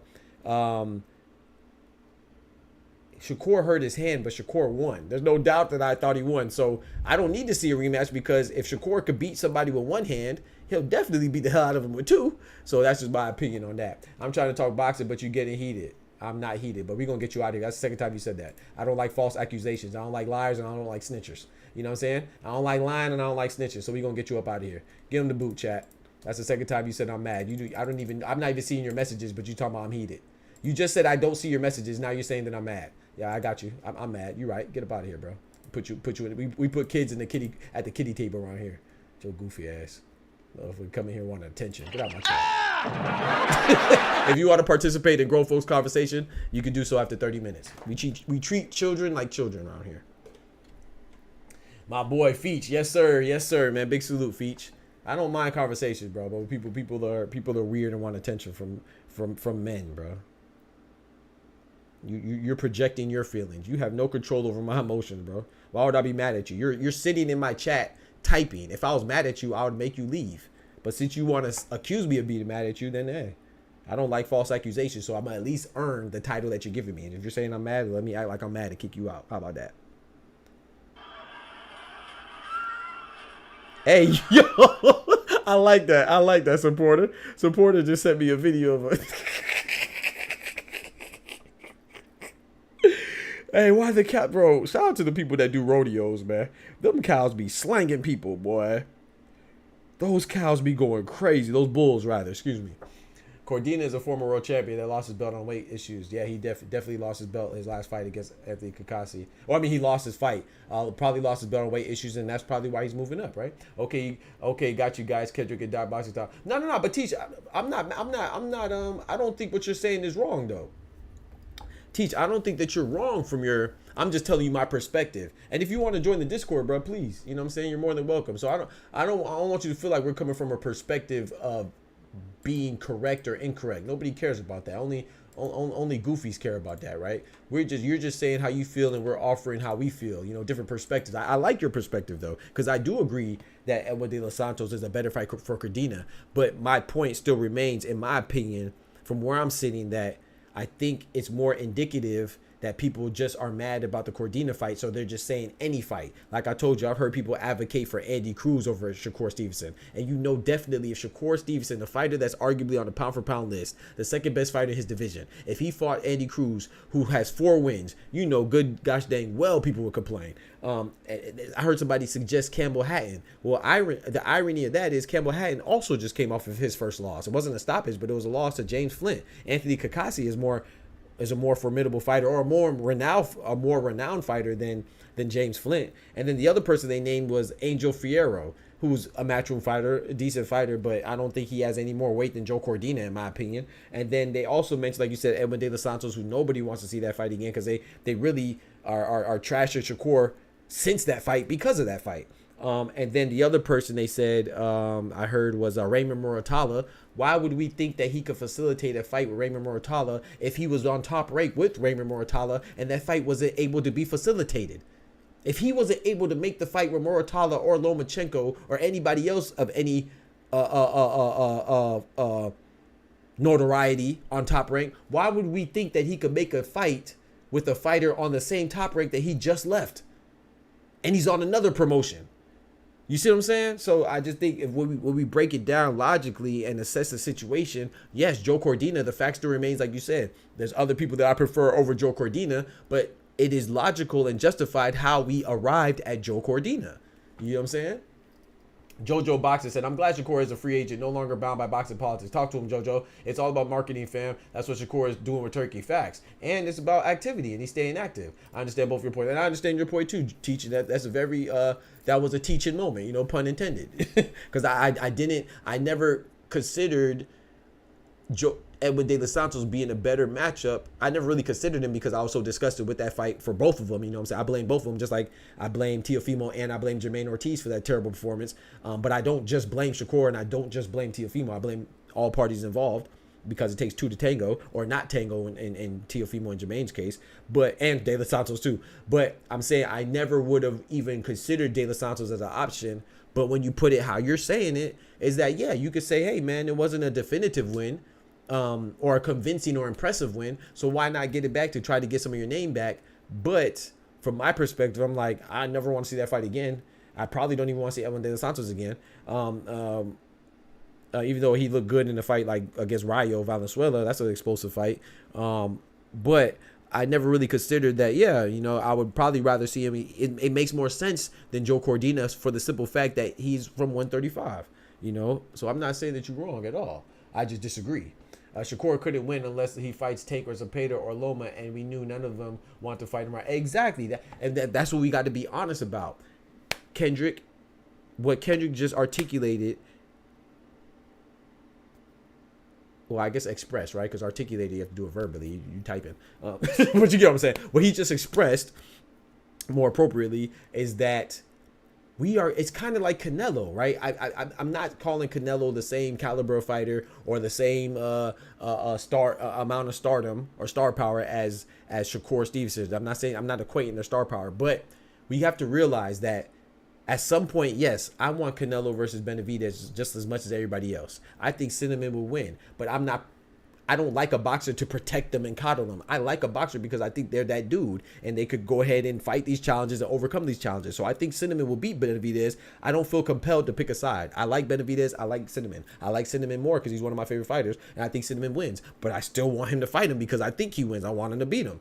But I do acknowledge Benavidez and think he's a great fighter, and I think he has a great chance of beating him. However, every fight that Cinnamon has for like the last 2 or 3 years, ever since Benavidez has established himself as a real player, as a significant fighter in 168, every fight that Cinnamon has since then and to the foreseeable future until he fights Benavidez, we're going to be disappointed.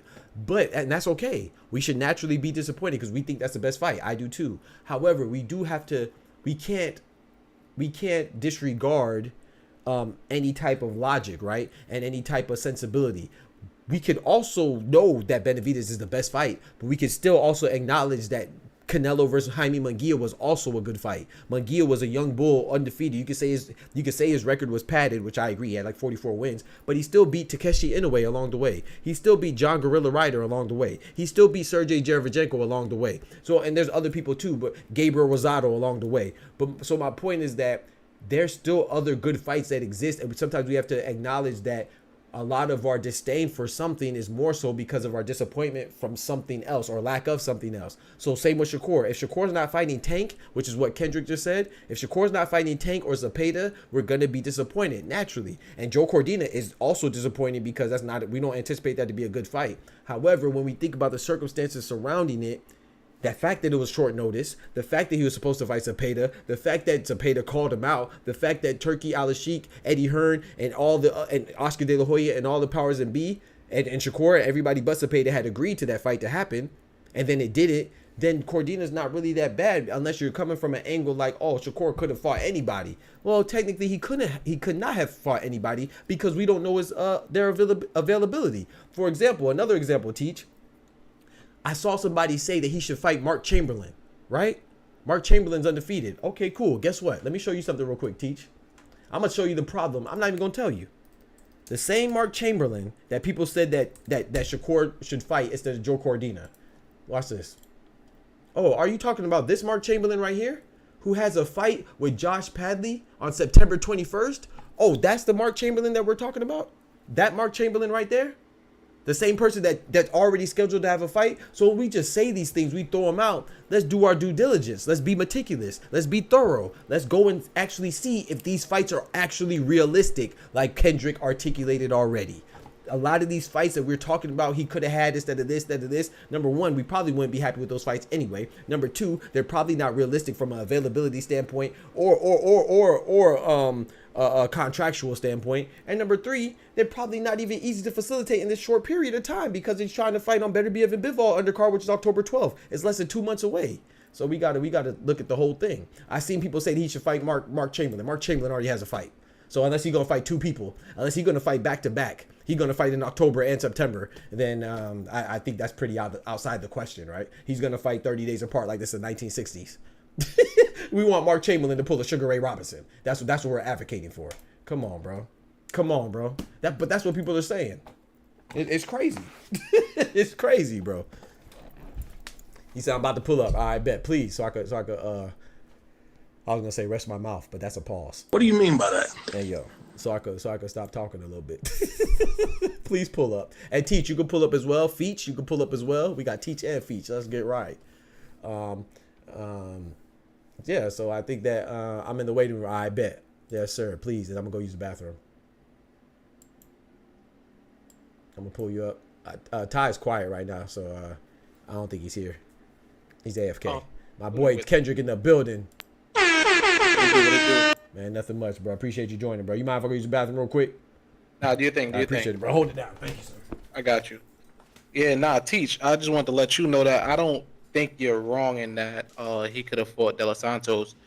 Because I'm a big Shakur fan. So obviously I was left sitting there like, damn, this is all we got. So I understand where that's coming from, but at the same time, this is a business first. It's not about all ego all the time. There is no legacy necessarily in that fight against De Los Santos, because to me, he cooked him with one hand. De Los Santos didn't even do anything. I mean, if you're fighting to do it with one hand and you can't hit him, you suck. You don't deserve a rematch. But overall, I would have loved to see him fight De Los Santos the last fight, not even this upcoming fight. I would have loved to see him fight him last fight, and then cook him, you feel me, instead of Artem. But we got to remember, bro, this is a boxing game. It's all about profits and stuff like that. There's no way to sell that fight, bro. They killed Shakur on Twitter and everywhere known to man off of that fight. That was a snooze fest. And I sat there and watched it. And I was sitting there waiting in the 12th round ring, and I still didn't see shit. So I wouldn't buy that fight. And I'm a Shakur fan. So I don't think anybody's really buying that fight.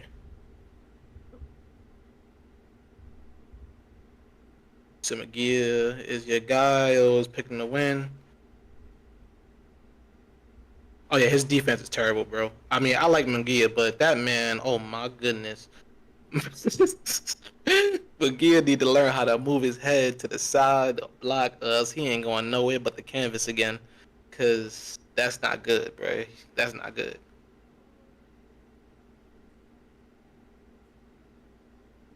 But I feel you though. I would have loved to see the De Los Santos fight, but it's just not realistic. It's not gonna happen. Strictly off of money, unless De Los Santos goes out there and knocks out somebody at 140 and they rematch at 140 in the future when Shakur moves up, because I think Shakur is gonna move up. And that's probably why you feel like he should fight De Los Santos, because I feel that way too, because I'm a Shakur fan. So I feel you on that. That's where we connect, because yeah, I would love to see him avenge that loss so that people could stop talking shit. But at the same time, the business of boxing gets in the way of that. So you got to remember that also. It's not always about the fights that we feel like our favorite fighters need or should do. It's all about what they can do, honestly. And this upcoming fight is not even a real fight for Shakur. Like, he's on the undercard. He's trying to stay busy. He already complained his last fight that him being out for a year was the longest he's been out for a year. So he's trying to stay in that motion. Shakur has always been fighting every 6 months or so, at least. You know what I mean? And last year, because of his injury, he wasn't able to fight. So I think that he needed this fight. He needed to go somewhere and get something done. And sometimes things just work out. And for us, you know what I mean? Hopefully Shakur goes out there and finishes and put him out in like the 6th or 7th round, you know what I mean? And ups his stock. And so that people can stop saying that he's boring, he runs all the time, he don't let his hands go. This is his chance to disprove all of those things.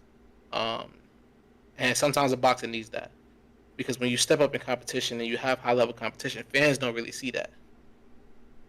How do I feel about him being on the undercard? It had to happen. And for him to be on this undercard, I think that's a good thing. Because he's going to get a lot of eyes. So he got to perform. He really has to perform. He's going to get a lot of eyes. This is going to set him up for his free agency. And I think it's going to dictate a lot of how much pull he has in the boxing realm with the tanks, with the, with the Lomas and all of that. And even with Haney in the future, possibly. I don't know if they will ever do that, or with the T.O. in the future. This is going to help him, come up to the table and be like, yeah, like, nah, y'all got to give me this. He just got to perform, bro. That's all. Either put him out or make him look crazy. One of the two. You got to either do one of the two. But, yeah, I agree with you. Yeah, first fight overseas in the undercard.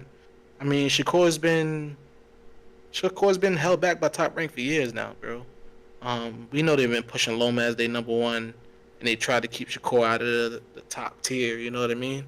And he's just been fighting against that and defying all the odds. They tried to feed him to Valdez. They tried to feed him to all these people that they thought he was going to lose to, and he cooked them all. So I think that this is good for Shakur. I think he needs this. He really does need this. And him being on the undercard gives him a lot of less pressure. I think it's a lot of pressure when you're the main event. You know what I mean? You feel like you got to perform. You feel like you can't get knocked out. You feel like you can't slip up because everybody's watching you. I think this is a good sight for him. Because, oh yeah, don't talk. Old Bob, bro, that man. My bad, I'm back. Sorry about that. Appreciate it, bro. Bob Aaron, a devil, man. I ain't gonna lie. Bob Aaron, the devil is crazy.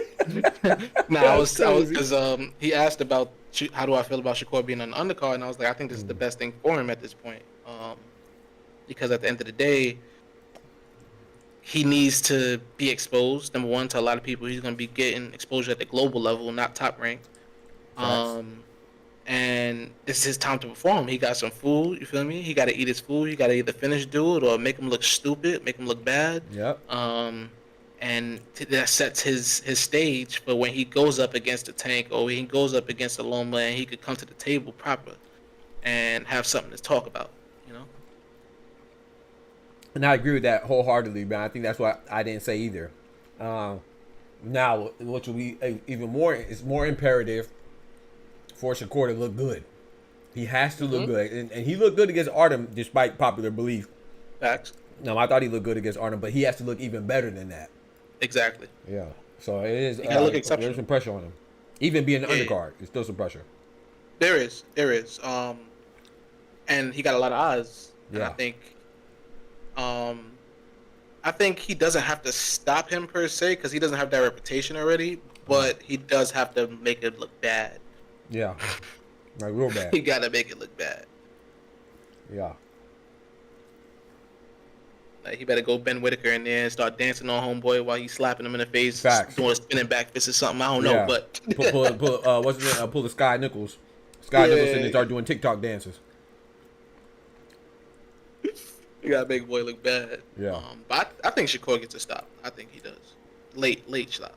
Because I think he knows that he needs to go out there. And there's no real fear, I don't think, with this dude. Like, the last two dudes he had, the last dude, I don't think there was fear. I think the last dude just came in there to survive. He wasn't really trying to get put out.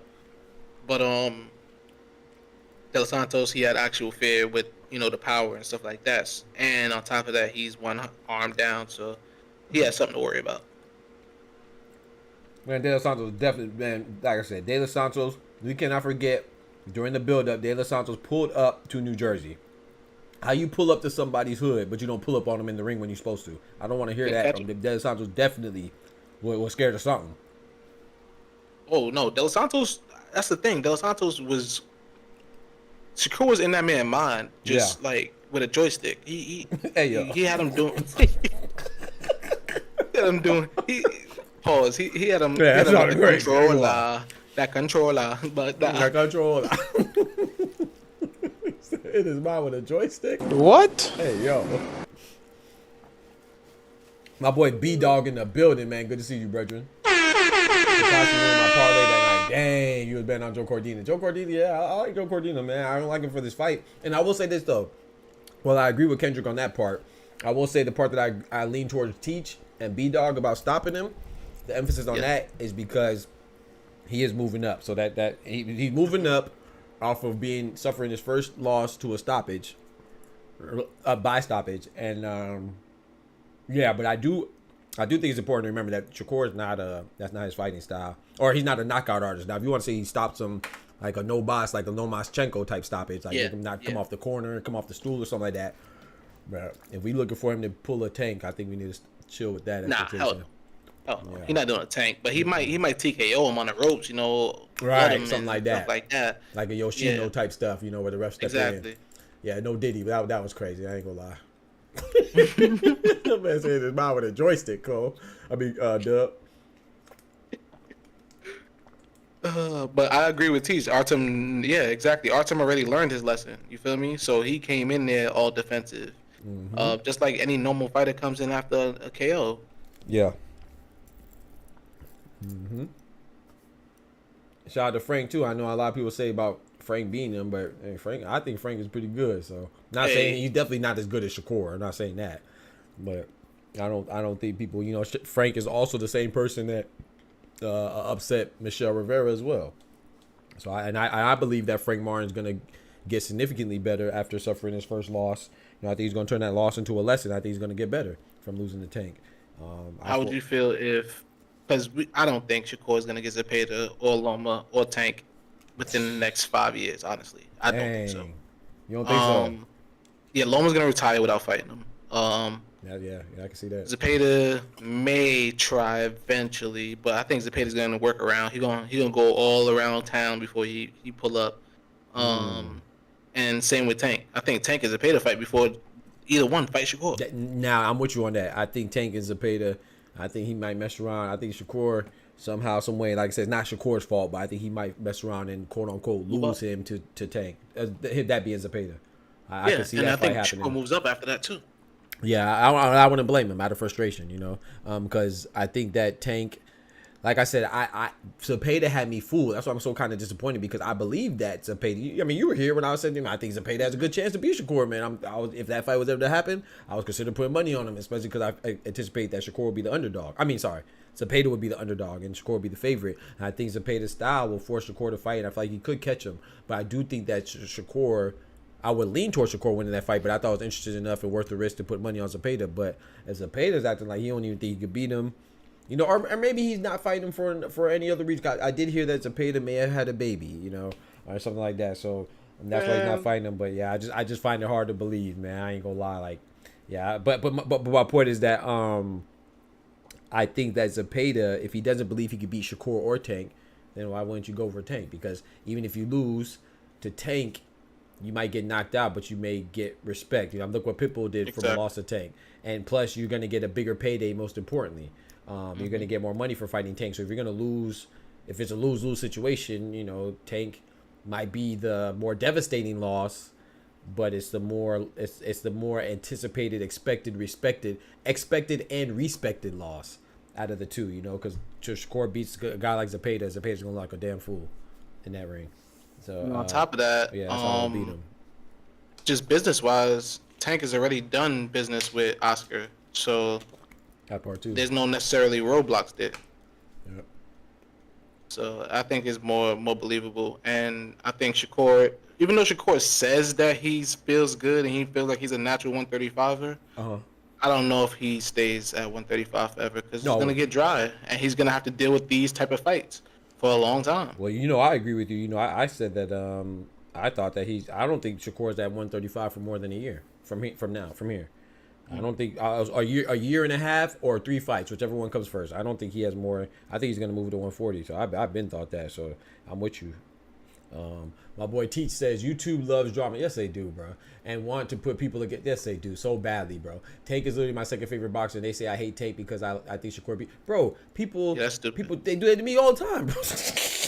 Bro, I don't even want to bring up the Ryan Garcia stuff, but I put money on Ryan Garcia. People said I hated Haney. Then when Ryan Garcia had the situation when he cheated, then I said that it's gonna get overturned because I know the history of boxing, and I even gave examples, you know. And then people said that I'm coping because I love Haney and I hate Ryan Garcia. But I get called a hater of fighters all the time. I get called a lover of fighters all the time. If I say that Cinnamon beats Benavidez, I'm a lover of Cinnamon. But then when I make a video talking about Turkey, what Turkey said about Canelo, people make it seem like I said it or I am Turkey, like I don't get it, and they call me a Canelo hater. But Canelo and Tank are two of my favorite fighters right now. I want to see Canelo versus Benavidez, and I still like Benavidez. I don't feel compelled to pick a side. I just like Canelo more, but I think that's a great fight, and I still like Benavidez. I don't have to love one or like one and hate the other. I never understand that, but I'm glad I don't, because I don't understand that. That's you're too emotional in my opinion. Like, I like Tank and I like Shakur. I think Tank wins, but I also think that Shakur, if anybody's going to beat Tank, it's going to be Shakur. That don't mean that I'm hating on Tank or hating on Shakur, but I think that Tank beats Shakur, but I'm saying if anybody's going to beat him, it would be Shakur. And if anybody's going to beat going to be Shakur, I think it's going to be Tank. So, yeah, I don't understand why people are just so incapable of using this. There's nothing wrong with using your heart, you know. That's what you have emotions for, you know. When your heart controls your feelings. Your brain is your intelligence and your logic. You're supposed to combine the two, you know. That's why God gave us both, and that's when you make the best decision. Because if you make a decision based on your mind alone, it's going to be all logical and it's going to lack compassion. It's going to lack empathy and ability to understand that what you're saying or how you're saying something may be offensive to somebody, even though you might say the same thing, but you could just say it in a nicer fashion. And if you just use your heart, you're going to end up like the emotional goofies that feel like, oh, I like Tank, so if he goes and fights Anthony Joshua, I think he'll beat him. It'll make you lack, like, you know what I'm saying? It'll make you lack any type of thought or any type of logic, and that's not good either. You use it both and make the best decision. But people are, especially on YouTube, man, very emotional, bro. They think every analysis or take on a boxer is a personal attack to them and their superhero or something, or their boyfriend or girlfriend. I don't know. It's crazy. But hey. I got a question for you. Yes, sir. Navarrete, he's still the super featherweight, right? Super featherweight. WBO? Yep, 130, yep. Okay. So the Valdez just has a bullshit belt.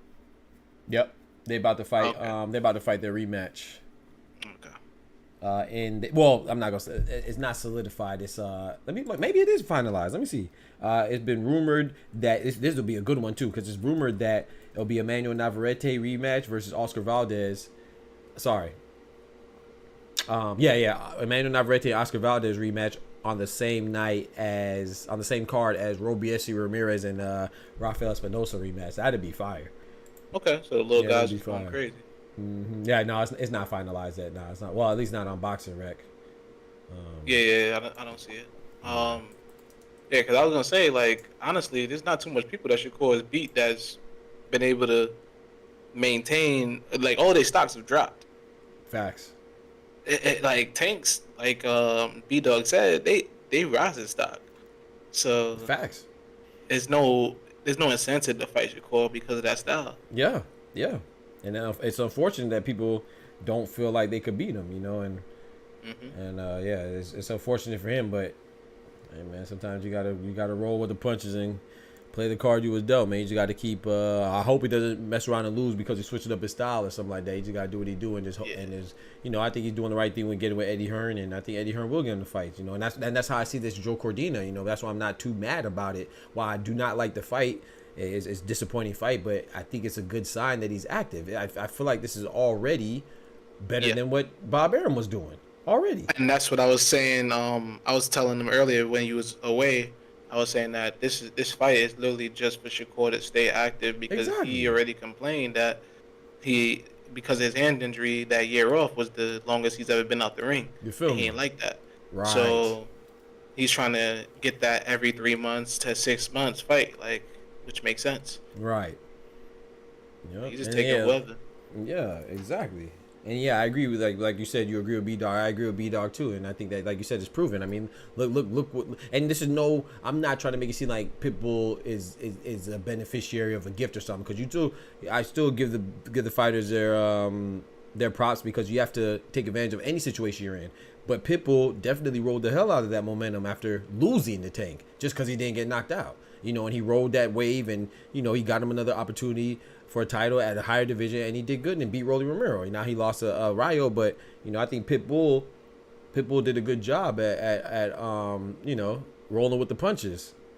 And yeah, so when you lose to Tank, you get more popular, and then it seems, is it based on you what you do with that popularity and with the extra eyes that are watching you. So yeah, I agree, B-Dog, of course. Is Espinosa going to fight him? Is Ruger? Yeah, I heard that too, but I don't know. I'm hoping he does. So I can't confirm nor deny that. But I also heard the rumors they didn't want to fight him. But what I've heard was that he just didn't want to fight him immediately. But so he didn't, right? He fought Chirino. I can't remember the guy's name. I know I'm butchering it. Sorry. So now he fought him. He should be down, right? He said that after he won. He said, "Yeah, I'll fight Robesi Ramirez." So unless he had a change of heart, then from where I'm at, my standing and my understanding is that he would be open to fight him. Yeah, but he probably shouldn't, though. I ain't gonna lie. That was a beat. Hey, that fight was a beat fight, you know. So if he doesn't want to fight him, then I mean, I get it, but I think that he should fight him, in my opinion, because it was a close fight, and you could kind of look at it as Robesi Ramirez gave him an opportunity, so he kind of should return the favor, if you will. But it is business. It's business. And he won, so. Yeah, be smart about it. Yeah, facts. Shit, Pacquiao should have ran away. Yep. Yeah, he got slept. Next thing you know, your booty in the air with your eyes closed. Oh boy. You better gotta punch his chance, man. Facts. Shout out to Juan Manuel Marquez, man. But you see what Marquez did, though. Marquez said that, that's it for me. We ain't going again. Hey, the smart ones do it, man. Yeah. I ain't gonna lie. Oh, go ahead. Even in UFC, Israel Adesanya, he lost to Pereira 3 times. He slept that man 1 time and said, "I'm out. Goodbye." Yep. Facts. Because didn't Pereira beat him in other Yeah, they fought 4 times. Yeah. So all but the first one was he kind of got robbed. I ain't gonna lie. But, okay. It was questionable. But the next 2 he got slept.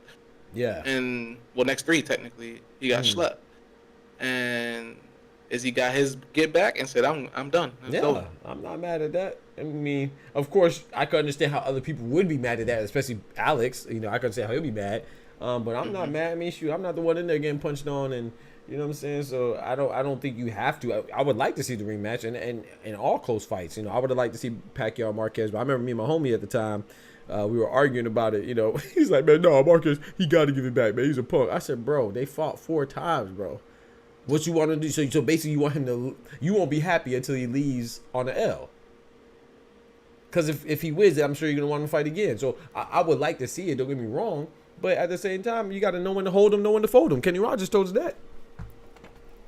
Facts. And so I don't think that, you know, that they already fought 4 times, man. You know, I would have liked for it to be a rematch, of course, but I can't call somebody a punk because they just don't want to go through that again. Like, they already showed that they did it.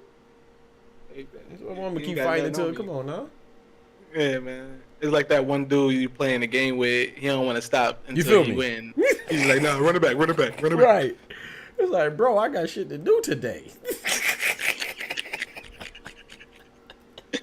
Come on, man. Yo.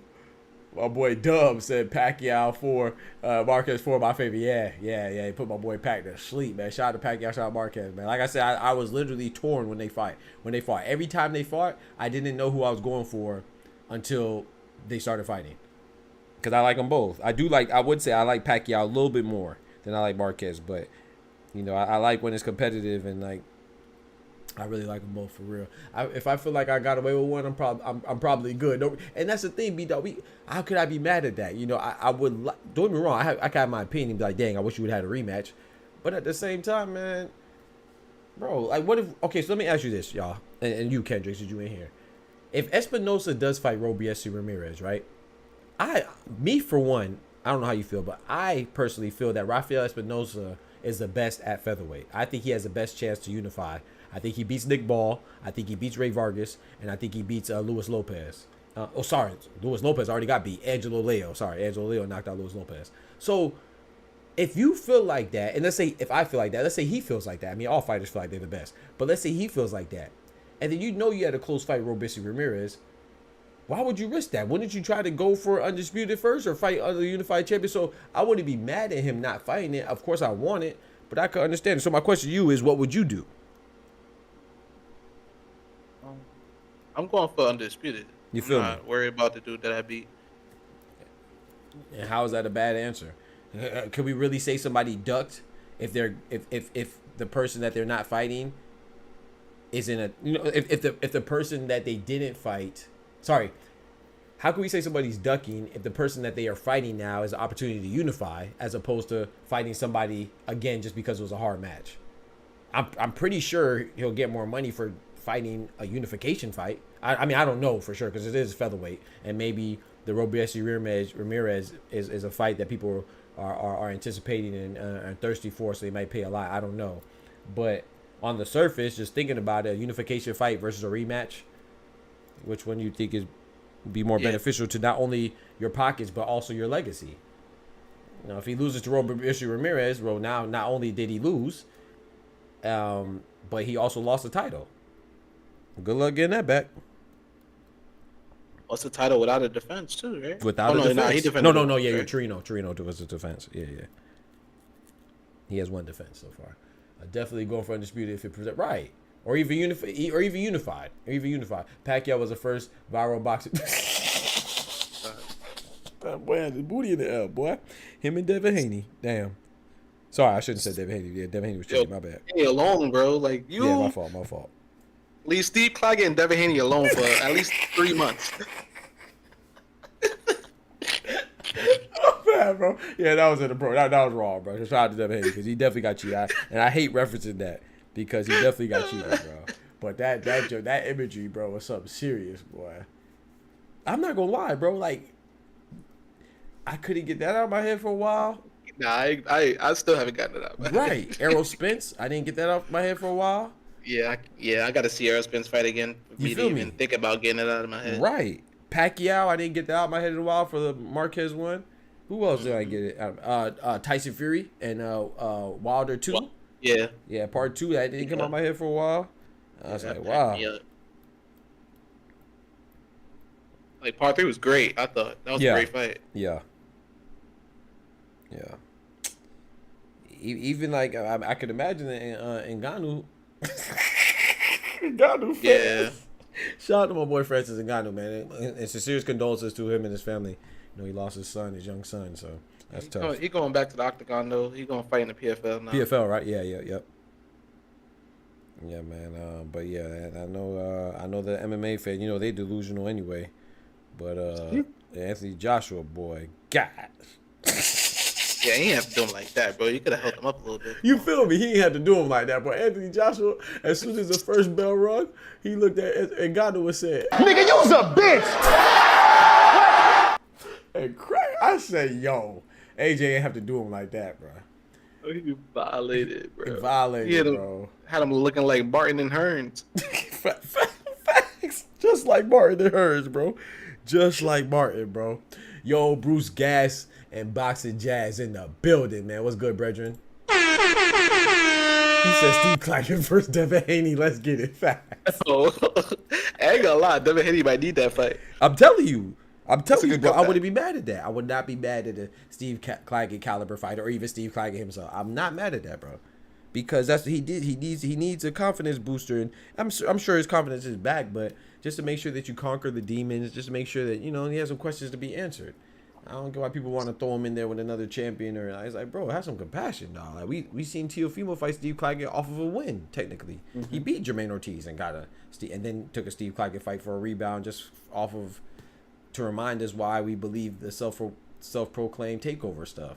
And remind us that he, and demonstrate and showcase his pound for pound potential skills. And say with Shakur. Let's point out some of the hypocrisy in the boxing world. Who Please came do. at Tio for taking that Steve Claggett fight compared to Shakur fighting the dude with one loss? Oh, okay. They don't want to talk about that. How many losses Steve Claggett had again? What, 6? 7? Okay. Something like that? Okay. But they mad at Shakur for fighting who? Yeah. Oh, okay. Dude, a former champion. Oh, okay. For a former champion. Oh, okay. I just making sure. Who only has one loss? One loss, right? One time. Yeah. Oh, okay. The other guy had 6. Crazy. Oh, okay. Great. But and was Steve Claggett a replacement for anybody, or was just a deep plan? Like, had a full camp for Steve Claggett? They playing for that one. Oh, okay. That's crazy. But He's we still mad in at Cordina pack on short notice. Oh. And he didn't pack him up either. So He didn't pack him up. Nobody cared. Everybody's okay. like, great win. Yeah. Oh, okay. He came out with 2 termite mounds on his forehead. Oh, okay. That's crazy. He came out the Steve Claggett fight looking like Hellboy. Nah, man, he was holding him up. He was holding him up. Okay. My bad. Okay. I was just making sure, man. I'm on the right track, man. I wasn't sure, bro.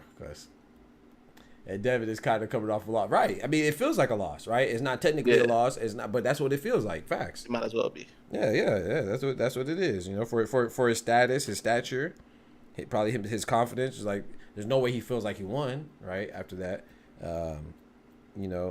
hopefully he's in tune with his star player, and maybe I'm not trying to be funny, but maybe see a therapist or something like that. And I know my boy Kendrick, he know all about that stuff. So yeah, I don't think that I know we say that as like maybe a unmanly thing to do, I guess, if that's the right verbiage, right term. But I wouldn't be mad at him if he did, you know what I'm saying, and then maybe get his confidence back and stuff like that, and or maybe he just don't care, maybe because some fighters do go in knowing that, hey man, I could lose, and when it happens, it may not be phased. But we have seen a lot of times when people are phased and they never go back to the same person they were. They end up being a shell of themselves. So yeah, but I ain't gonna lie, Bill Haney would never let that man see a sports psychologist. Bill Haney gonna drop off an ounce of some Cali Kush and be like, get over it, nigga. Get over it. Facts. And I don't think that's a bad approach either, because I'm sure you know more about this than me, but I think that sometimes, this is my perspective now too, I think to a certain extent we all go through stuff, and I do think that extra coddling is not necessarily good either. I think it just depends on the person. What works for me may not work for you. Maybe I need to be coddled, Kendrick don't. Maybe Kendrick just need to be thrown back out in the wolves again and get up and try. You know what I'm saying? And yeah, so I don't know, but I do agree with you. Bill Haney would know what's the best. He should know. So I trust him to, they got this far. I'm not a big Haney fan, but I definitely applaud and acknowledge their accomplishments. Youngest undisputed in the 4-belt era. There ain't nobody giving you that. So whether I like him or not. People don't realize that even with therapy, I mean, we have this idea that it's coddling. Listen, I don't coddle nobody. Right. I'm here to, what we supposed to do as therapists is keep it a buck with you and bring you to reality. Oh, okay. That's what we supposed to do. Now Right. with this PC kind of world, things Right. got kind of soft. You feel me? Right. But the real ones that's in the gutter, that's really doing the real work, Right. they keeping the buck. Like That's good. they doing what's supposed to be done. That's good. Yeah, bro, there's gonna be tough times, man. That's life, man. Exactly. Everybody got their own struggle, man. You know, my struggle may not be your struggle. It's objective, I guess, or subjective. Excuse me, it's subjective on who's is worse. But everybody got their ups and their downs, man. So man, life ain't shit sweet. Ain't shit sweet by them streets. He said Hellboy reference. Yeah, teach. You know we gotta bring it back, man. The Hellboy reference. You know what's crazy? I've never seen Hellboy. Man, get this man. Kick him out, chat. I just thought it looked. I ain't gonna lie. I thought it looked corny, bro. Like when I watch superhero movies, and I know this is very shallow of me what I'm about to say, but it's how I feel. I gotta know the superhero beforehand, man. I'm not about to watch. Oh, you I'm never not about watched to watch a Hellboy? movie. Well, you never watched Hellboy or read the comics and that like that? The I comics never. was good. The first time I knew about Hellboy was when the movie came out, and then I saw that they had comics and stuff. So no, so I was not familiar with it before the movie. So that's why I was just never interested in it. The movie was good though. I ain't gonna lie. That was one Yeah, of I the heard better it was good. superhero movies of That's all. what's up. Like, I might have to check it out. especially Man. that era. That era of superhero movies was great. Even the Spider-Mans back in with Tobey Maguire and them, those were the good ones. Like now, I agree. I like the Toby joints. yeah. I didn't like the last one though. What was it? 3? It was like a. it felt like Venom? a little. Yeah, it was like a. I don't know. It felt like a soap opera. They were dancing on man. Oh, the dancing joint. Nah, that just had me crying. I ain't gonna lie. Yeah, man. But I I was feel you. dancing in the streets, man. That joint was funny. No, I didn't like the. That was the last one, right? The third one, because Yeah, that was the last Venom one. made his first appearance too, right? I was so disappointed. I was like, man, we got Venom. I was excited. It was Venom and Sandman, right? If I'm not mistaken. Yeah. But I didn't.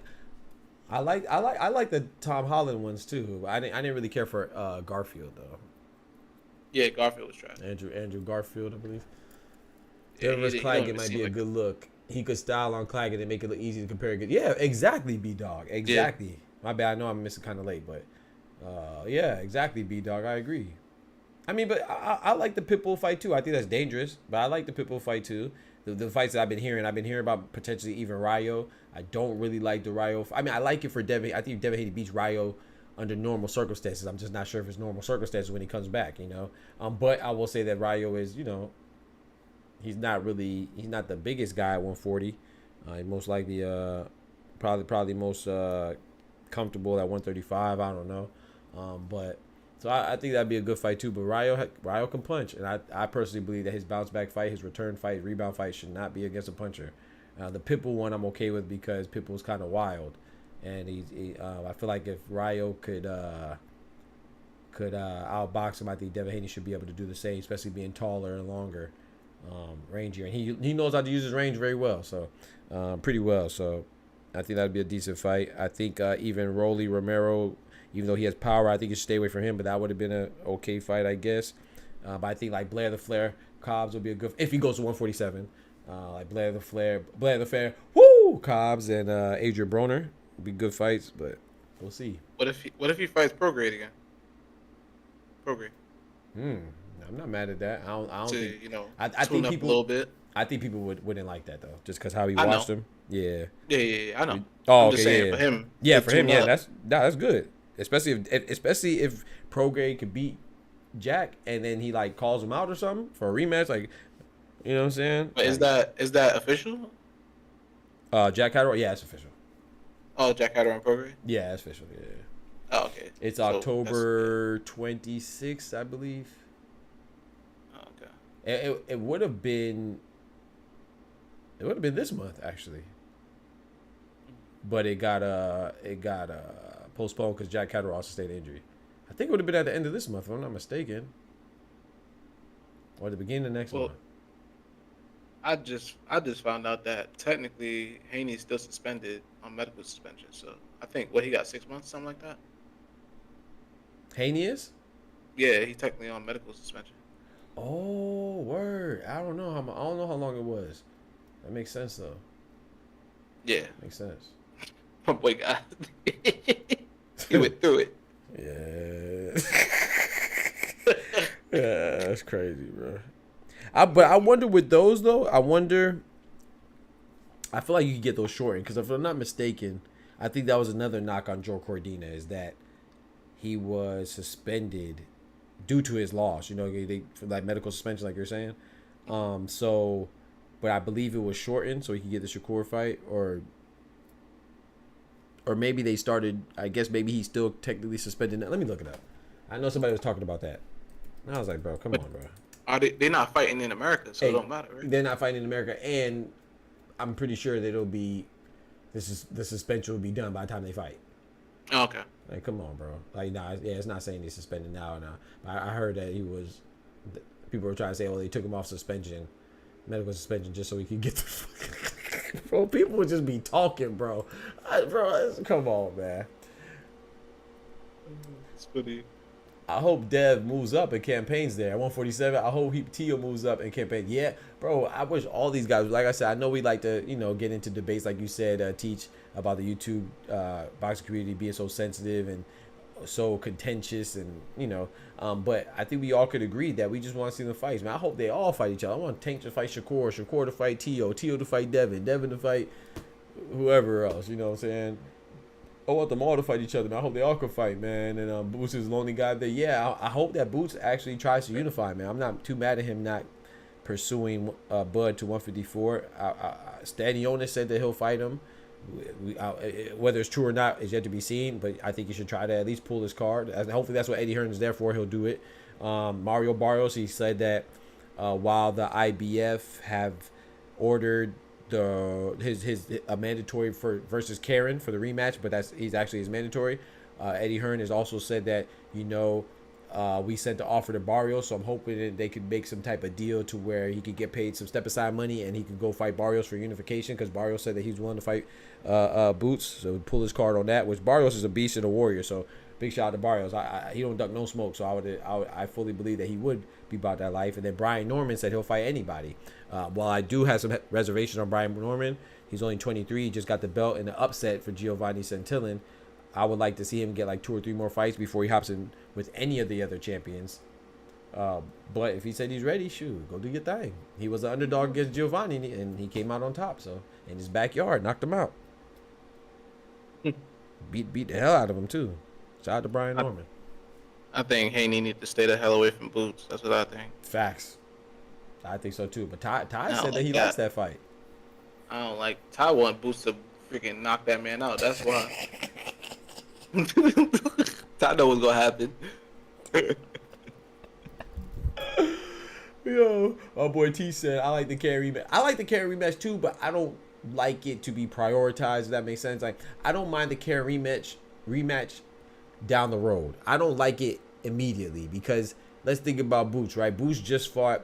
He was supposed to fight Cody Crowley, but he fought David Avedisian because Cody Crowley had to pull out due to medical reasons, and he fought David Avedisian on short notice.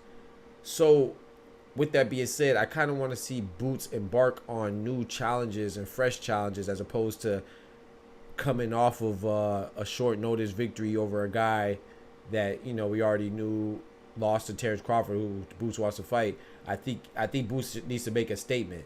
Like, Virgil Ortiz and Boots are in a similar boat to me, as far as they're both being phenomenal talent and passing the eye test, but they both are lacking the high caliber opposition. Virgil Ortiz, to me, he doesn't have a belt, so Boots is one up on him in that regard, but he stepped up against Serhiy Boachuk, so he's one up on Boots in that regard. So I think Boots fighting Mario Barrios would put him back ahead of Virgil Ortiz. Not saying that they're competing, but a lot of us are, look at that as potential super fight in the future, good Lord willing, Boots versus Virgil Ortiz. So I think that just to stay on pace with your quote unquote rival, or what I envision as could be a potential rival, and just to kind of show us that you are stepping up, man, and which won't be his fault. The mandatories are called, so it's not his fault to fight Karen, regardless how it goes. And I think it's a good fight, but I would prioritize him fighting Stanionis, Barrios, or what's the other guy, Brian Norman, or even Conor Benn. I would prioritize over a Karen rematch. I think Conor Benn would. What we say, Kendrick? I say fight Ugas. Or Ugas. Ugas is a good one too. Like, if Ugas is he still active? I'm not sure. Technically, right?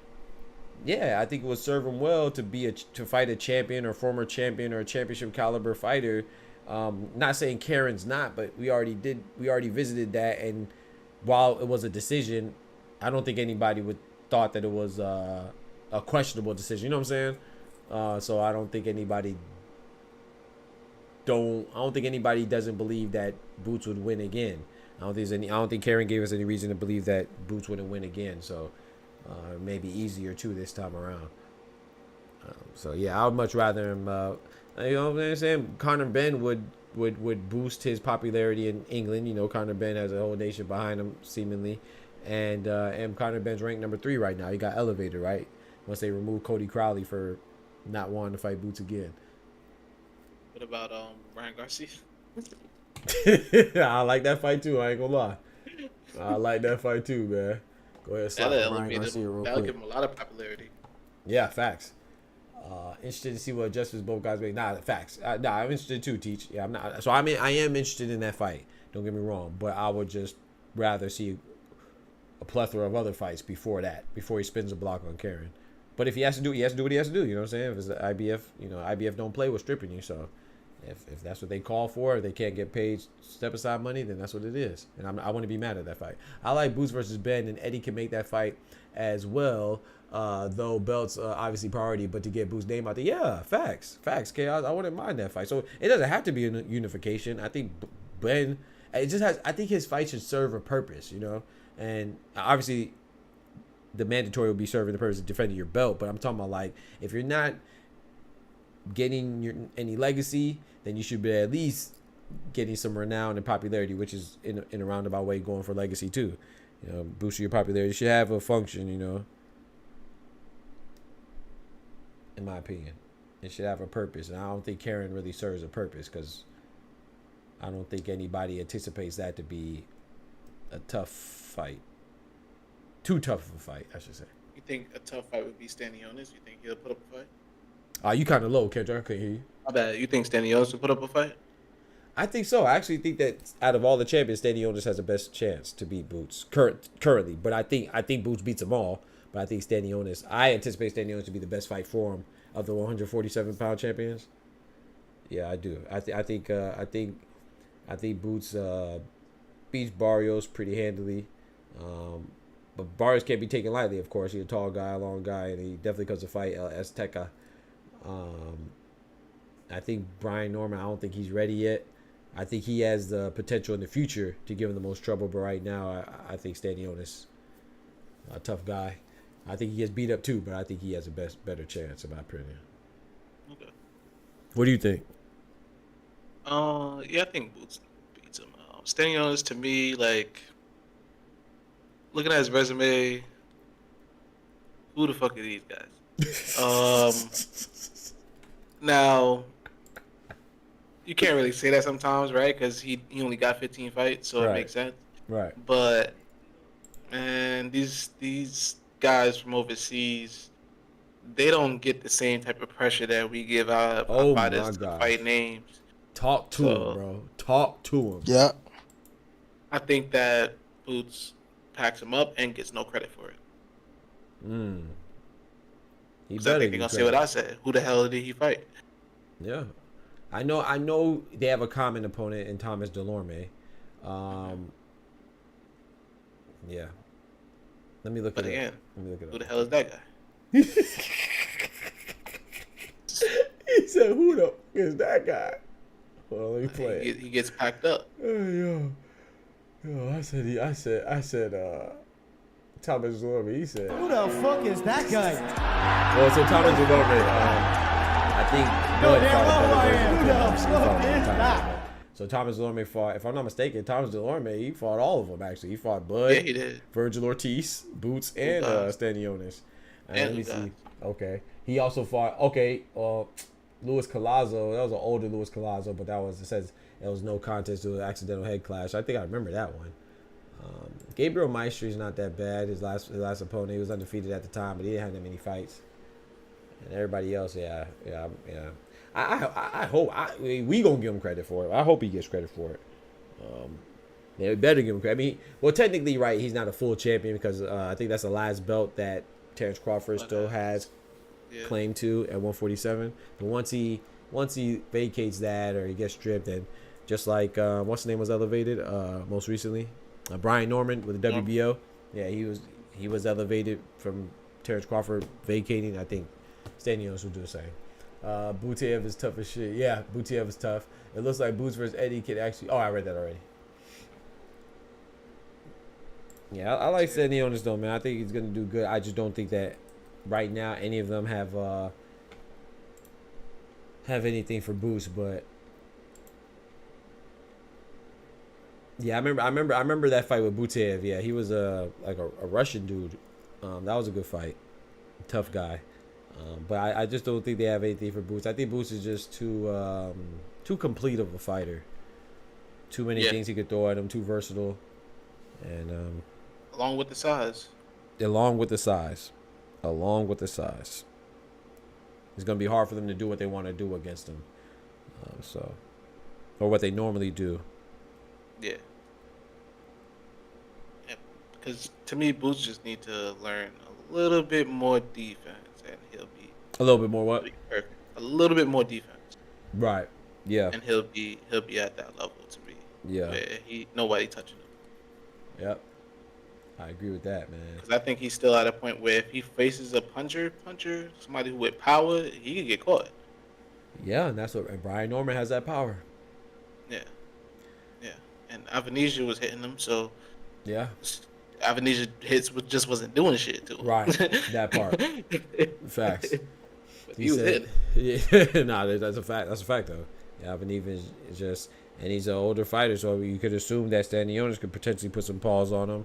Barrios could potentially touch him. So I think those are good fights. He said, nah, Boots runs smoke on everyone in that division. I just think the fights will take too long to make personally. Yeah, the big fights. Yeah. I agree with you. I'm hoping that we're all wrong, right? That's what we're hoping, but I agree. Boots is a boogeyman. It's the same thing with Shakur, and you wouldn't think you would think Tank is the boogeyman, but he's not because he's money there. Yep. Because he come with that bag. Yeah. Everybody's trying to fight him, but just to get knocked out. I don't get it. Right. Right. I think the knock on Shakur, like you said, is just the risk. Unfortunately, the risk exceeds the reward until he. Mm-hmm. But that's what we hope. That's what in comes Turk, right? So that's what we're hoping that Turkey will solve that. So with the reward will match the risk. But even still with Zepeda, apparently it's still not. It's still not enough, you know. So I don't know. But like I said, I'm hoping that there's some truth to Zepeda having something going on to where he couldn't take the fight. I just don't believe it because, like I said, I don't believe in coincidences too much, and he's already backed out before. There's a lot of people that are not hip to it.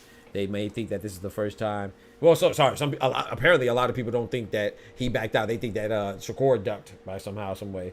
But if you do know that Shakur was willing to fight him and Zepeda was the one that bowed out, humbly bowed out, you may think it's the first time. But no, this is not the first time that they turned down the fight after calling out Shakur. This is like the second or third time. So with that being said, I'm not sure. Yeah, I'm not sure if it's even a money thing. Like I don't know what it is. Because you can say it was a money thing before, but now Turkey's there. I don't think a money thing is a liable or is even plausible. I should say is a plausible reason. I don't know. I have a question. You ever seen these boxing rec pound for pound rankings they got? These shit is disrespectful. No. Yeah, this shit is disrespectful. No. Oh my goodness. I ain't know Boxing Rec does that. Or Boxing Scene or Boxing Rec? Rec. Go to rating. Okay. Boxing Rec. Okay. Yeah, when I look at boxing, I just be looking at records. Go to where? Me too. I see it. Yeah. This shit is disrespectful. Yeah, they wild. I mean, I'm not mad at it. No, I'm mad at it because they wrong. You got Zepeda over Usyk, bruh. I'm surprised you went down there already. I just looked at the first three. No, the first three, all right, whatever. But yeah, because I like Tank. I'm not mad at it because Tank is there. But yeah, how's Usyk not there? Like when's the last time they made this? It gotta be updated. Bro, they have Bam Rodriguez and Exactly. Zepeda and Devin Haney and Jerron. They have Boots over. Yes. Yes. Look where they put Tio. No, that's not real, bro.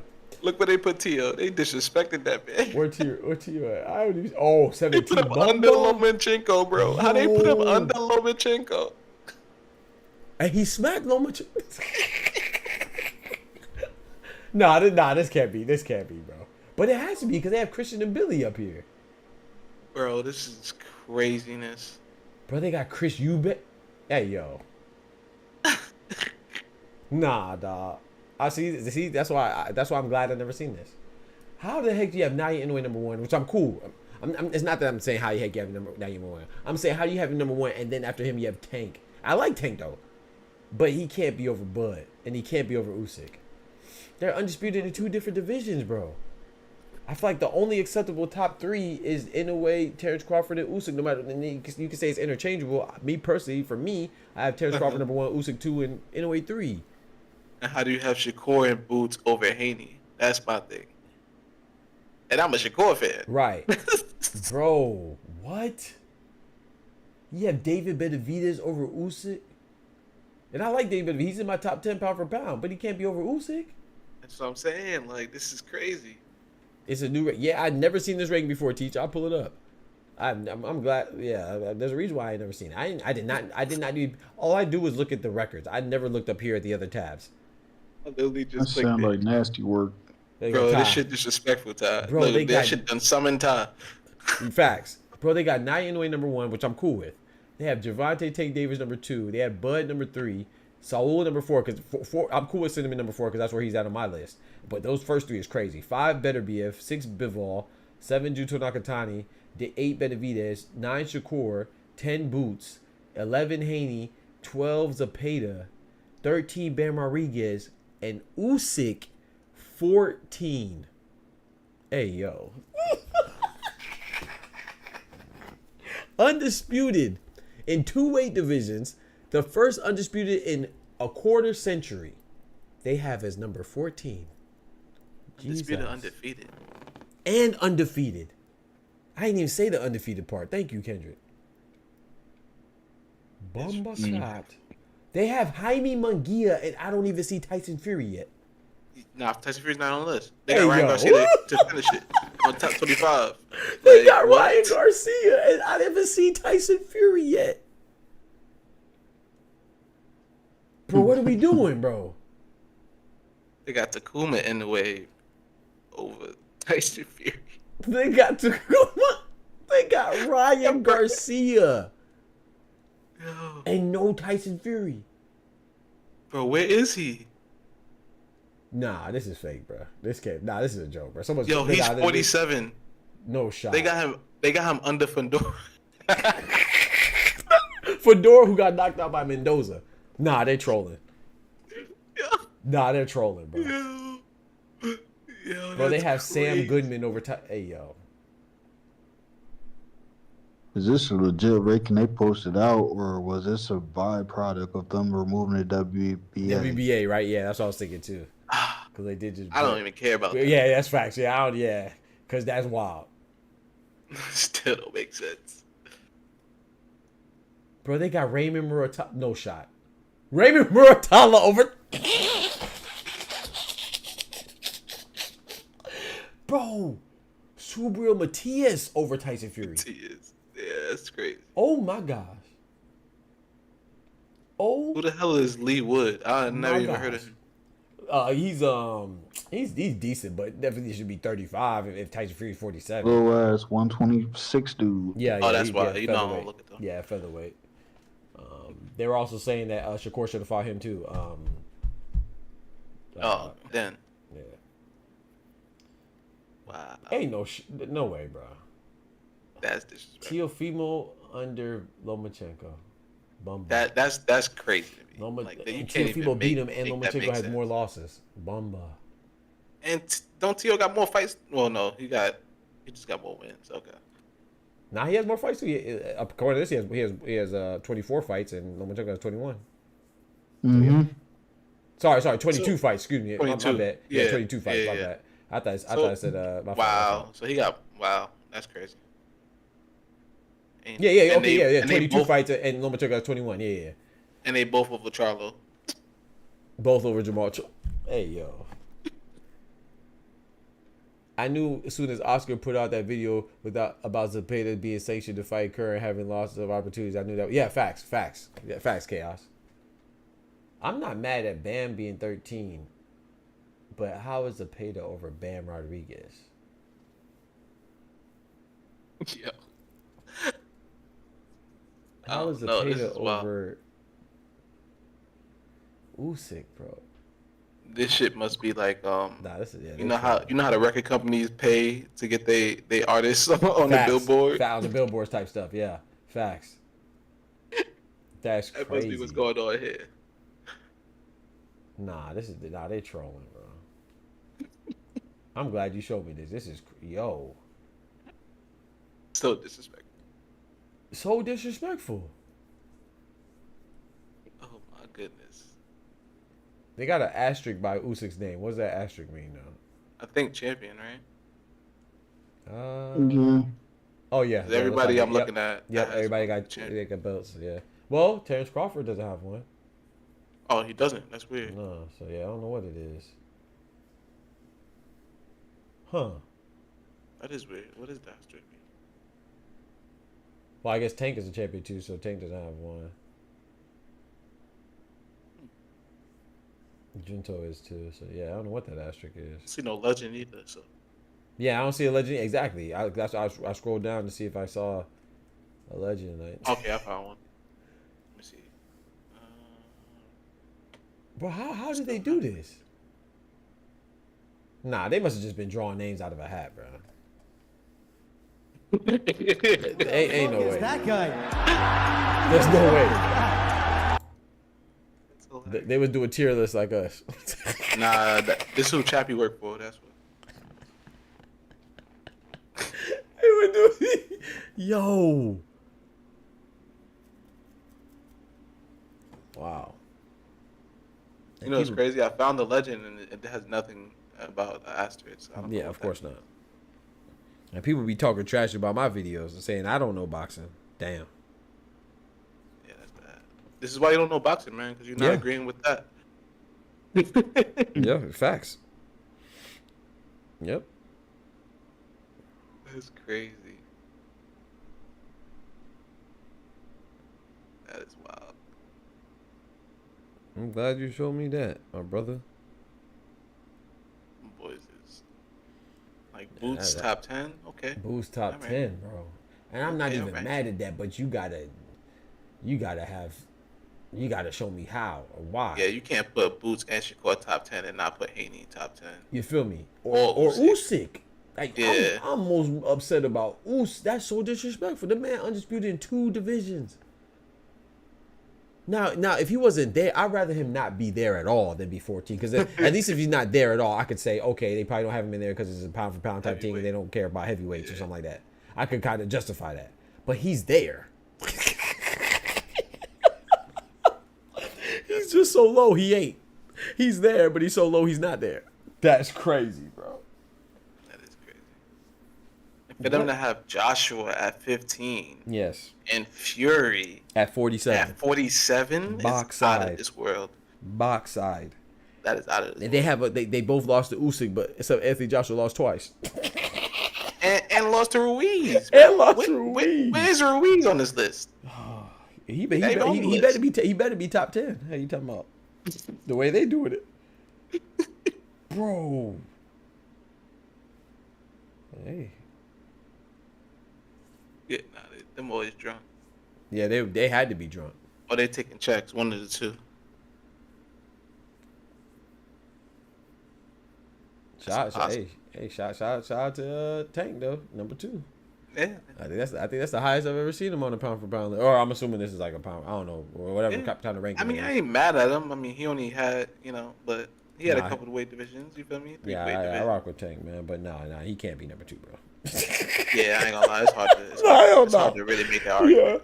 Nah, he can't be number. The only way he can be number 2 is if y'all doing limited divisions, like you doing maybe I don't know 2 divisions.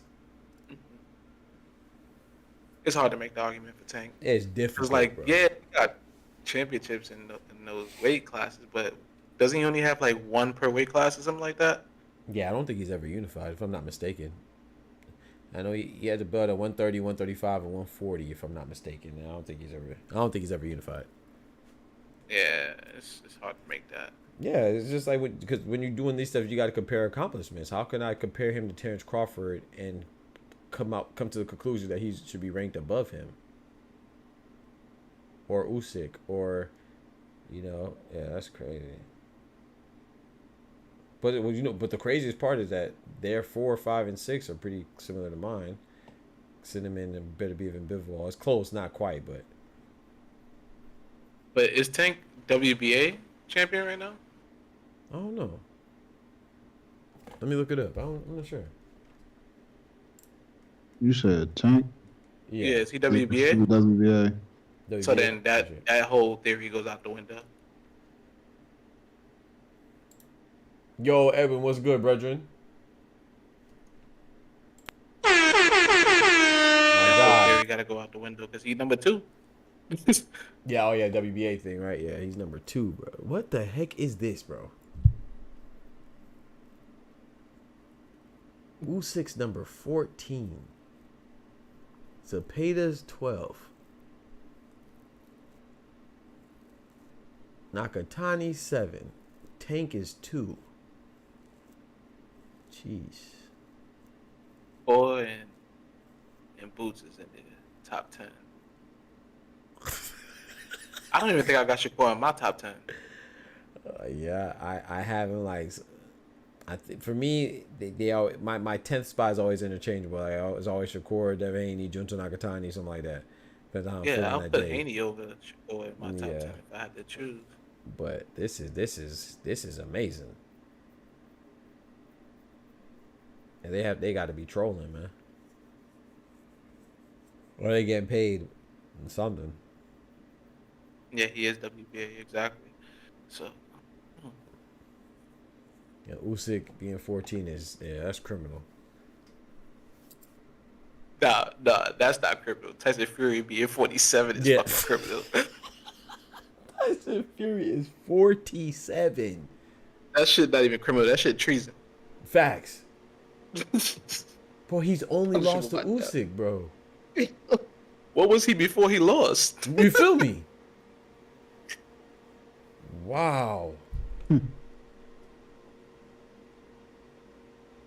They got this man under Madrimov, bro. Under Israel Madrimov, bro. Yo. Under Erizlandi Lar. Under Sam Goodman.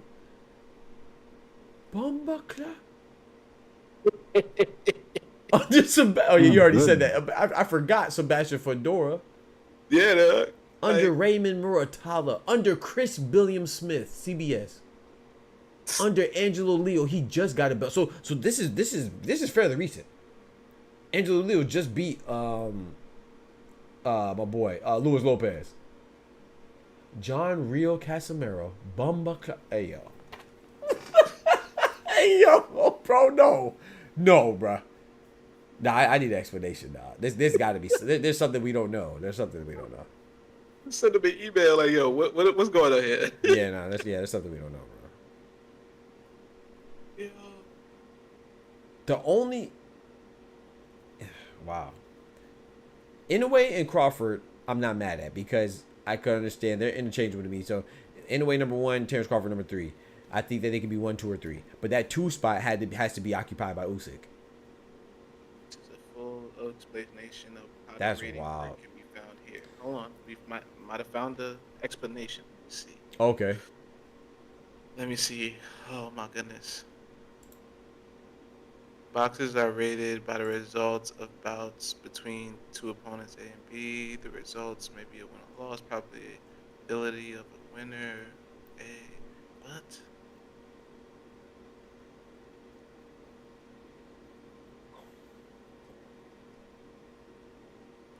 You got the summary? They have a wiki page about how they do their ratings. Yeah. They got it, bro. That's crazy. If people accept that, I don't want to ever hear that I don't know nothing about boxing, bro. If you could accept that list, don't you ever tell me I don't know nothing about boxing. I know better than that.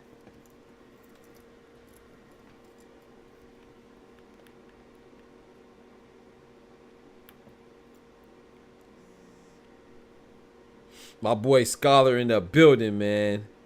What's good, bro? I ain't gonna lie, Scholar. I've been off of this is the second show, man. I'm about to go ahead and call it soon, man. I would invite you, bro, because it would be a genuine pleasure to chop it up with you, bro. I'm actually about to get off pretty soon. I've been off for 5 hours, almost 5 hours.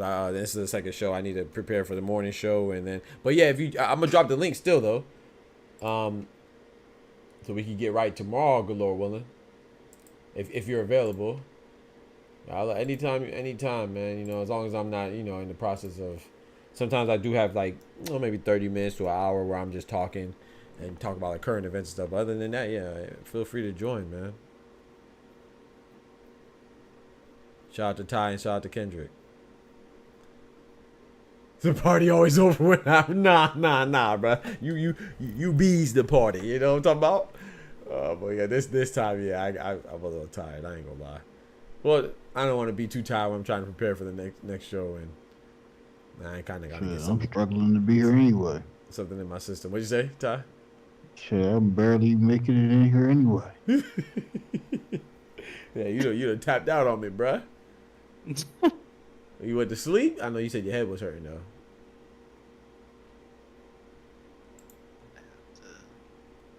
I came back to life and I heard some shenanigans with the rankings. I was like, wait, who made this? Yeah, boxing records, they own one. This ranking shit is stupid, bro. I'm reading this stuff. It's buffoonery. Yeah, once you in the Discord, it's the same. Yeah, it's always the same link, brother. It's always so it's got. Do you have WhatsApp? It's similar to WhatsApp. It's just for. You know what I'm saying? You just hop in. It's like making a call. We're all so right now. All three of us are in the same call. That's all it is. And then of course you can cut on your camera if you want. Or I prefer cameras on. But when we just chilling, we just chilling. But yeah, so it's always the same link. Yeah. I'm thinking about incorporating StreamYard into the stream as well. I have to look into it. Is it free or is it something you gotta pay for? I know Discord free. I feel like StreamYard should be free because I feel like it's a spin-off of the other one. Okay. That used to be with OBS. Yeah. Okay, but I'm gonna look into it, man. I know a lot of people Dream are accustomed Element, to I that. think. Let me see. Actually, I don't know.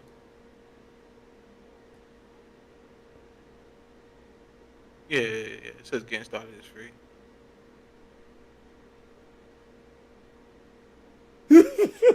Scholar said, bro, how you know how to use the latest technology, but ain't listen to raps? It's rappers delight. Hey, what you mean? Yeah, Man? I got an old soul, brother. I got an old soul, man. It's not like us bullshit you talking. What's going on with that, man? You know what I'm saying? Shout out to Sugar Hill Gang, man. Stop playing, man. What'd you say? You see, Ty, he trying to dodge. He ducking like Nello. Bro. Okay, so nah, y'all gonna keep me here for about an hour, bro. See, you see, he ducking. Go ahead. You learn from Zapata. I learned from Zapata, you know what I'm talking about? Learn from Zapata, Oscar, man. Oh, man. They're free. They have a paid service. Okay. I've been looking into it, man. My boy said I ain't listening to rap since hip, hop, hit it. Well, hey, sing that song. Hey, yo. That's crazy, bro. They disrespecting me, man. She like, yo, Kendrick Lamar didn't spell his name out in the beginning of the Yeah, track. right. So I ain't rocking with it. Right. I ain't gonna lie. Like I said, I don't want to make it sound like I don't think it's bad. I was just expecting, like I think Clone broke it down. He expressed it the best. He said that I was listening to it with the wrong ears, and I think I was. Oh. I was listening to it expecting like something like a hit 'em up or like even like a Drake back to back or something like that. Like not saying it had to sound like that, but I just thought it was gonna be like more. There was a lot more subliminals. Yeah, Than anything, metaphors, which I appreciate. Yeah, and I appreciate that, like the A minor. Like I appreciate subliminals, But if we all know we beefing, and man, hey, I need something more direct, man. I'm talking about like some ether. You know, I'm talking about takeover. You know, I'm talking about something like that, man. Leave the condom in the baby seat. You know, that's crazy. Disrespectful. I think that this game evolved. Right, and that's what Clone was saying, and I agree. Yeah, it's not about just saying the most disrespectful thing. It's about saying, it's about breaking down the person's character now. Right. That's what it seems like they try to do. And Kendrick, honestly, every time I listen to that damn song, I find a new bar that went over my head. So a lot of the stuff he was saying probably just went over your head. I got to hit. Yeah, I probably got to listen to it more than one. I only listen to it once, so. Yeah. But yeah, shout out to Kendrick. I do like Kendrick. I don't mean saying I don't like Kendrick Lamar. I like Kendrick Lamar, but I was just, everybody say, "Oh, this is great, you know, so great," and I'm thinking like, okay, bet I'm about to hear some, and what you just said too, like, even in addition to that, I feel like it was still friendly. I'm not advocating for violence, so shout out to, I think you should be able to beef. That shit was not, you ain't understand nothing he was saying, MP. I think you hit your ears at the wrong time. I'm saying it's not, but it just feels like, man, watch, they gonna be chopping. It was a club song, yes. That's true. It was a club, but back to back ain't feel friendly though, bro. Back to back was a club song. Back to back is overrated to me. What? Nah, Yeah, back to back. And bro, back to back was fire, bro. I think the timing of back to back is what helped him because he took advantage of the fact that Meek was on tour. Yeah. So Meek couldn't respond. He took advantage of the fact that they talking about Nicki Minaj, or what I'm saying. Yeah, it wasn't really like that shit was. Oh, I was outside for back to back. That shit went crazy. Back to back went crazy. Yeah, 100%. Kendrick is wildin'. You wildin', bro. Back to back went crazy. Now the other ones like controller, whatever it was called, not controller, but what was the other one he had? Dang, he had another one. That was like the prereq. That was like the prereq to back to back. You know what I'm talking about? Yeah. Yeah, I can't. That's why it's called back to back. Yeah, because he had one. He dropped them back to back. So the one before back to back. Control. I think I said controller. Control. That was okay. It wasn't bad, but it was alright. But back to back was good, man. Man, people be not giving other rappers their credit. Drake got killed like 3 different times already. Common killed them in one bar. Hey, don't you say Pusha T. Don't you say Pusha T. Pusha T destroyed that, man. Stop what it, are you man. talking about? Stop. Drake would. Stop it, bro. If you call Drake right now, Drake would be like, yeah, I don't want no problems. Stop it, bro. Bro, I ain't gonna lie. I ain't gonna lie, Ty. You know what? I mean, not Ty. Sorry, Kendrick. You know what you said about the direct stuff? To me, Pusha T was an example of too direct. Like, he forgot it was a song. Yes, it's a diss song, but it's still a diss. The diss is an adjective to describe what kind of song it is. That sounds like an interview, bro. I'm not saying what he said wasn't personal. More T than actual bars. Thank you. It was personal, but it wasn't a song. I heard it one time. I felt like I was listening to an interview, and I didn't want to hear it again. I don't care what he said. This is the question. Huh? Because the nigga made like 4 or 5 disses. Which one? Okay, sorry, you're right. I was talking about Story of Adidon. Okay. Sorry.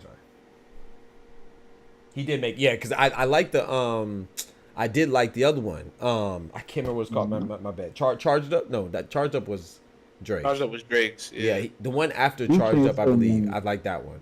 Yeah, weak shit comment said was better than Stay Scheming. Fuck out of here. You said what happened? That weak shit comment said was not better than Stay Scheming. Bro. Stay Scheming is crazy. Come on. I like Stay Scheming, but I just can't. I never really count that as this song because it was, just a couple lines. Is there a reason why Drake didn't respond? Because Drake knew he couldn't do it. The man already apologized to him. Common gave him a jab, and he was like, "Yeah, no, stay in your place, young bull." But that's what happens when you sitting there beefing over a chick that neither one of y'all got. What he called him? Canada Dry. He said you ain't wetting nobody, nigga. You Canada Dry. What the fuck? I like Common, but why he had to make why he had to sound like Shine, man, like he was making the song through the jail phone, man. Why he ain't producing better, bro? The quality was terrible. See, you focus on the wrong thing. No, bro, come on. It has to sound good. It's still a song, man. Come on, bro. Focus on the he said price yourself out. Okay, I'm gonna look into it. They have a paid service, but price yourself out. That's how you duck them without. Okay, bet. I'm gonna look into that, Scholar. Appreciate the game. He should have went to big ticket basement because he was in the wrong basement cooking that trash shit. Yeah, I'm done with y'all, bro. That boy's compromised like act. That's crazy. But nah, man. I like Common though. Shout out to Common, man. He actually got an honorary diploma from I believe it was an honorary doctorate too, from my university, from FAMU. You got it from FAMU. Oh, that shit don't matter. Mm-hmm. Honorary from FAMU is that's. What you say? That's what I'm gonna say. I work with a lot of people who've been to FAMU and got degrees from there, real degrees, and they don't know shit. hey, chill out, bro. Chill out, bro. I was about to have a teacher there, but that shit ain't it. Let me make sure. Family values. Let me make sure. That shit P at home. That's yo, in South Florida, they live by that, bro. Yeah. That's a fact. If it ain't for you, it's family.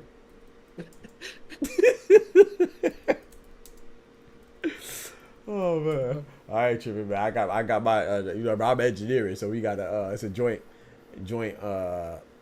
program between FAMU and FSU. But shout out to FAMU, man. Don't disrespect FAMU, man. You got FAMU messed up. Yeah. He did. He got an honorary Doctor of Fine Arts from FAMU. Yep. That's dope. It's definitely a useless degree, but that's dope. Yeah. It don't mean nothing. Just show somebody love that because he attended there before or something like that for a little bit. He went there? Really? Yeah. I mean, well, for mine, I didn't know that. Let me read it. Yeah, I'm pretty sure he did undergrad there for a little bit. And I don't think he finished, obviously. Of course, I should say obviously, but. I was wondering why he didn't just get one someplace in Chicago. Yeah, I believe that he attended FAMU and then it says he previously studied business administration at the school. Yep. I'm glad you told me that, because I thought it was just one of those situations where he just gave a nigga some shit randomly. Facts. Yeah, like everybody else. Nah, right? Yeah, usually when they give an honorary, and plus, like I said, they make distinctions between those that earned it traditionally and the honorary ones, but it's just somebody that have some renown and bring some good light to the school. And so yeah, I think it I'm not certain all of it all the time, but I think a lot of times, most of the times even, that the person that receives one went to the school at some point. Or maybe they contributed to contributed probably. As like a booster or something like that. Beterbiev is a boogeyman. Okay. Yeah, right. Yeah, Beterbiev is nice. I like Beterbiev. Be the boogeyman. I mean, not really. If all willing to fight him. Yeah. I He's mean, gonna have Butterbean over Tyson Fury. That's wild. man, I'm about to go ahead and call it, fellas. Man, I appreciate y'all coming through, man. Scott's on my back. Oh, let me check if you back. Let me see if you know how to work it. Let me see. Let me see. Nah, I don't see you, Scholar. Let me see. Oh, it says welcome. Are you 724505? Is that you talk about me? You got digits as your What's that, your pager? Yeah, You talk about me with Rappers Delight being old school. Why you ain't give yourself a name, bro? This man got 6 digits in there. not even a full phone number. You feel me?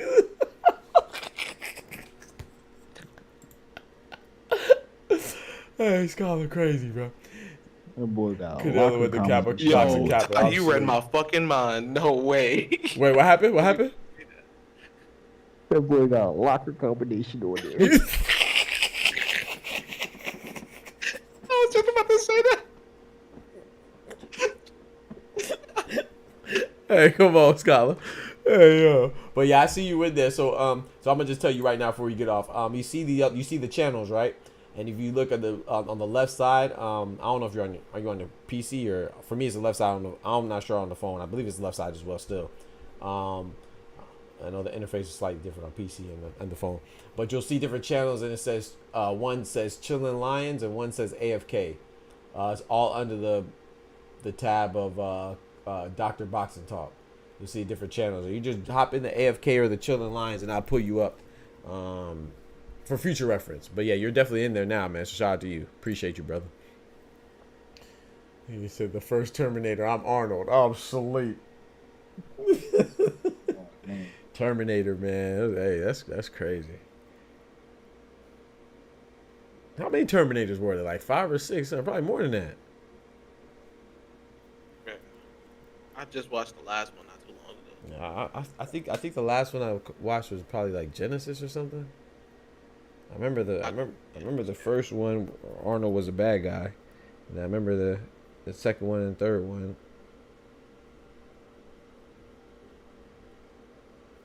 I'm trying to think. What was the last one? Dang.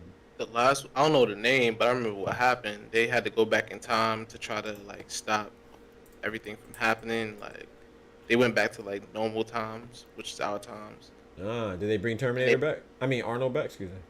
Yeah, Arnold was in that one. Oh, word. Okay. Yeah. Let's see. Yeah, Arnold fighting. Old Arnold was kind of tough. I forget which one that was. I think it was the one before last. Probably. You said Wilder was in it? Huh? Nah, I think Scarlett trolling, bro. Was Wilder in it? Deontay? Nah. That's what Scarlett said. He said that's the found one out he had Wilder. a cameo. I don't remember seeing that. I don't know. I haven't seen him, so I only seen like the first 3. Yeah, he's talking about the last one. That's what he was saying. Oh. But you'd have noticed his tall ass for no reason. That's what I'm thinking about. Like He said he was a governor. The governor? Shout out to Deontay Wilder, man. Getting these roles, man. Shout out to him. I just found out Victor Ortiz was in Expendables. Watching a little interview with him on I think Vlad TV. Victor Ortiz? Yeah, he was in Expendables 3, I think. Shout out to Victor Ortiz, man. I feel like I remember that. Yeah. I didn't watch this. I don't think I've seen any of the Expendables. I may have saw the first one. You start randomly seeing all these old heads in there. I actually like that series. He said he was a governor. He was a chicken leg bot. Nah, you capping. This man disrespected Wilder, bro. But yeah, man, appreciate y'all, Kendrick. Appreciate your time. I'm about to go ahead and slide, man. Try to prepare. All What right, y'all want to do another one, or I'm thinking I'll spread them out, man. But I got another stuff for that. Spread them out a little bit. Spread Save them it for them slow days. Yeah, I agree. Yeah, save it for the slow days, right? Because I have the heavyweight one already ready, but I don't want to do it every day. Cause I know everybody don't like it. Everybody gonna like everything. Or just so. use like one of them throwaway divisions. True. Like cruiserweight. Yeah. Oh man, cruiserweight. I put some cruiserweights in the heavyweight one. I only put like the champions though. I'm not going through all. I'm not. I got to Richard Riakapori. I said nah. I'm done. I just delete everybody. I'm not putting it on Richard Riakapori. That fight with him and Chris Benoit was trash. I ain't got time. Oh shit! Club Chase said he interviewed John Cena. He found out. Oh, he did, or he's going to. It's dropping tomorrow. Okay, that's what's up. Yeah, shout out to Shannon Sharp. Man, I don't be watching all of them, but I watched the Oscar one in its entirety. Matter of fact, that might have been the first one that I watched in its entirety. Like even with Vlad TV, like I saw the Victor Ortiz. I'm watching some of those clips, but I've also only watched Boosie. Yeah, I don't rock with Vlad either, but some of his interviews are good. I can't knock his interviews. I like him and Boosie. But other than that, I don't really watch. Out of control. Huh? Boosie's just out of control, man. Hey, shout out to Boosie, man. Shout out to Boosie, bro. Boosie the only person to get locked up off of Instagram. Like, you on Instagram Live with your strap knowing you a felon. Boosie! He's not the only one, of course, but just to be that, Boosie! You know what I mean? Yeah, facts. Yeah, you gotta tighten up. Gotta do better, man. Lock in. Not doing the strap on your lap on IG Live. What are we doing? Coming out of court. Fez is waiting for his ass. Yo, this man Scholar said K. Dot sucks. He started COVID. Hey, yo. On that note, for Kendrick dropping your head, we got Kendrick on. We got Kendrick in the Discord right now. You know, I'm about to drop a diss track. Real hammer on this man real quick because he's talking crazy. He gonna give you the boot while we sliding out. That's crazy. Yeah, nah, you gotta go early. Oh man, Scholar, he about to get you up out of there, brother. We gonna see you tomorrow, man. Good Lord willing, man. That's tough. He got you up out of here. That's crazy. That's crazy, bro. Y'all be somebody got biased. And they say I be Good night, biased. bro. Good night. Nah, y'all biased, Good bro. night. How you gonna kick the man out because he don't like Kendrick Lamar, bro? Good night. But yeah, y'all be easy, man. I appreciate y'all boys, man. Hopefully I catch y'all in the morning stream, man. The morning show. All right, Kendrick. All right, Ty. Appreciate y'all. I'll find my way up out of here. Yeah, sir, Ski. All right, chat, man. I appreciate y'all rocking with me as always, man. Remember, those of you that are new to the channel, don't forget to like the video. And don't forget to subscribe and hit that notification bell as well, so you get notified when I drop another YouTube video banger. And I drop them every day as well as I stream, go live every day, man. Monday through Friday. We go live on Saturday and Sunday too, but Saturday I go live during the fights to provide live boxing commentary. Sunday, unless there's a fight in England or something, I go live for those, but I'm usually just chilling, and we may have a pop-up stream. I don't really put a time on Sunday, but Monday through Friday we give 2 shows: the morning show at 8 a.m. Eastern Standard Time, and then the evening show at 7 p.m. Eastern Standard Time. And I drop videos throughout the day, man. So all support is much appreciated, man. Today we definitely got a fan funding from my boy Oscar, man. Shout out to Oscar for the big super chat. Shout out to Ty for coming through. Shout out to Kendrick for coming through, man. Like I said, once again, don't forget to like the video. But most importantly, remember, with God, we can do anything. Without God, we are nothing.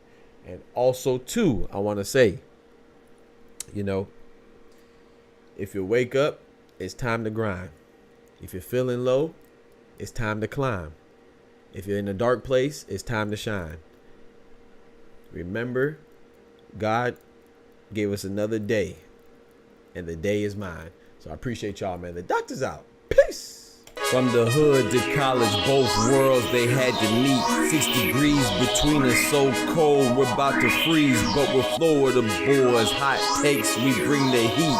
We're moving the culture, the engineers to the streets.